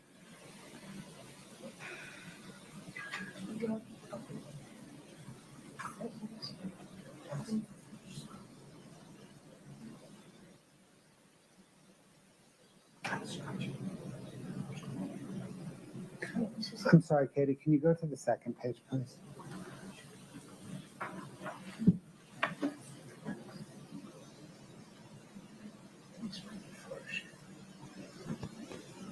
Yeah.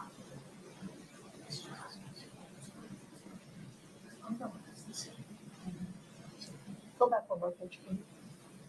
It's the same thing. Go back to the first page one more, Katie.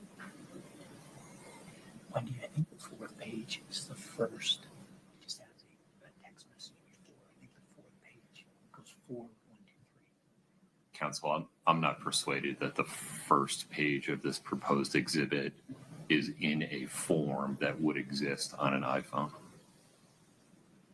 Pages 2, 3, and 4 seem more consistent with how iPhone text messages exist in the world.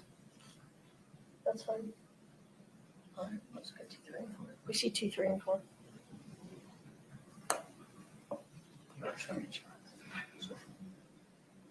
And if doing some quick math here. It seems like the chronological order is something like 4, 2, 3. Does that sound right, Mr. Bertram?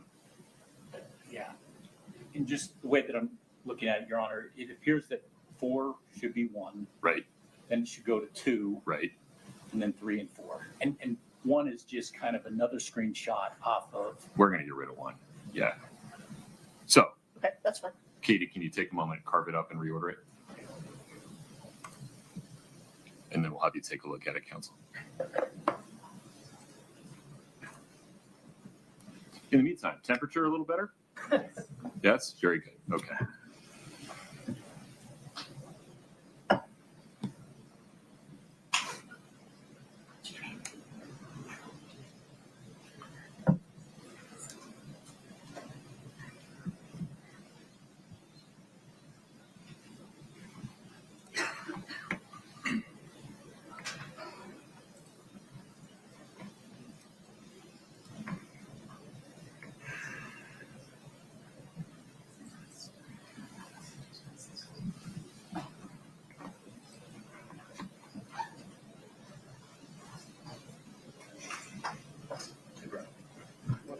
Yeah, sir.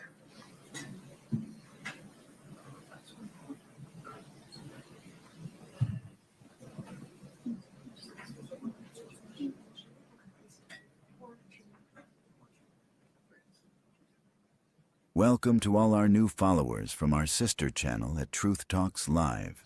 You're watching at Southern Sin, your home for true crime. Hop over and hit that subscribe button.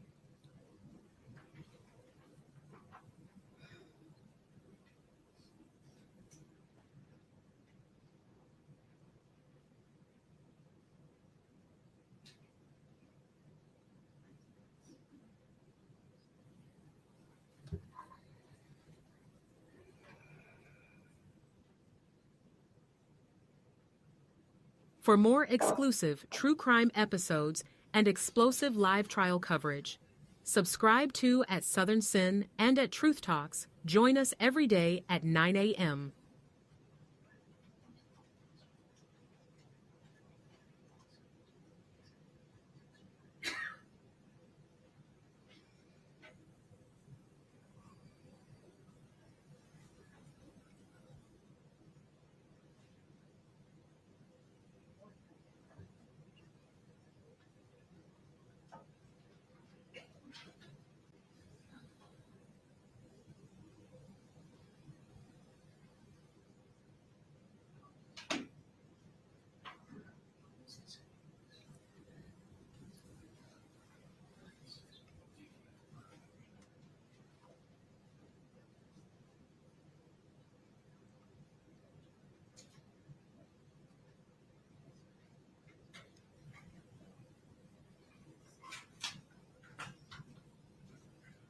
Thank you for subscribing to at Southern Sin, your new home for true crime. Hit that Cash App code or become a member today for all new exclusives.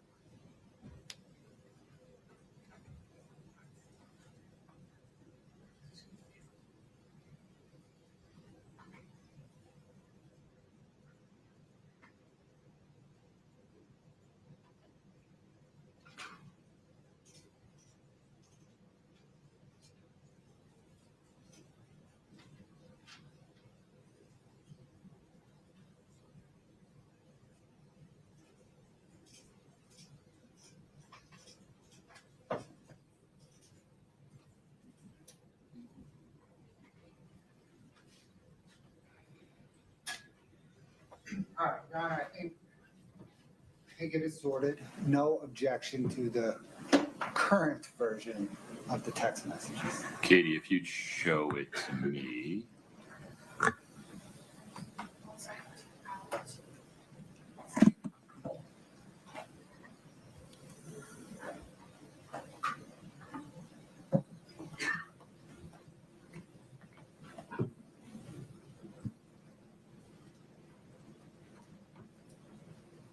page 2 for me. Oh, wait a minute. Go back to page 1. We go back to page 1 for a moment. My apologies. That's one we took out, correct? No, this was the. No, that, okay. Then page 2.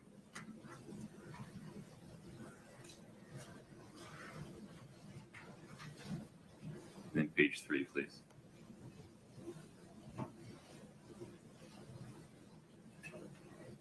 Okay. I'm going to show this to the witness. If you would lay some foundation, Ms. Lewis. So, do you recognize this as text from your phone? Yes. And they are texts between yourself and Detective O'Driscoll. Is that correct? Yes. And his original text at the top was sent in December 30th, correct? Yes. And then you responded sometime later, which was sometime in January, correct? Yes. And you recognize all of these text messages? Yes. And are they accurate as far as you recall? Can we show our pages 2 Yeah. please? Yes. The first one, it's two different. That's why it looks weird. But yes, they're all.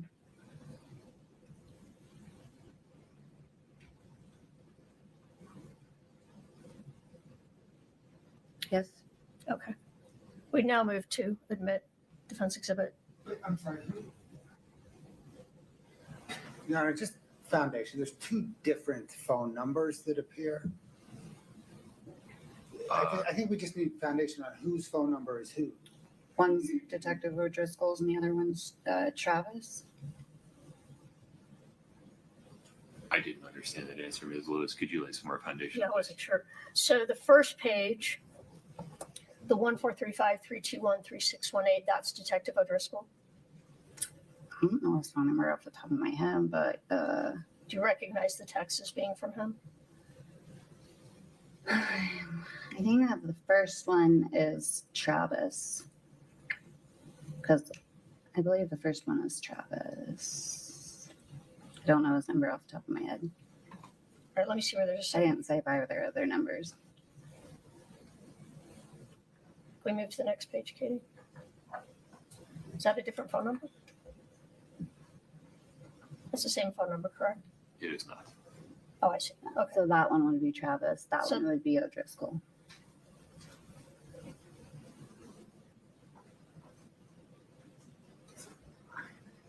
Are you sure? Because they say the same thing. The one is because I sent it to Travis to show him how Detective O'Driscoll was handling himself through this. Oh, I That's why, understand. yeah. All right. So the first text is from Detective O'Driscoll. What is pulled up right now? That one is. And then that's when you that's sent the text. That one's Travis. I had To Travis. screenshotted it to show him. Why don't we consider these separately? All right. So let's go to the text, the second page from Detective O'Driscoll. Take out the first page, Katie. Starting right there.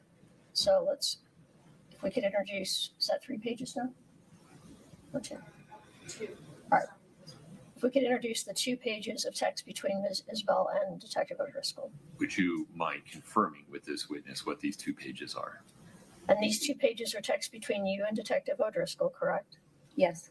And the black bubbles are from him, the blue are from you, correct? Yes. And that's an accurate representation of the text conversation you had with him at that time, correct? Yes. I think this is still Defense Exhibit 1007. If we could introduce, or at least mark it as 1007, this particular version. Say it again. Well, I don't know what it is. How are we marking it? 1002, maybe we could do 1002. So, Mr. Bloodworth, Defense Exhibit 1002A, a text message streamed between Ms. Isbell and a number ending 6267, 2-page document. Can I see the second page? Of course.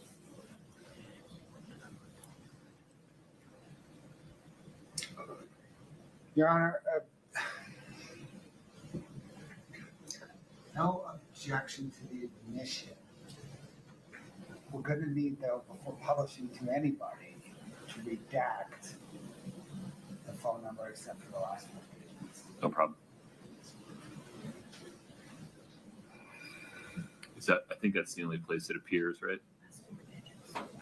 Is at the top. Can you do that so we can still see the, There you go. oh, that's on the previous page though, right? And then on both pages, please, Katie.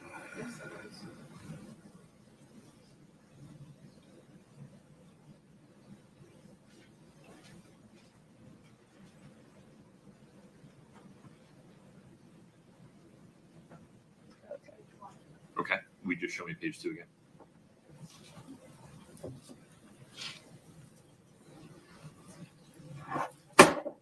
Okay. Numbers redacted. Any objection, Mr. Bleber?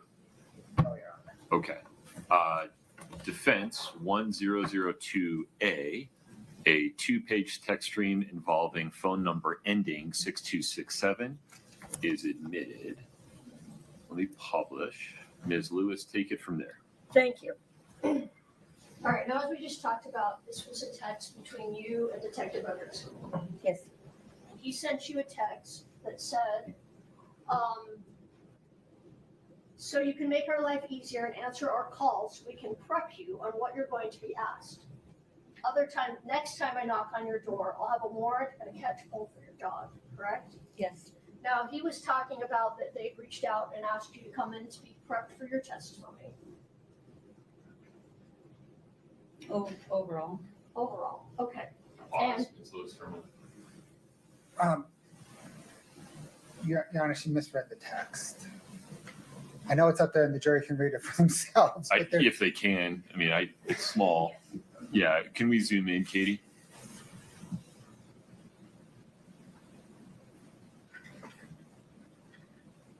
All right. Pause for 1 second. Can you folks read that? I might have misread because some of it's covered in. Yeah, I mean, the redaction might have been part of the problem, but. Can we maybe go to? I think because we blocked out the number, I can't see Okay. the first line. All right.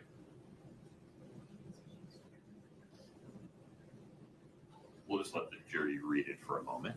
Your Honor, Ms. Lewis could also turn her mic back on. Oh, that's right. Thank you, Brian. All right, let's try again. This is blocked out a little bit, but you'll be able to see it later, hopefully. So until you are needed to testify. So make your life easier and answer our calls so we can prep you on what you will be asked. Otherwise, the next time I knock on your door, I'll have a warrant and a catch pole for the dog. That's what he said, correct? Yes. I don't need to be prepped. Give me the time and date and I will appear. He says it's on your subpoena. You ask, is there more an exact date or a date? Do I need to be there February 23rd through March 26th? His response, we could have discussed that if you ever replied, but since you don't want to, you can plan on showing up every day at 8 o'clock. Next page. Your response, I don't need to be prepped. Give me the time and date and I will appear. So this is the same. It's repeated. It's on your subpoena, February 23rd. Plan on being there every day. And then you say, I would like it over text message so that I have exactly what you say in writing. And again, he says you're legally obligated to show up on the dates and times on the subpoena. So let's go back. First of all, what was your reaction when he showed you when he sent you these text messages? Oh, I was livid. I was very upset. I thought it was rude, inconsiderate, but not how you should treat somebody that did nothing wrong. Okay. And you were asking if he would give you an exact date to show up to court instead of telling you to be here every day, correct? Yeah. And he said, well, no. Yeah. You'd be Should've here talked to every me. day, correct? Mm-hmm.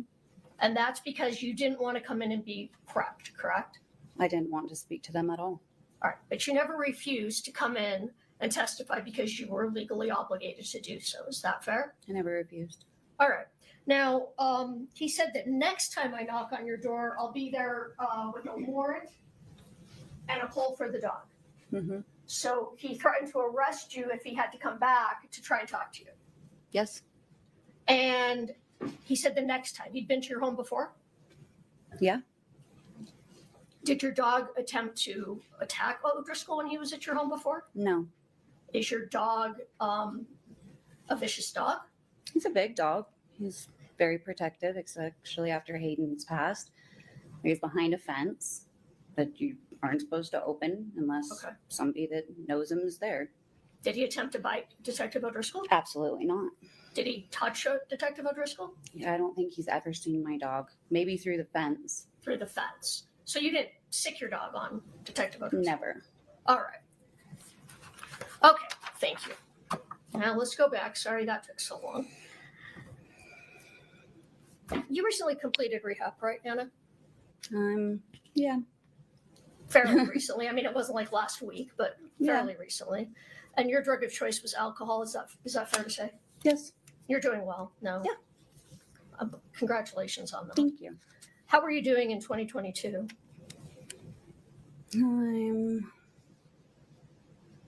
Sorry, what year was that even?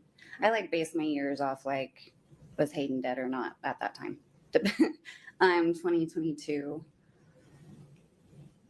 Let me make it simple. Yeah. Give me a point of date. During the time when this phone call happened, were you sober? What phone call? The phone call you're here to talk about between Hayden and Kouri. I had just got done with dinner, so I think Hayden and I had went to Sushi Blue that night. But I probably had a drink there. Okay. So before we get to the phone call, just a couple of other questions. So you said Hayden did handyman work for Kouri. Yes. Did he work on a number of projects for her? Do you know? That I know of, yeah. All right. And was Kouri good to him while he was working for her? Yes. She would help him out at times? Yeah. What kind of things would she help him out with? Just advice, helping with she had helped him get insurance, liability while he worked for her, so that she wouldn't be liable, those kind of things. All right. She seemed very nice to him. So you said in January of 2022, Hayden got a phone call. He was on speaker, and you could hear part of the call. Mm-hmm. Because you did go into the bathroom for some of the call, correct? Yes. All right. So is what you heard Kouri say that she was asking him for the Michael Jackson drug? That was part of it. Because you didn't know what that was, correct? Yeah. And were you Googling on your phone trying to figure that out during the phone call? Going to, but I didn't because I was trying to figure out what the first thing that she said, because I thought it was a muscle relaxer. And then I was like, oh, there's Michael Jackson stuff. So you thought she was asking for a muscle relaxant? That was what I was thinking she was talking about. Okay. And then you went into the bathroom, right? Mm-hmm. And did you ever at that call hear Kouri ask for the drug fentanyl? I did not. Okay. I have nothing further.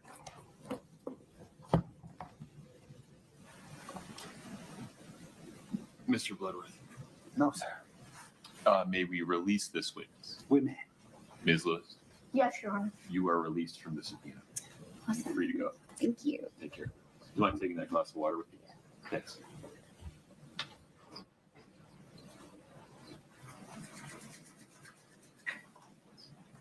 Mr. Bloodworth, the state's next witness. Your Honor, the state calls Robert Crozier.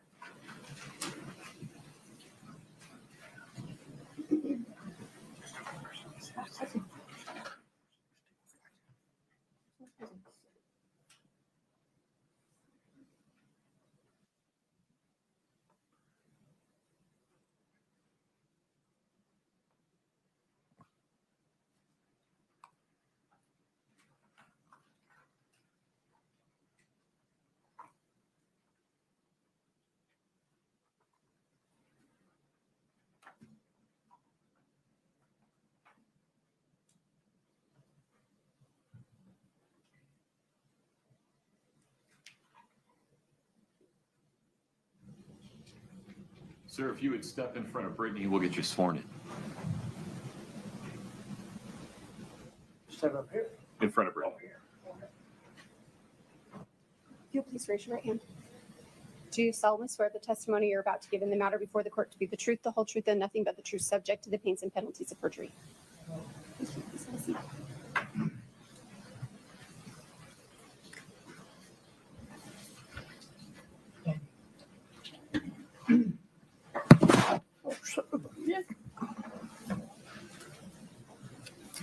Good afternoon, sir. Good afternoon. What, sir, is your name? It's Robert Crozier. Could you spell your last name Crozier? Yes, sir. Sir, do you have a criminal drug history? I do. Can you please explain it to us? Had a distribution charge in December of 22, and 2 possession charges in 23.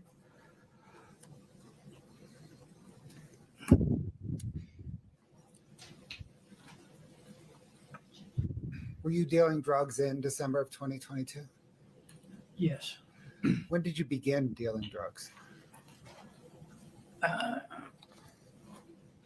I'm not sure, sometime around 2020, maybe.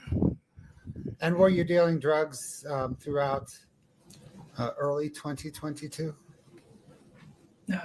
Yeah, I was. I apologize for interrupting you. Would you and Ms. Lewis approach for one moment? Just a minute, sir. My apologies.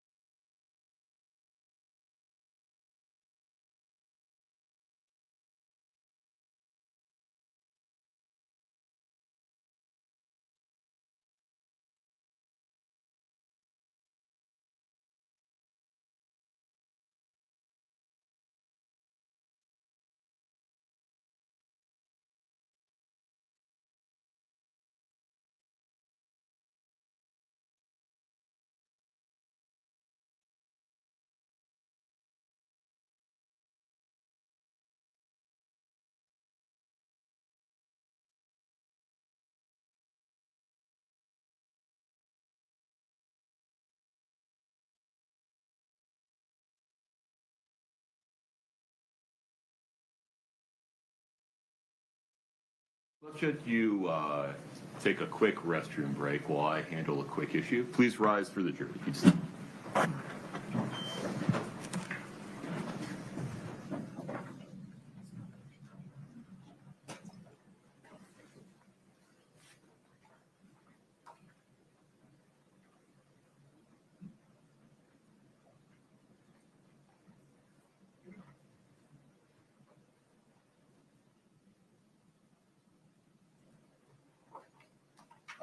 Have a seat, Mr. Crozier. Thank you. All right. We're going to be in recess until 1:25. Who I have present? Watts, be careful for a minute. Court's in recess. If you want to stretch your legs, now's the time.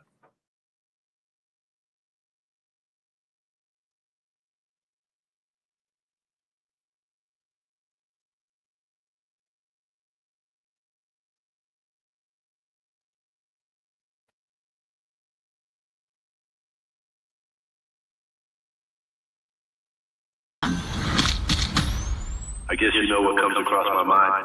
Murder. Just murder, murder. A lot of ladies think he's attractive. Very nice, very well spoken. This is what I do with women, you know? I use my charm, use my good looks.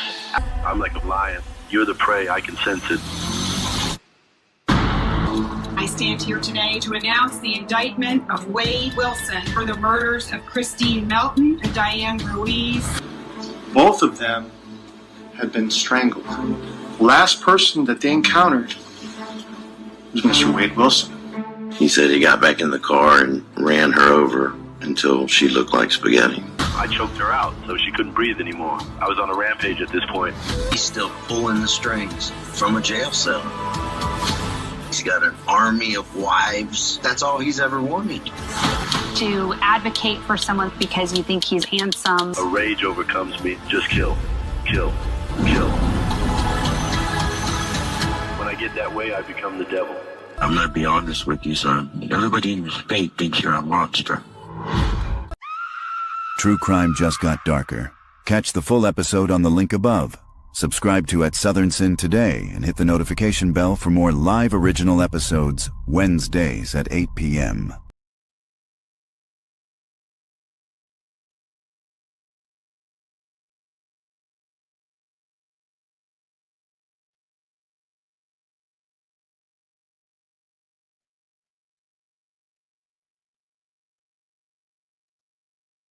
Is this Mr. Lloyd, Markeith Lloyd? All right, thank you. Let's go ahead and begin these first appearances. To me, bro. Sir, you're here for the charge of murder of a... There ain't no Markeith Lloyd. Who are you? All right, you're here for murder of a law Do you have a enforcement claim officer, against attempted murder of a law enforcement officer, carjacking with a firearm, The lady aggravated in the black assault dress. May I have your name, please? with... Is this... Markeith Lloyd was captured, wanted for the murder of his pregnant girlfriend. For real, you not about to kill me and the baby. This man, he has to be stopped. See, they just got... But no, you need a greater force than that. I'm not going to live past 25. Most wanted man in Florida is waking up in a hospital this morning. Police captured Markeith Lloyd Tuesday night in Orlando. Catch the full episode on the link above. Subscribe to At Southern Sin today for more exclusive crime episodes.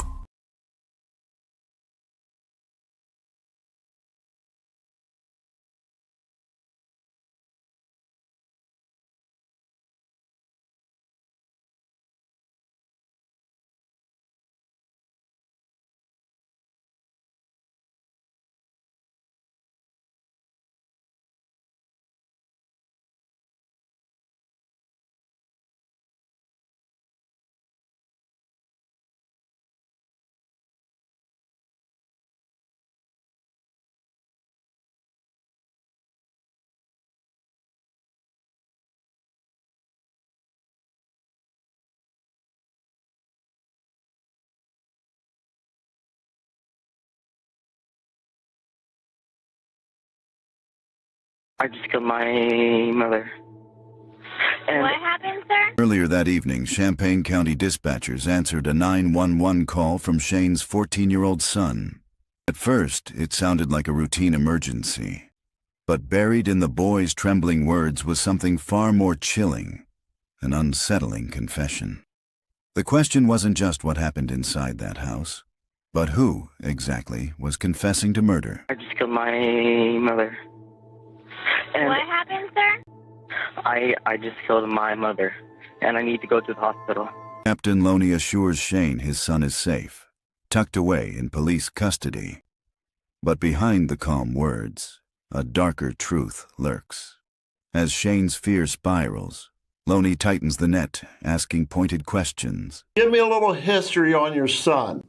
And is his name, am I correct, is his name Donovan? Oh, God, yes. Yes, Donovan Asher Nicholas. What's his date of birth? Okay, I think he's 14 years old. Okay. But is it? I don't know. Okay. Has he been any behavior problem or anything to you? Never. The boy is soft-spoken. He's a genius. He's very, very smart. He's non-confrontational. Okay. He's never done anything. No, this is not man. Has he ever inflicted harm to any family member or anything like that? Never. No harm to anyone? Never. None. Does he have friends None. and things of that nature? No. No, he does not. True Crime Tuesdays just got darker. Southern Sin's all-new episodes drop at 9 p.m. Subscribe now for exclusive content.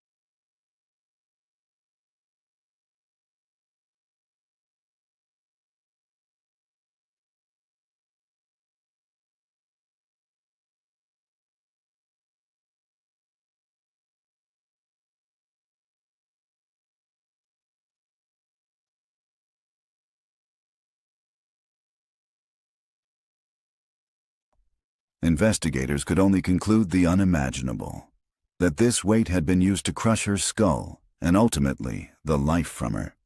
But the horror did not end there. Inside the master bedroom closet lay Gloria's teenage son, Caleb. Only 17 years old, bound tightly in tape, his lifeless body discarded like he was nothing. True Crime Tuesdays just got darker. Southern Sin's all-new episodes drop at 9 p.m. Subscribe now for exclusive content. Want more true crime? Catch featured episodes on its Southern Sin like Teenager Sarah Grace Patrick went public on social media after her mother and stepfather were shot and killed in their own home. But what happened next has everyone shocked. And it's chilling. Sarah was just 16 when tragedy struck. On a February morning, her 5-year-old sister discovered the bodies of their parents, Kristen and James Brock, both shot in bed. Moments later, Sarah called 911 and then posted tearful TikToks and a haunting eulogy online, ending with the words, "I'm sorry." Now, authorities say the story isn't so simple. Sarah faces 2 counts of murder and 2 counts of aggravated assault, and she'll be tried as an adult. Investigators say a mountain of physical and digital evidence points to her involvement. Her social media activity, reaching out to true crime TikTok influencers, has only fueled suspicion. With no clear motive, the community is left asking the same question everyone's asking. Why would a teen allegedly kill her own parents? The case is far from over, and prosecutors claim they have evidence no one has seen yet. Follow the live trial daily on at Southern Sin. True Crime just got darker. Catch the full episode on the link above. Subscribe to at Southern Sin today and hit the notification bell for more live original episodes Wednesdays at 8 p.m. Want more true crime? Catch featured episodes on its Southern Sin like They left here around 7. Do they normally go for this long of walks? No. That's why we're concerned. Katie's 15-year-old son Aiden and her boyfriend's 10-year-old daughter Kaya were missing, and at first, everyone assumed the minors were just off causing mischief. But as panic set in, a desperate search began, every second counting. Did they say where they were going? Well, they had mentioned running to the store and coming back. Which store would they have gone to? The King Supers? Yeah, King Supers. Katie and her boyfriend Jacoby began the search. Guided by a tip from Aiden's twin, they checked King Supers, a nearby Walgreens, and scoured the neighborhood. But it was as if Aiden and Kaya had vanished into thin air. Then, during a police public update, Jacoby called with news that brought both dread and relief. He had found Aiden. True Crime Tuesdays just got darker. Southern Sin's all-new episodes drop at 9 p.m. Subscribe now for exclusive content.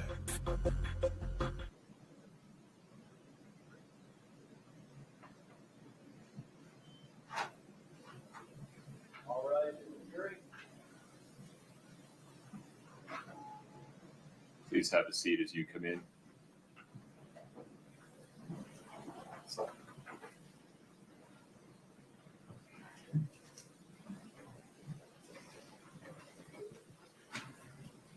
All right, please have a seat. We're on the record. Thank you for your patience. Mr. Crozier, you're under oath. Okay. Very good, sir. Thank Need you. a glass of water, just let me know. All right. Mr. Bloodworth, please proceed. Sir, are you represented today by counsel? I am. And are you testifying pursuant to 3 grants of immunity? I know that I know that there's immunity. I don't know how many of them. Yes. Understand. Are you aware of immunity from Summit County? Yes. From Salt Lake County?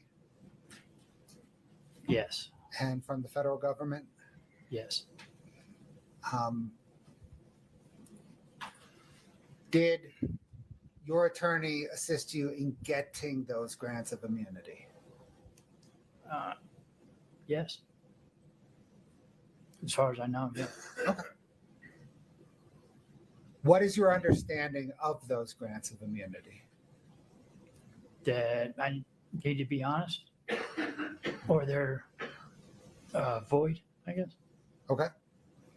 Do you also understand that you have to testify not only honestly, truthfully, but also fully and completely? Yes.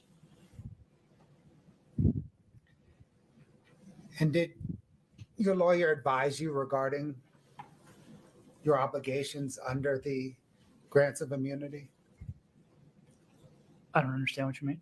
Did she tell you what you had to do? You told me I had to come to court and be honest. And did she tell you what would happen if you weren't honest? that the immunity would be void, or so that I could potentially be charged with a crime.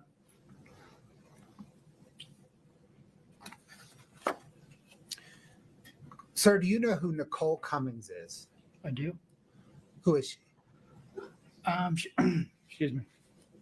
She is a girl that I lived with for a couple of months at the end of 2021. Did there come a time in early 2022 when she contacted you about a friend of hers? Yes. What did she say to you? She asked me if I would talk to her friend. I don't remember her name. And get some Roxy's for her, the oxycodone.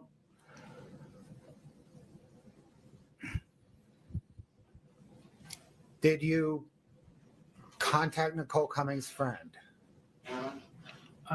I think Nicole asked her if she could give her my number, and then she contacted me. But I think that's how that went. Did you ultimately speak with her? Yes. Did you text with her? I think it was mostly phone calls, but there might have been some text. I don't know. That was 4 years ago. Sure. Oh. When you spoke or texted with her, what did she ask for? As far as I remember, she was asking for Roxy's for the oxycodone.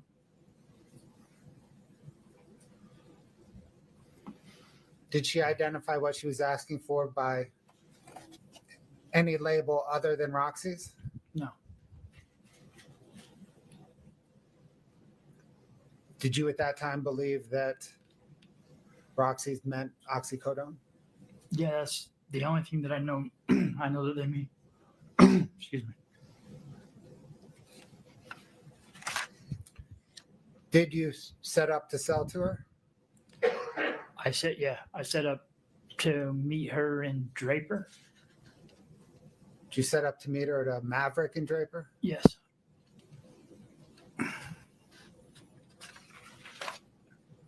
Did you ultimately meet her at that Maverick in Draper? Yes.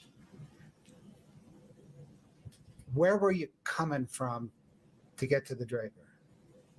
At that, I think Roy, maybe, or Layton.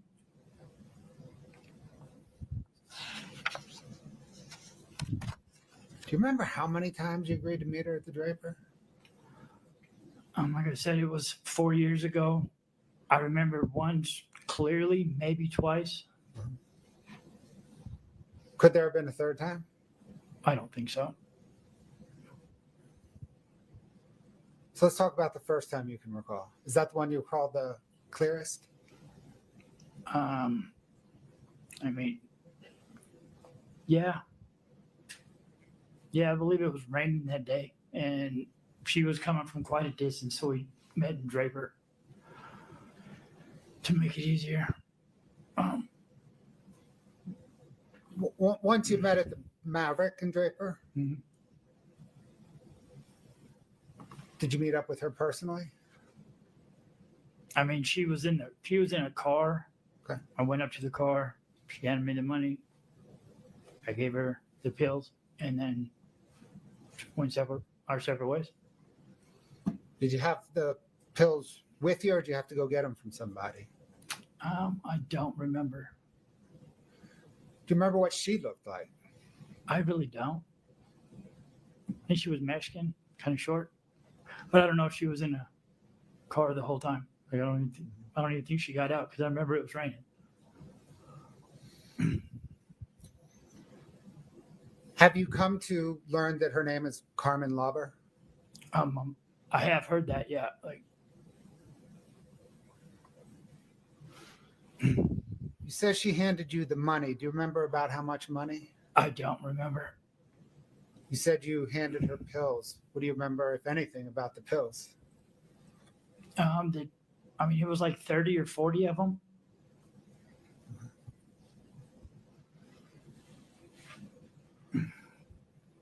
Do you remember anything else about that first buy with this lady?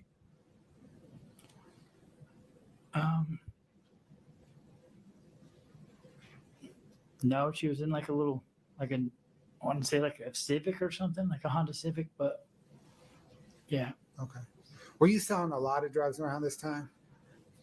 I wouldn't say a lot, no. I sold or got pills for maybe 3 or 4 people. So yeah, I wouldn't by any means say it was a lot.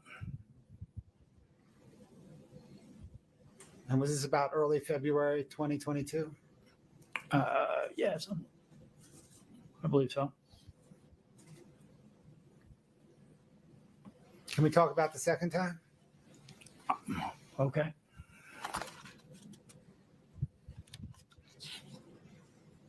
How did the second time come about?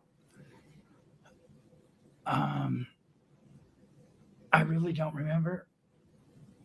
Like, I'm not even real clear if I had met her a second time. Oh. To be honest with you, like, I know that I met her the one time. And it might have been twice, but I really, like, it was like 4 years ago. So, like, I don't really remember if I met her more than once.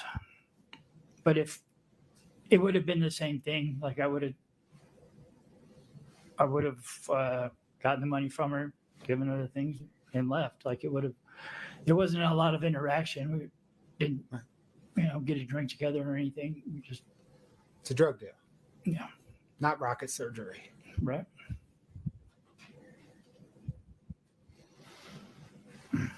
Had you met her at the Maverick Draper for anything else other than a drug deal? No.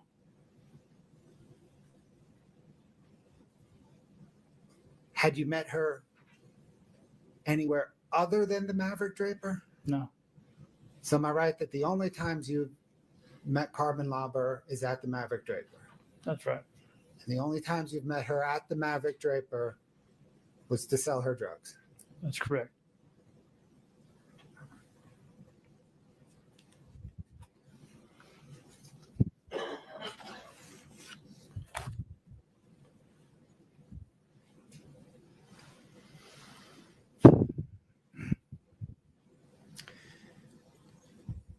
Do you recall interviewing with Summit County detectives on May the 4th, 2023?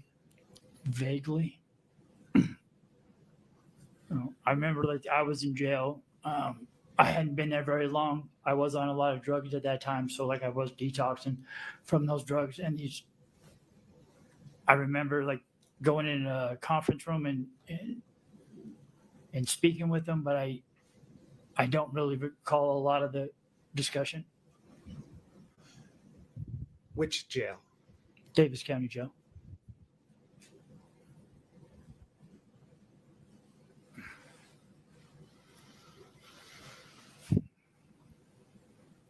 Do you recall whether they asked you if Carmen asked for blues specifically or fentanyl specifically?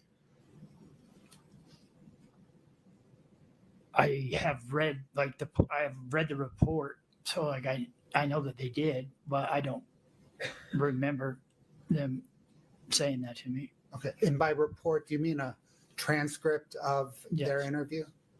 Yeah. So you know from reading a transcript of their interview that they asked you whether Carmen asked for blues or fentanyl on one hand or oxys on the other hand? Yes. Do you recall how you responded to that question? Not right offhand. I think I said something to the extent of that I thought they were, I didn't know if they were fentanyl or Roxy's, but whatever she asked for is what she got.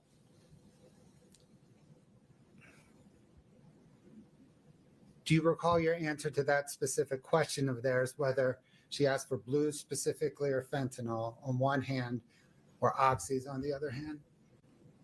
No. If I were to show you that transcript again, would you be able to recall? I mean, I'm not going to remember it, but I can. Would that help see you it. Like, refresh I it? can see like what it says. I mean, yeah.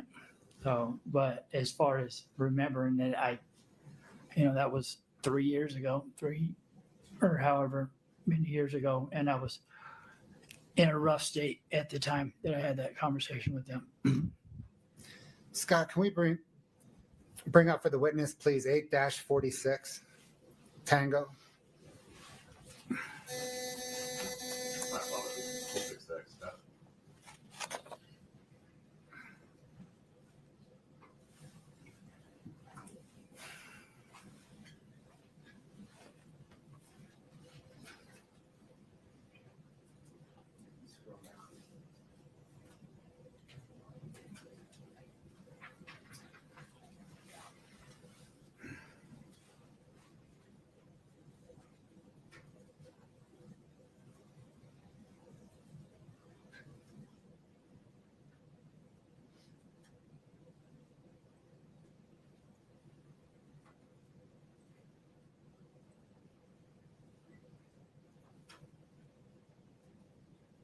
Are we moving too fast for you? No, I was reading. I'm sorry. Okay.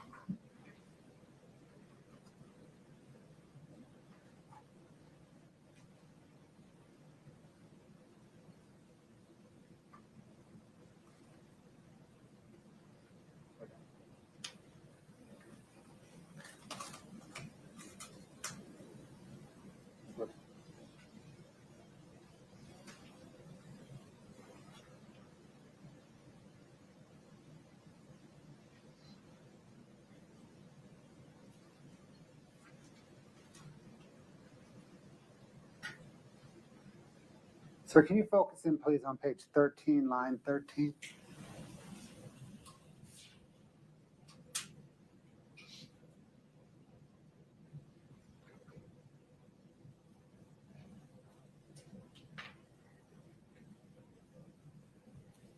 Okay. Does that help refresh your recollection on how you responded to the investigator's question of whether she wanted blues or fentanyl specifically or oxys? Yeah, but it says that. It's a yes or no. Yes. Okay. Yeah. Sir, how did you respond to that?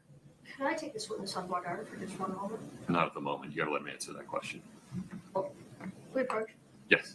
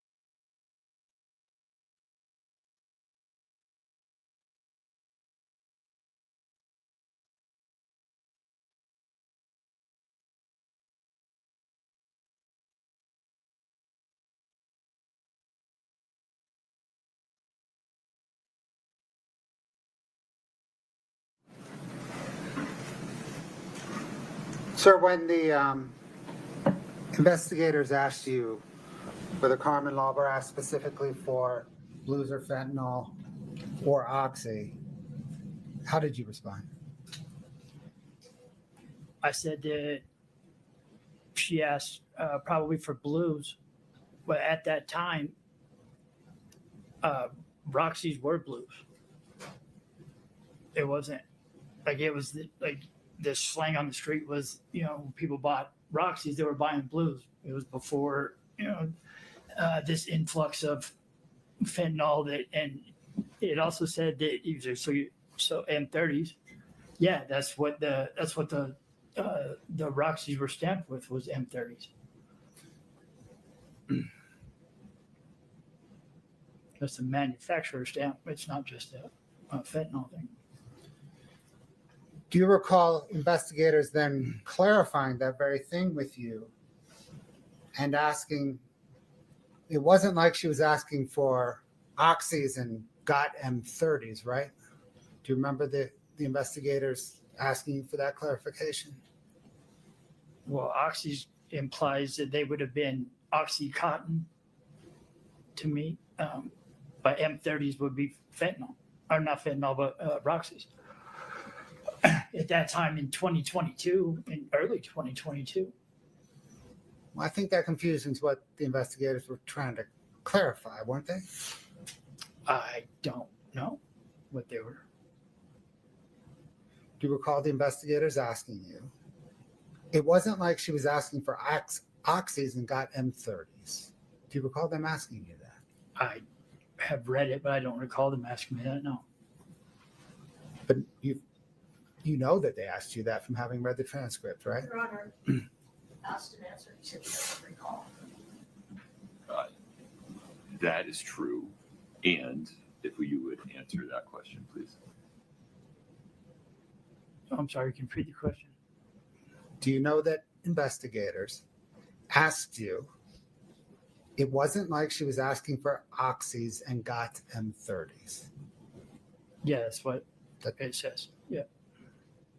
Do you recall your answer to that question? I do not. Would it refresh your recollection if I showed you the transcript of the interview? Sure. Scott, can I get 846T again? Which page do you want to go to? If we can stay, please, on page 13. And, sir, if you could read from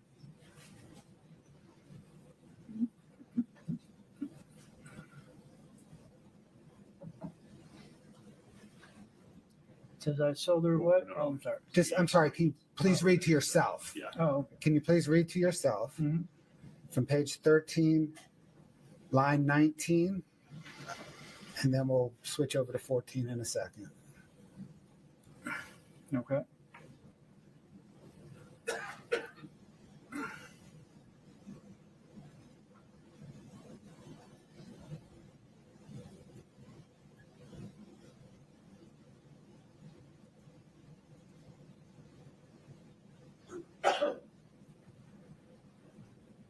Okay, if you could take that down, please, Scott. Sir, does that help refresh your recollection?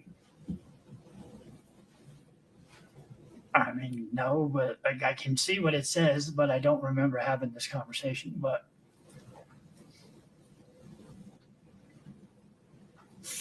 when the police asked you whether she was asking for oxys and got M30s, do you recall how you responded? yeah, it says no. She would have got what she asked for. Okay. He said he doesn't recall. Sustained. Sir, do you recall whether police asked you if Carmen Lauber knew there was fentanyl in the pills that you sold her? Again, yeah, it said that. It's a yes or no question. Do you recall it? I don't recall. I really don't recall the conversation with the police at all, other than I had the conversation with them. I don't remember details of it other than what I've read. Do you agree in the interview generally that you confirmed that you sold pills containing fentanyl to Carmen Lauber? No, I said that. From what I read, I said that she knew what she was. She got what she wanted. Whatever she asked me for is what she got. But I'm pretty sure it was Roxy's. And it was the whole questioning with those cops was them kind of telling me what I had been doing.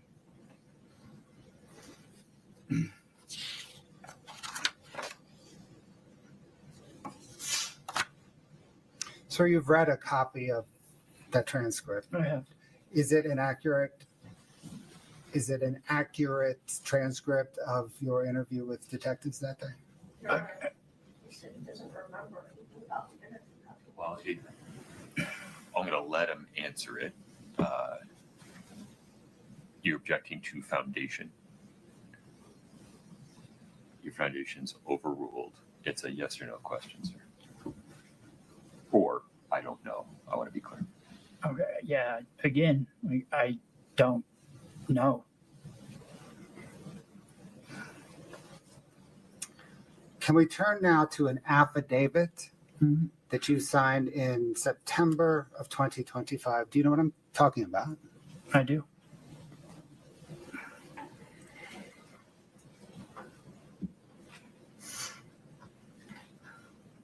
Did you swear to the affidavit saying that it was true? Yes. Did you read the affidavit before swearing to it? I believe it was read to me. In that affidavit, did you say that you sold drugs to Carmen Lauber 2 times in February 2022 at the Maverick in Draper? I believe it said the same thing I've been saying, that it was once, maybe twice. I don't recall if it was more than that. But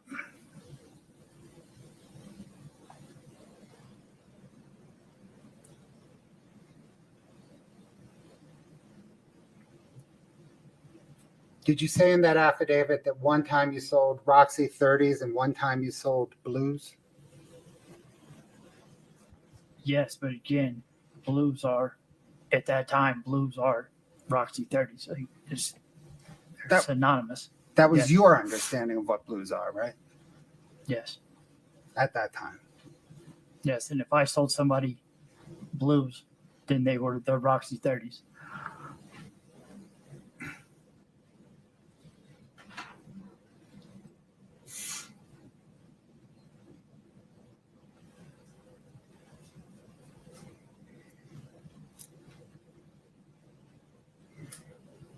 Did you say in that affidavit that you understood actually at that time in early 2022,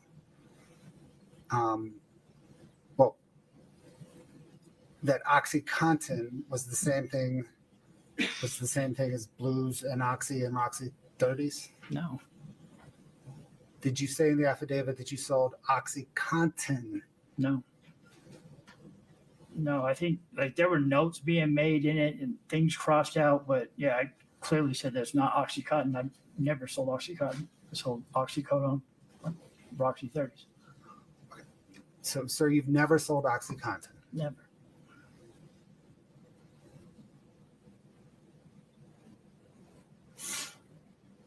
Scott, can I get 847, please?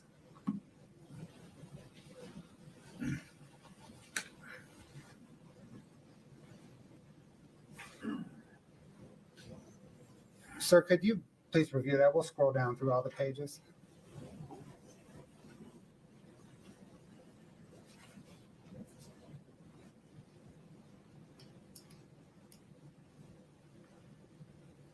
Scott, can you go down one?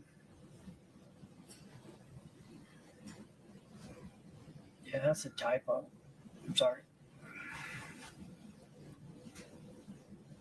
Go down again, please.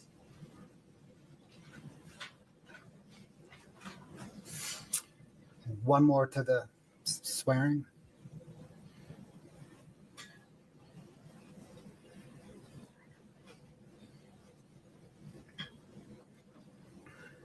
Can you go back to the top, please, Scott?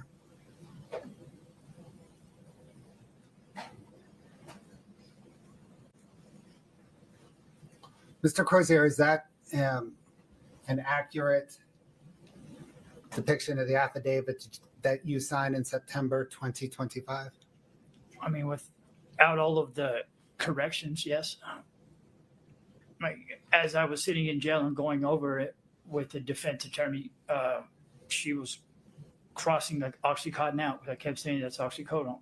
And then she was crossing other words out. Like there was a whole bunch of different words that were put in there that were typos or they weren't the right words. They certainly weren't my words.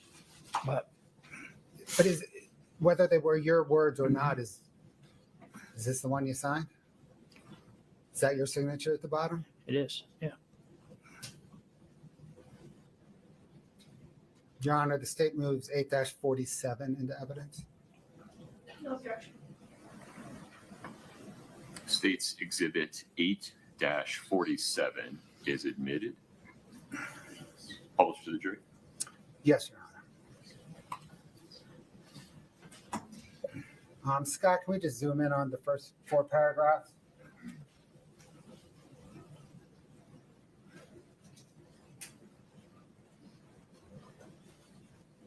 So is that first paragraph accurate? Yes. Is the second paragraph accurate? Yes. Is the third paragraph accurate? Yes.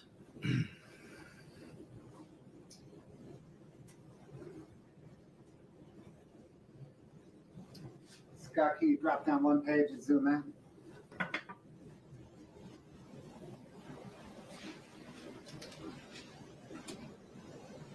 Is that fourth paragraph accurate? No. No, it's got it's got it says oxycontin and not oxycodone.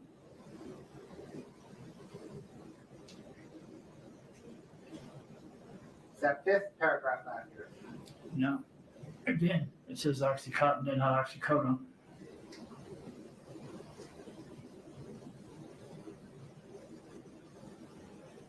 Is that sixth paragraph accurate? No. Again, it says oxycodone. Oxycontin and not oxycodone. Seventh paragraph accurate.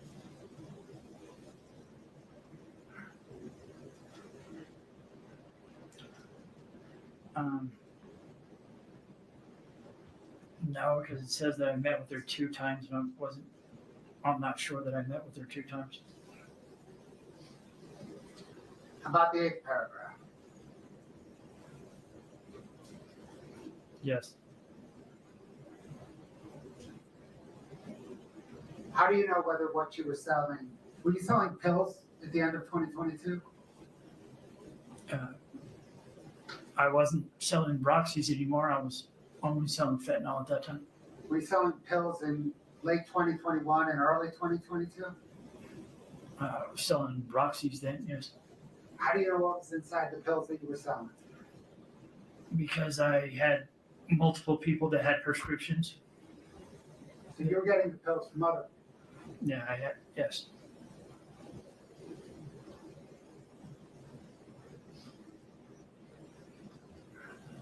Who did you get the pills from that you sold to Carmen Lawler? I don't recall. I had multiple sources that I was getting them from. So you just had a guy? I had a few guys.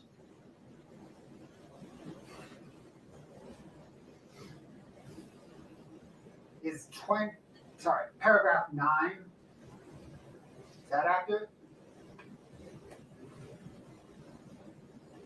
Yes. Is that accurate with the handwritten correction? Yeah, the possessing, yes. Are those your initials next to that possessing it's handwritten? Yes. How about paragraph 10? Is that accurate?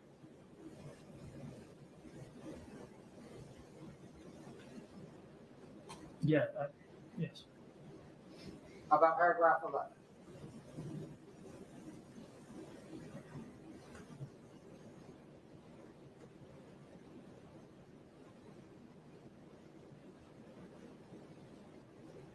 Yes.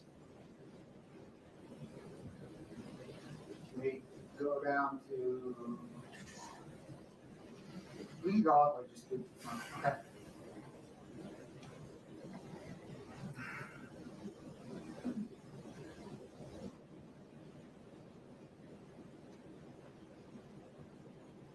Paragraph 12, accurate? It is. 13?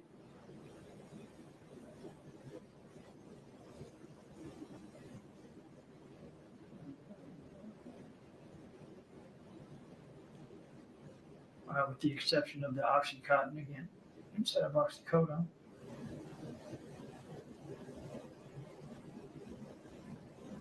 Again, the oxycodone prescription, I had an Oxycontin prescription.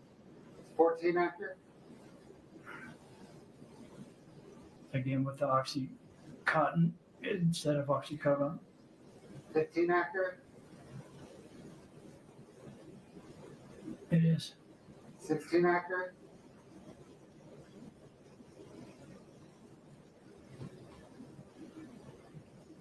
With the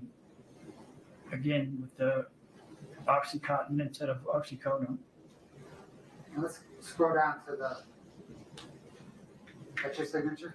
It is. Can we go to the next page, Scott? Is that your signature? It is. Now in there you say that you read the foregoing. Did you read it?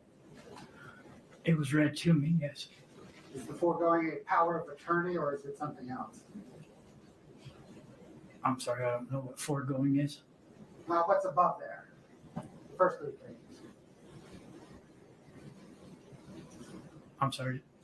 What was your question? It says right there that I read the foregoing power of attorney and understood the contents thereof. You're telling me that you didn't read it, right? Saying that it was read to me, and and every time it said Oxycontin, like we were saying, okay, that needs to be oxycodone. But those changes weren't made. No, I mean, yeah, apparently not. Thanks, Scott.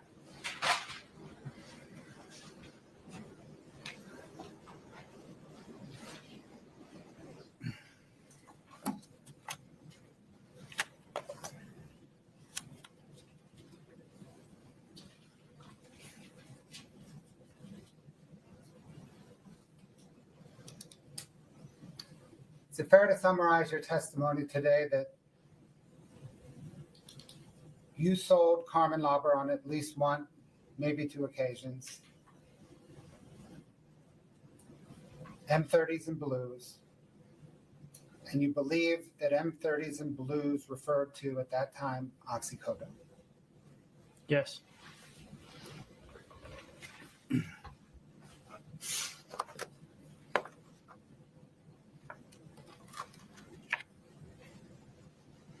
Thank you, sir. You're welcome. Ms. Lewis.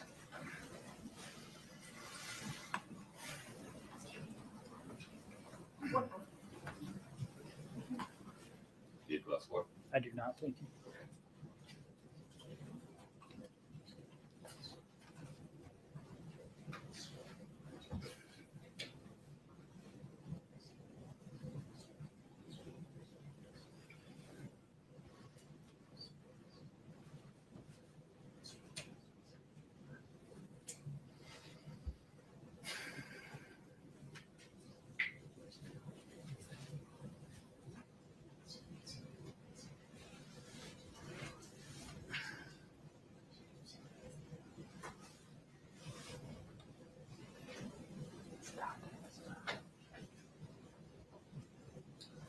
Good morning, Robert.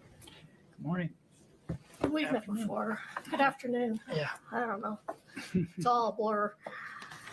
We've met before, right? What's that? We've met before. We have? Yes. Okay. Just gonna ask you a couple of questions about that first interview. You said that with the detectives that you really didn't remember that interview.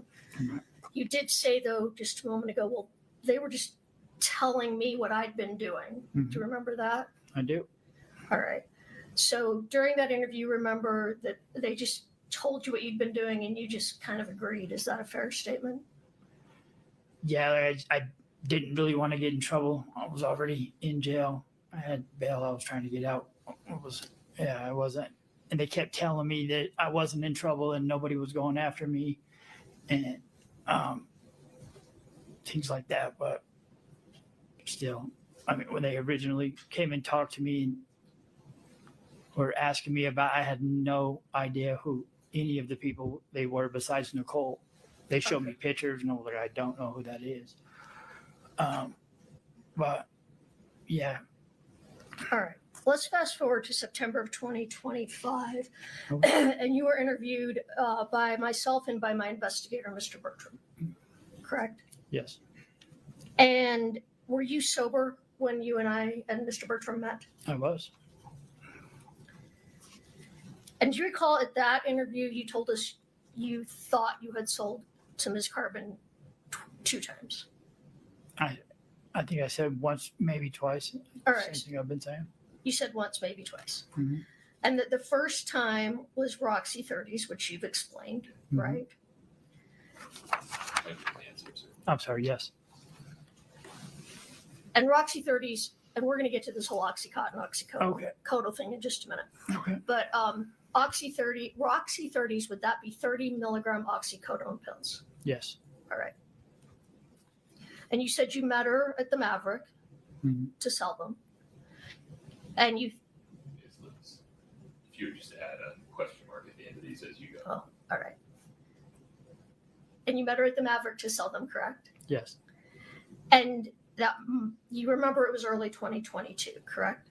Yeah, it was around this time. Okay. There was snow then. So. Okay. So can you remember what you were charging per pill for 30 milligram oxycodones? Like either $25 or $30 a piece. $25 or $30 per pill. Mm-hmm. You weren't selling fentanyl at that time, but when you did sell fentanyl, what did that sell for? About the same. You sold fentanyl for about the same. Mm-hmm. Are you aware that there was a time that fentanyl was sold for considerably less than oxycodone? Yes. And would that have been earlier when fentanyl first started in the market, or would that just depend on who was selling it? It just depends on who was selling it. Okay. Where you got it from. If you know a Hondo that'll give them to you for 80 cents, then yeah, but. All right, that's fair.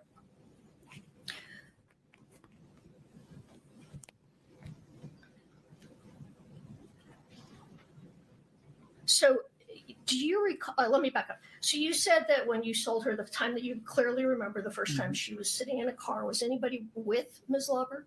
I don't remember. You don't remember there being anyone, or you just don't know? I just don't know. Like if there was some or if she was by herself, I don't know. Okay. And then do you recall saying that there was a time you sold to her when a man came with her? Yes. I do. So that would have been the second time that we talked about earlier, correct? Not sure. It could have been the first time, but probably. Yeah, Okay. If there was twice, why not? Okay. All right. So,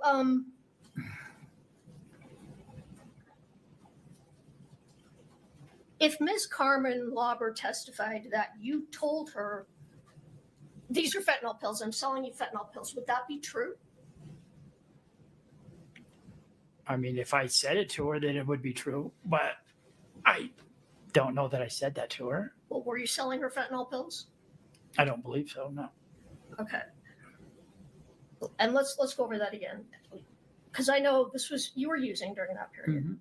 But why was it that you remembered that in 2022, early 2022, you were selling oxycodone and not fentanyl? Because everybody was scared of fentanyl in early 2022 and in 21. It was all over the news and people were dying. And everybody it was kind of hard to get, and people were scared of getting it. And like I testified, I had people that had prescriptions. I had my own prescription, and we sold those. When you said you had a prescription and you knew people that had prescriptions, are you talking about oxycodone? Yes. Do you remember the milligrams of your prescription? Mine were 10s at that time. 10s. Did Yeah. you sell any of those to Carmen Lauber? No. Okay, so you sold somebody else's prescription. Yes. And the pills you sold were actually prescription pills from a pharmacy? Yes. And do you recall you met her at the Maverick, and do you recall the person that you were buying from actually lived not super far away from that Maverick? Isn't that correct? No. You didn't have a supplier that was pretty close to that Maverick? No. So you don't recall that you met her there and then you left to get the pills and came back? I don't remember. I might have met somebody down the street, but I don't remember if I didn't go to anybody's house to get them. All right, that's fair. So somebody met you a ways from the Maverick to give you the pills? Mm-hmm. Yes? Yes. Okay. Sorry. And those were that person's prescription? Yes. Do you know what the milligrams were? Were they 30 milligrams? They were 30 milligrams. All right. So at that time in early 2022, you would not have been telling Carmen Lauber, here, these are fentanyl. No, I didn't have a fentanyl plug at that time. Like, I didn't know anybody that sold fentanyl at that time. All right. And you said if you were asked for blues, that to you that meant what? Roxy's. Roxy's. Because before fentanyl became really well known, a lot of oxycodones were blue. Yeah, and they were the M30s, like from the manufacturers. And I think that's why whoever makes those now, the fentanyl ones, they made them to look just like the Roxy's, because people were taking, a lot of people were addicted to Roxy 30s at that time. So they made them look exactly like that. And that's why people were dying, because they were thinking they were taking a Roxy and they were taking a fentanyl that looked exactly the same, but color might have been a little different. And those were either being made illicitly or brought in from Mexico, right? I'm not sure how they come in, but yeah, they were here. Yeah, you couldn't get them from a pharmacy for sure. I'm sure you couldn't. You could not get them from a pharmacy, no. Okay. So the pills that you sold in 2022 that were light blue, those came from a pharmacy. Yes. Do you recall that selling pills that were light green? If they were light green, they would have been 15s or 20s. With the Roxy's, like the lower the doses, like I had a prescription for 10s and they were pink. And then I think the 15s might have been green, and then 20s were gray, I think. And then all of, from every manufacturer, they were all blue. The Roxy 30s were every manufacturer, they were all blue. Light blue? Yeah, whether they said M30 on them or A22 something or whatever it was, the manufacturer stamp on. Okay. Now, I want to talk about the affidavit, the one that's been admitted, and then there's a second one that has not yet been admitted. Now, when Mr. Bertram and you didn't type this affidavit, right? No, I did not. And Mr. Bertram and I brought these up to you, correct? Mm-hmm. And we Yes. read them to you, correct? Yes. And you made some corrections, correct? Well, I think you had the pen, but yes. You told me some corrections to make, and I made them correct. Yes. And then you signed them, correct? Yes. But at that time, let me rephrase that. Then later, you were given an attorney, correct? Mm-hmm. Yes. And Ms. Letkins. Mhm. And is that right? Yes. And Ms. Letkins went over these with you again later, correct? The affidavits. I don't remember if she did or not. I mean, I went from meeting with you from jail and then going to treatment. I was in 7th Street treatment at the time. I know that we talked about them. You and Ms. Letkins? Mm-hmm. I don't know if we went over it line by line like we just did, but I know that we talked about it. Do you recall telling Ms. Letkins there's a mistake in these? It says Oxycontin and it's supposed to be oxycodone? Yes. All right. And are you aware that Ms. Letkins then let the prosecutors in this case know these are correct, except that they say Oxycontin and they should say oxycodone? I don't know that she did that, but I'm sure she did. I don't. Okay. And so I'm the one that typed Oxycontin, correct? Probably, yeah. Yes. Yeah. And now that I didn't understand them, but I understand now, what's the difference between Oxycontin and oxycodone? Oxycontin is way stronger. And it's time released now, I believe. Like, I think in the 90s it wasn't. They were having a lot of problems around the country with those. And then they made them time released. The Oxycodone or the Oxycontin 30s, I believe, are purple or they're red or maroon color or something like that. But yeah, they have like a gel around them. All right. So there's a mistake that we put Oxycontin and then you later corrected it with your attorney and said, well, this is right, other than it should say oxycodone. Yes. All right. Because you were selling oxycodone, Yes. not Oxycontin. Yes. All right, let me show you. Do we have the mark on the new exhibit? Okay. Let's pull up what is Defense Exhibit 1025. You actually signed 2 affidavits in September of 2025, Yes. correct? And the state introduced one of those affidavits, correct? I don't know. They just showed me one. They showed you one. Okay. Yes. That's the only one they showed you. Yes. Will you take a look at this and tell me if this is the second one you signed?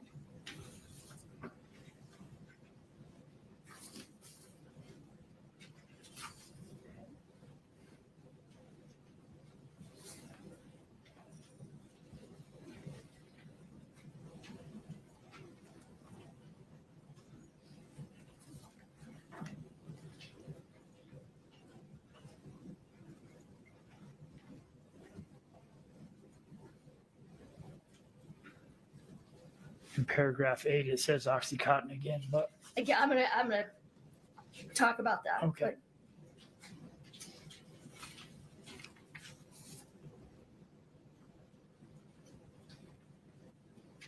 yes.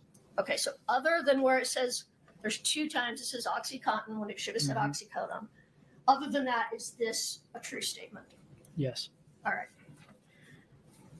I'd like to admit Defense Exhibit 1025, which actually is both statements, the one that was already admitted plus this one together. We can separate them out, but it's the same. Objection, Your Honor. Another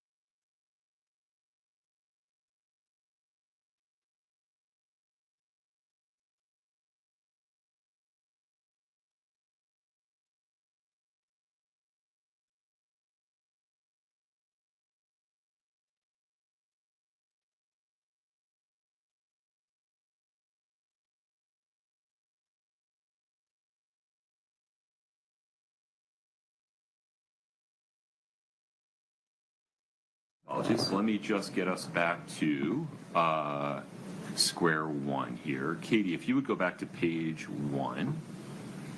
I'm going to hide this for just a moment. Ms. Lewis, it is queued up, though, if you need it. All right, let's actually go to page 2, though, Katie, because you just read this, right, as you were sitting here. All right. So do you recall a meeting with prosecutors in this case in April of 2025 to discuss your testimony? I do. And that was before you met with myself and Mr. Bertram in September of 2025. Yeah. Yes. And at that meeting, did you tell them then that you never did sell fentanyl to Carmen Lauber? I told them that I'm pretty sure that I sold her Roxy's and not fentanyl. Okay. So you told them, excuse me. You told them basically the same thing that you said in September of 2025 and what you're saying today. Yes. In your testimony. And did you sign a sworn affidavit that that in fact happened? I did. All right. And were you sober when you met with the prosecution in 2025? I was. To tell them that I never sold her fentanyl, I sold her Roxy 30s, Yes. oxycodone. Oxycodone. Yeah. Okay. When you met with, or not met, I'm sorry, you talked to your friend Nicole. What did she tell you? No, let me rephrase that. What was your understanding of what Carmen Lauber wanted? She said, I have a friend who wants some pills. What was your understanding of what that friend wanted? Did she wanted Roxy's? Roxy's. I'm sorry.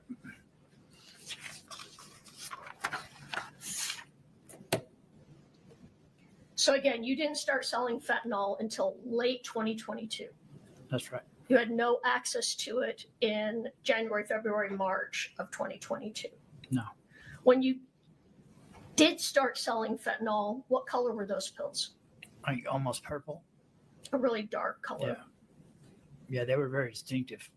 Okay. So not light blue, not light green. Mm-hmm. Did anyone ever ask you for the Michael Jackson stuff? I'm sorry? I think that answers my question.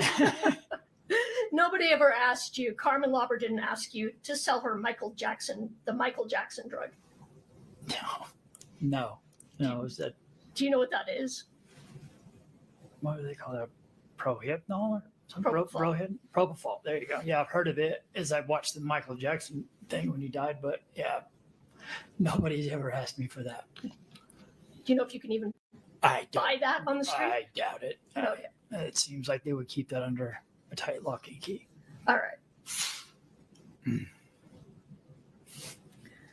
All right. I'm just going to summarize and then we're going to be done. Okay?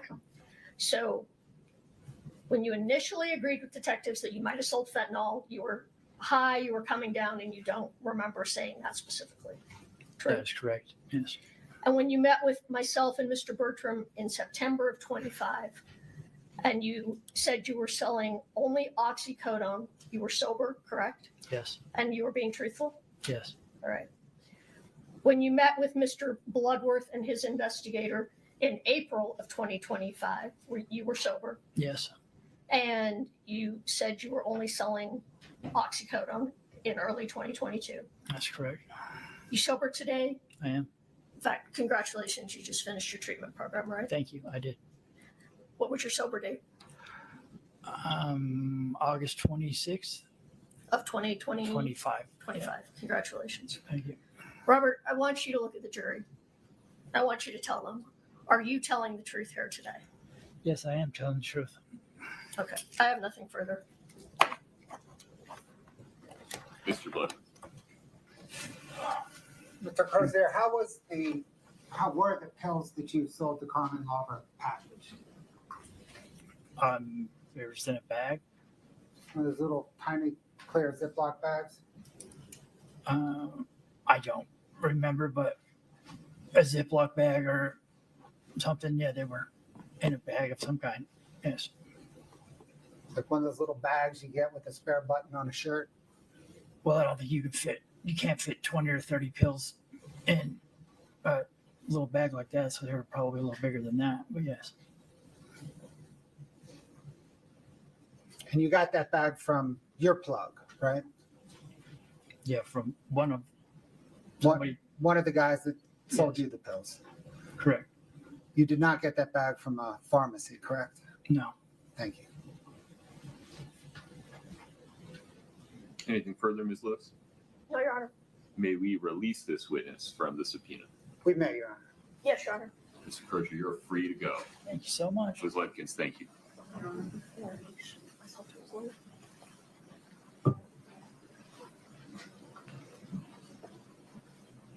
Is this a good time for a restroom break? I don't know how long the next witness will be.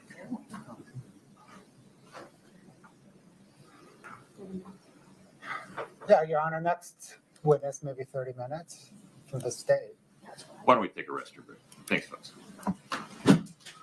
All right, jury.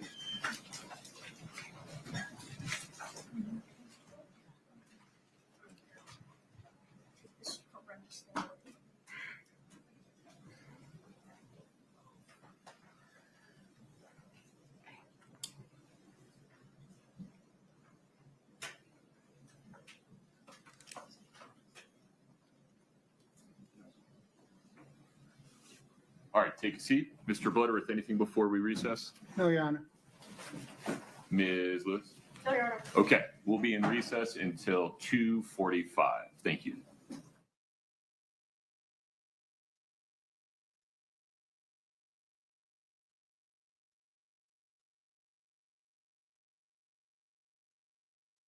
Want more true crime? Catch featured episodes on its Southern Sin like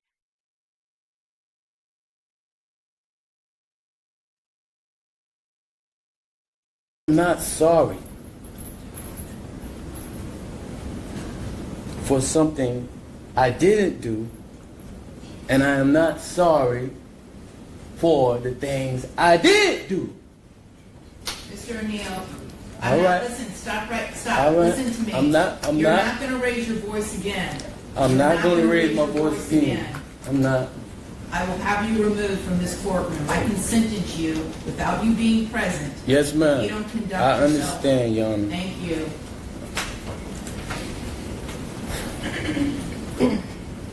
But I will say, I'm sorry for your loss. 19 years I've been at this job. I've seen human beings killed at the hands of others in every way imaginable. You name it, I've seen it. Shootings, stabbings, drownings, suffocatings, blown apart by cars in DUI manslaughter cases. Horrible things. This is the worst case I have ever seen as far as the facts go.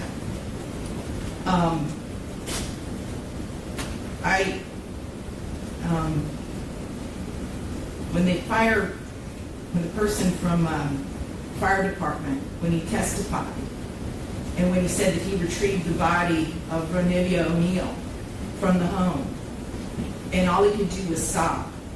It took every ounce I had not to start sobbing too.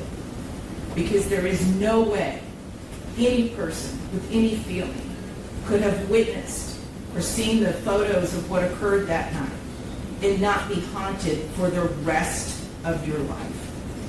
I know I will be. For the rest of my life, I'll be haunted by what I saw as far as the evidence and just the abject cruelty of it all. The abject cruelty. And I was aware, because I reviewed a lot of the discovery ahead of time, as you well know, did a lot of the camera inspection of a lot of documents.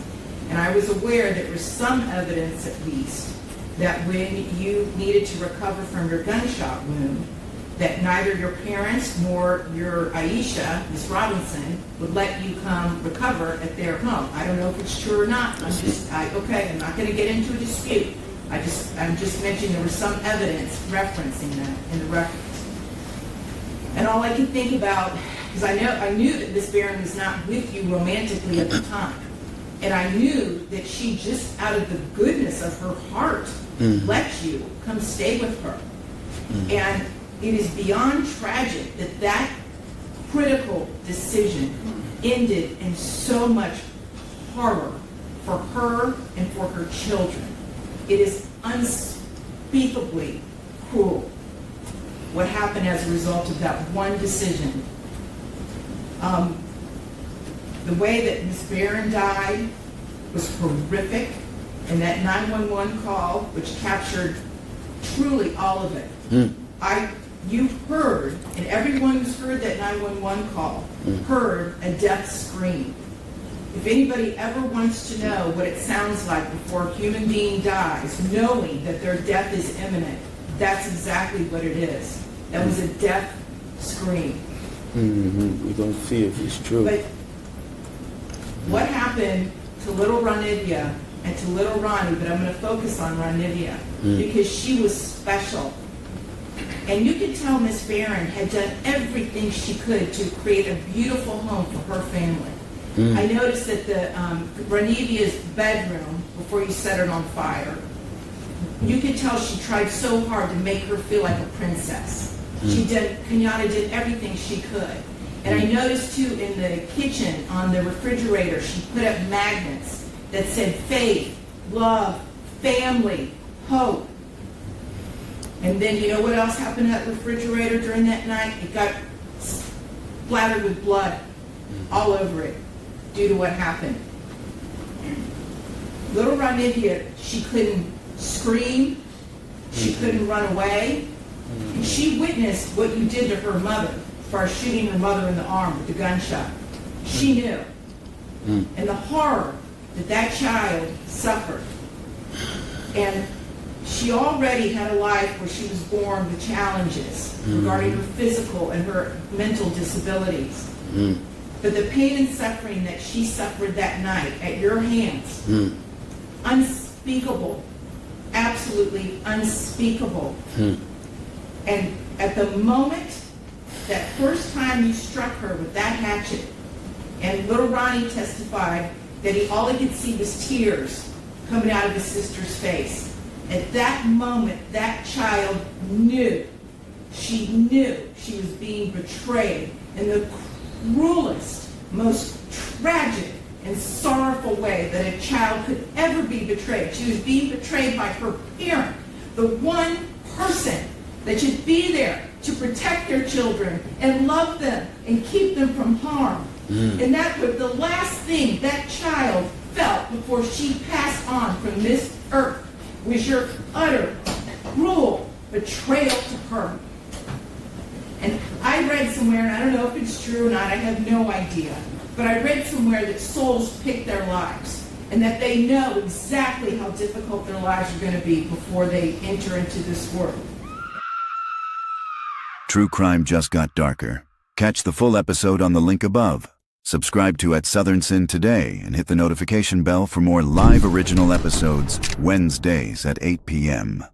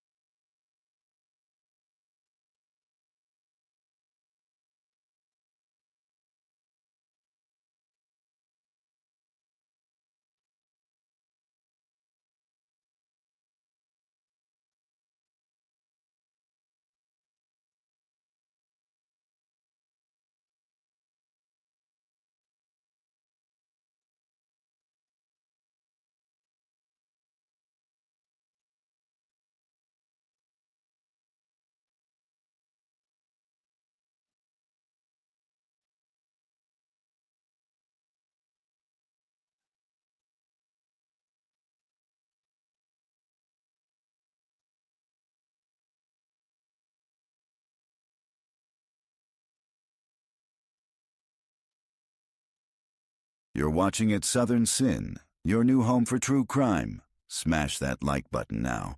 We'll be right back. Let's invite the jury in, please.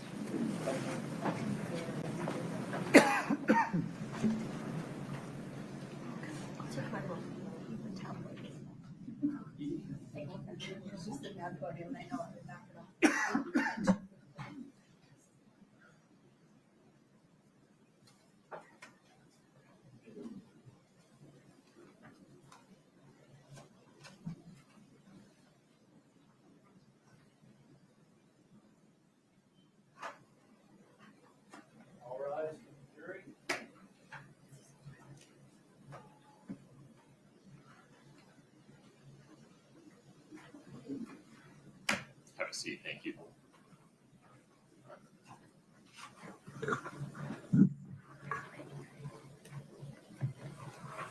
All right, have a seat. Ms. Sherback, the state's next witness. Sergeant Eric Haskell, please. Sergeant, if you'd step in front of Brittany, we'll get you sworn in.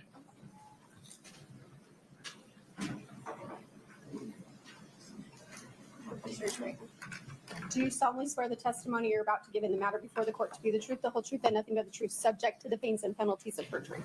Thank you. Have a seat.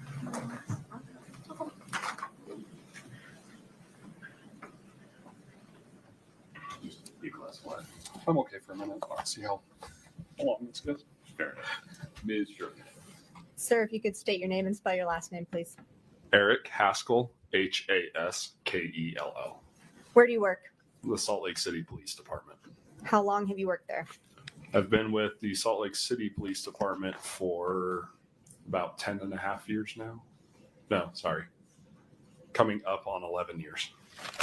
What is your current assignment at the Salt Lake Police? I'm currently a sergeant over the Special Investigations Unit, which handles narcotic and vice cases. I want to go through some of your pertinent law enforcement history. And why don't you start explaining to the jury kind of where you got your start at the Salt Lake Police and where those roles kind of took you throughout your career up to this point? I started like most officers in patrol when I came to the Salt Lake City Police Department.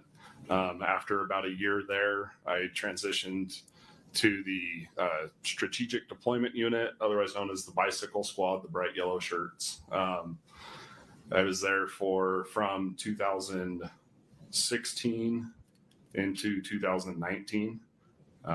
When I left there, I went back into patrol in 2019. Working my way through it all. That's okay. I know it's testing your memory.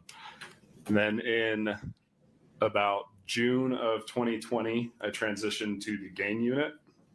I was there until January of 2021. A short time. 2020 was a tumultuous year for us. We were shrinking down specialties, which point I went back to patrol the beginning of 2021. Towards the end of 2021, I went back into the gang unit for a short time as a supervisor. And in 2022, back into patrol as a sergeant. I remained there until, I believe it was maybe spring of 2023, where I transitioned to a encampment mitigation sergeant, handling illegal camps throughout the city until September of 2024, where I transitioned into my current assignment. Thank you. I think that covers my time with Salt Lake City. Thank you for that history. Now, as a sergeant over I think you said special investigations, how is that involved with narcotics investigations, or what is your role in those investigations with the Salt Lake Police? Widely varied, everything as it relates to narcotics. My unit, for starters, screens all of the screening being submitting charging documents, I guess, for any narcotics cases within the city. So any patrol officers or other officers throughout the department that have narcotic cases, those cases come through our office. We review them and submit them to the district attorney's office. We personally, as the beard might suggest, are a little different than a patrol officer. So we're an undercover unit. We will conduct undercover drug buys and long-term drug narcotic investigations. We will conduct short-term investigations as well, things that we would refer to as like a buy bust, where we might do an undercover buy and immediately arrest somebody. And like I said, including those long-term investigations, conducting narcotic search warrants, consulting on narcotic-related cases, officers throughout the department contacting us for our expertise in the world of narcotics. And so is it fair to say that your unit and your experience deals with everything from drug deals on the street up to larger scale, more complex drug investigations? Yes. And have you received any type of special training to perform this role? Yes. So I've attended the DEA drug investigations course. It's a week-long course put on by the DEA. I've attended the Salt Lake City Undercover Academy, which presents some information on drug investigations, as well as the name implies, the learning how to be an undercover and the tools used in that. I've attended, I have members of my unit that are part of a task force, the Utah Drug Overdose Task Force, attended seminars put on by them. Those would be the kind of the primary trainings. And so you have quite a bit of experience in drug investigations. Yes, ma'am. Talk about when we're talking about a street level drug deal, what does that look like? For someone that's not familiar with those, what does that mean? A simple street level drug deal will look like a buyer and a seller meeting somewhere. It quite frankly can be anywhere.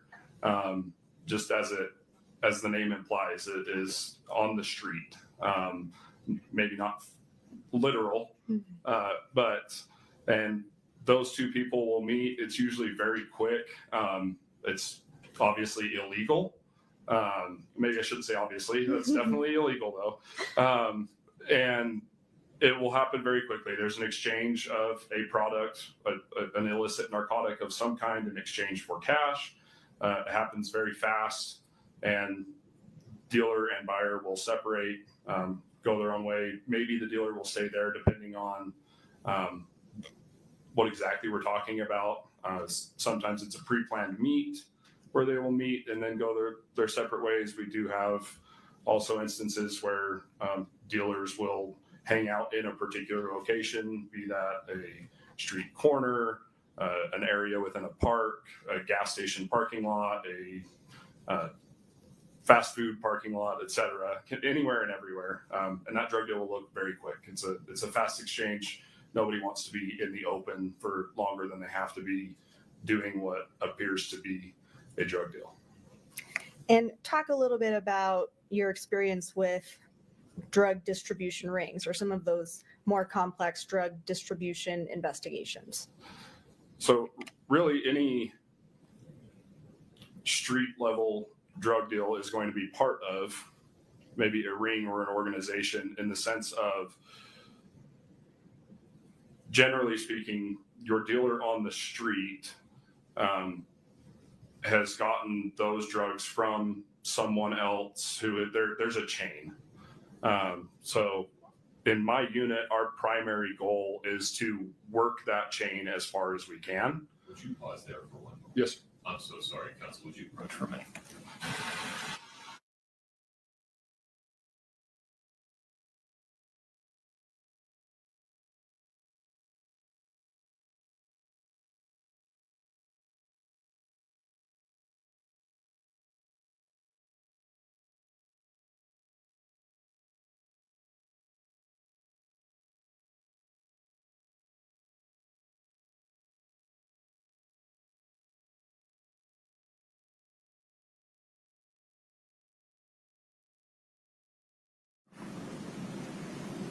Grace, can I have a word?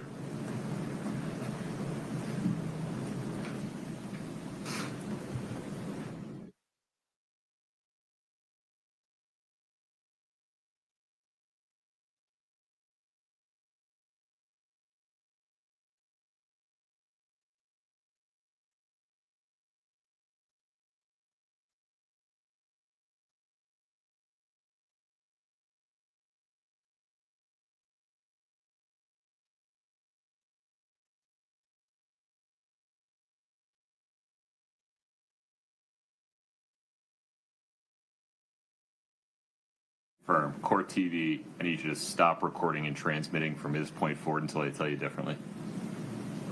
You're watching at Southern Sin, your new I home for apologize true for crime. interrupting. Smash that like button now. For your benefit. We'll be right back.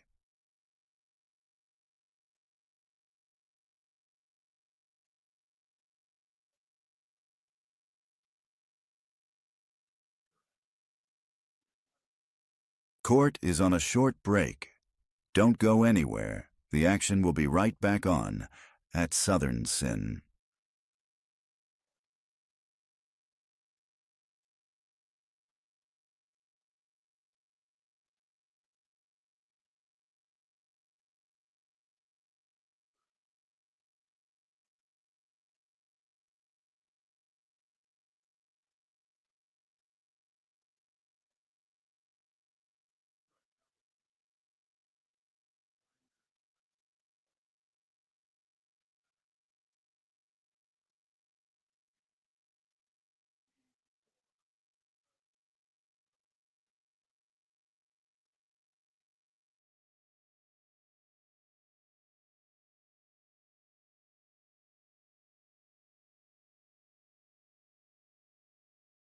Looking for more exclusive, thrilling true crime episodes? You can now catch them on our Patreon at Southern Sin.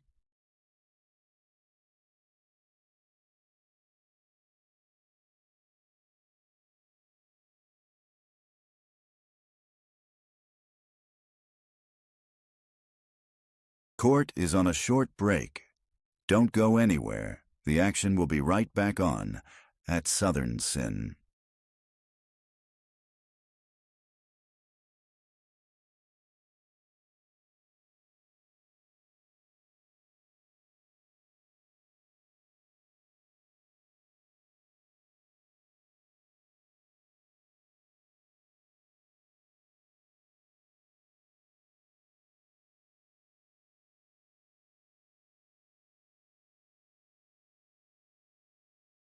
Thank you for subscribing to at Southern Sin, your new home for true crime. Hit that Cash App code or become a member today for all new exclusives.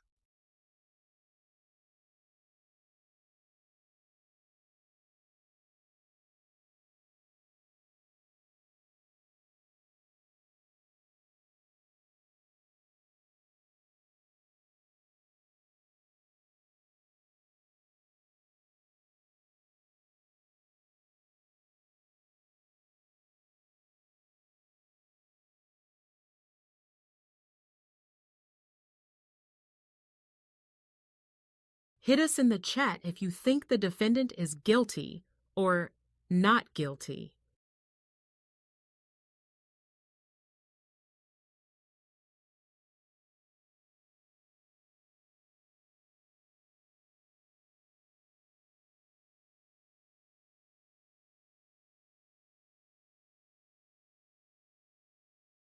For more exclusive true crime episodes and explosive live trial coverage, subscribe to at Southern Sin and at Truth Talks. Join us every day at 9 a.m.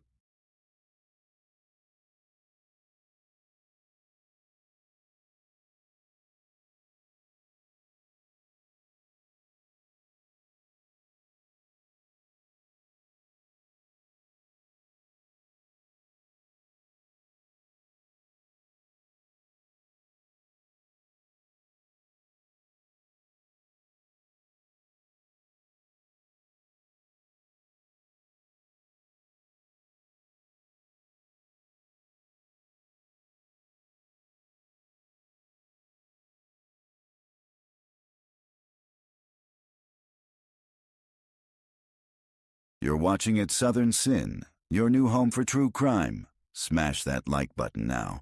We'll be right back.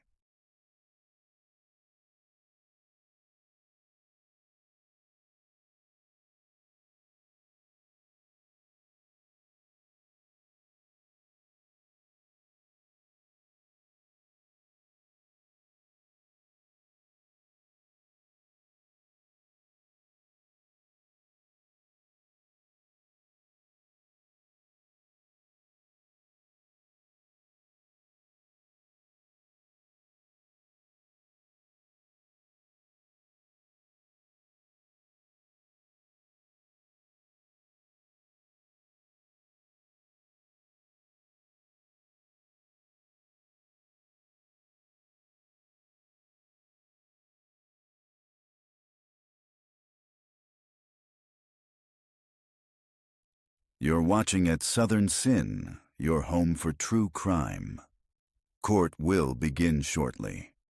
Don't go anywhere. Eric and Kouri Richins seem to be living the perfect little life. The attractive young couple had 3 young boys and were doing very well financially living in Utah. They traveled, had a beautiful home, and spent a lot of family time with the boys. But beneath the exterior, something else was happening. Family members say Eric suspected his wife of trying to poison him, giving him food and drinks laced with poison. Eric got so suspicious that he changed his life insurance and his will to give his money to his sister, who he trusted to take care of the kids. Now, prosecutors say Eric was right.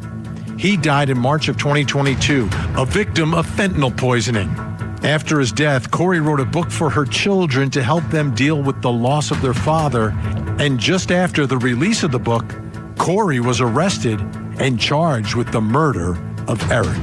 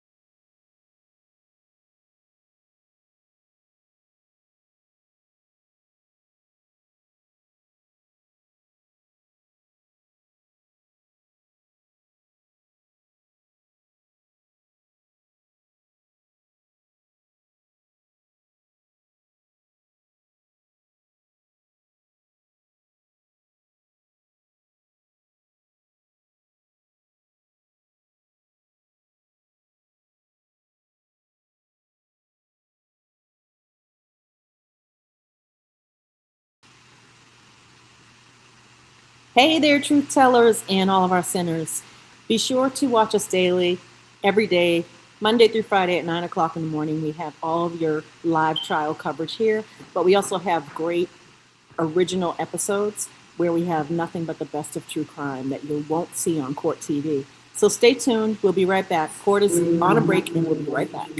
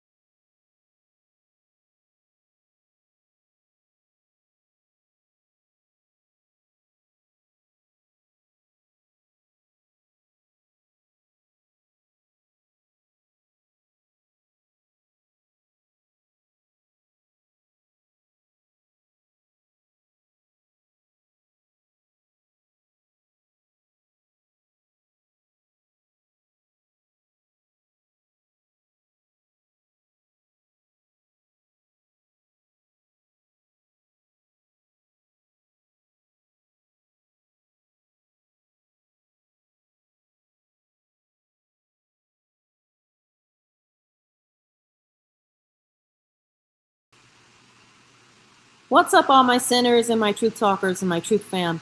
We are on a short court break. We are watching the Kouri Richins explosive case details. We are on a short court break. We are watching the Kouri Richins explosive case details. We'll be right back.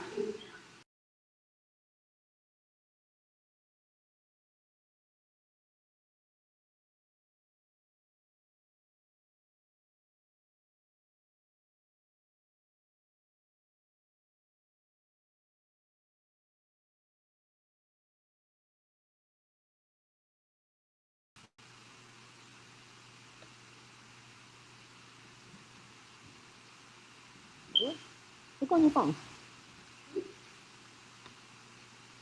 Hello, everybody out there in TV land. I'm Jody. I'm one of the producers on Southern Sin and Truth Talks Live. Hang in there with us. We basically have the Kouri Richins trial getting ready to start back up and lots more. Hit us in the comments and hit us in the chat with hashtag sinners or hashtag truthfam. Be sure to like and subscribe. Thanks for watching Southern Sin and Truth Talks Live.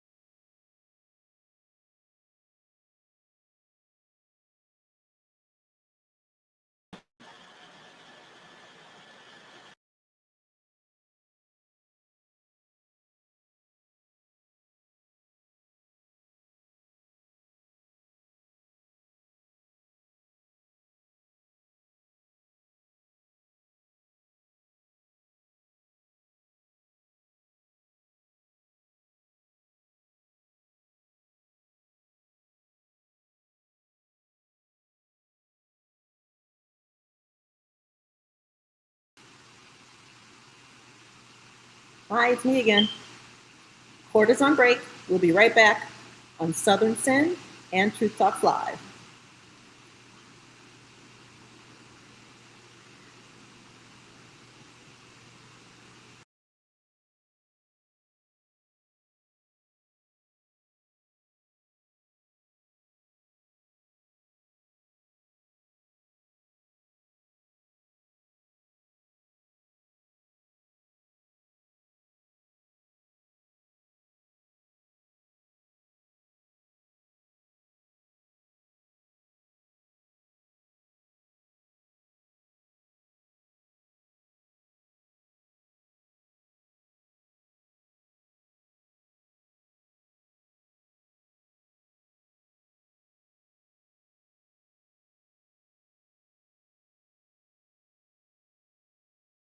You're watching at Southern Sin, your new home for true crime. Smash that like button now.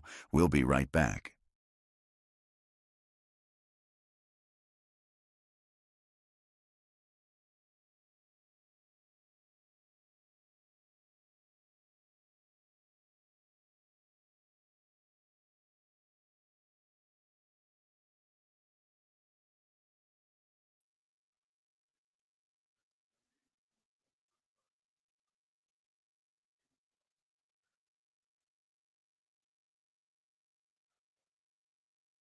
For more exclusive true crime episodes and explosive live trial coverage, subscribe to at Southern Sin and at Truth Talks. Join us every day at 9 a.m.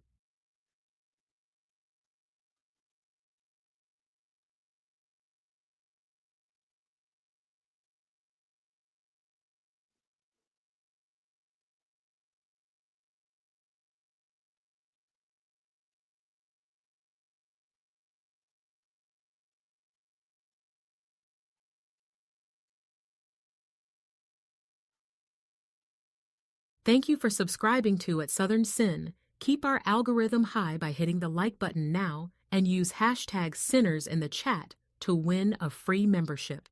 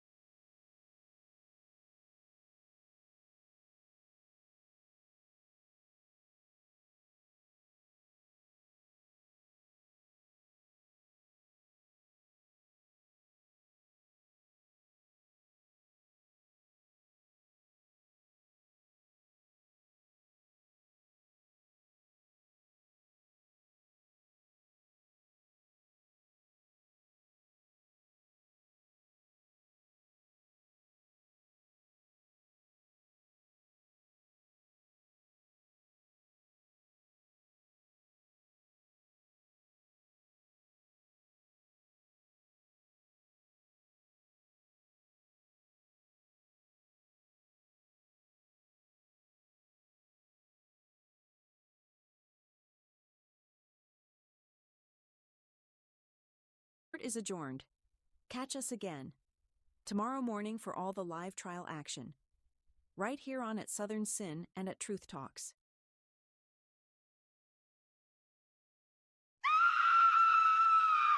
True crime just got darker. Catch the full episode on the link above. Subscribe to At Southern Sin today and hit the notification bell for more live original episodes Wednesdays at 8 p.m.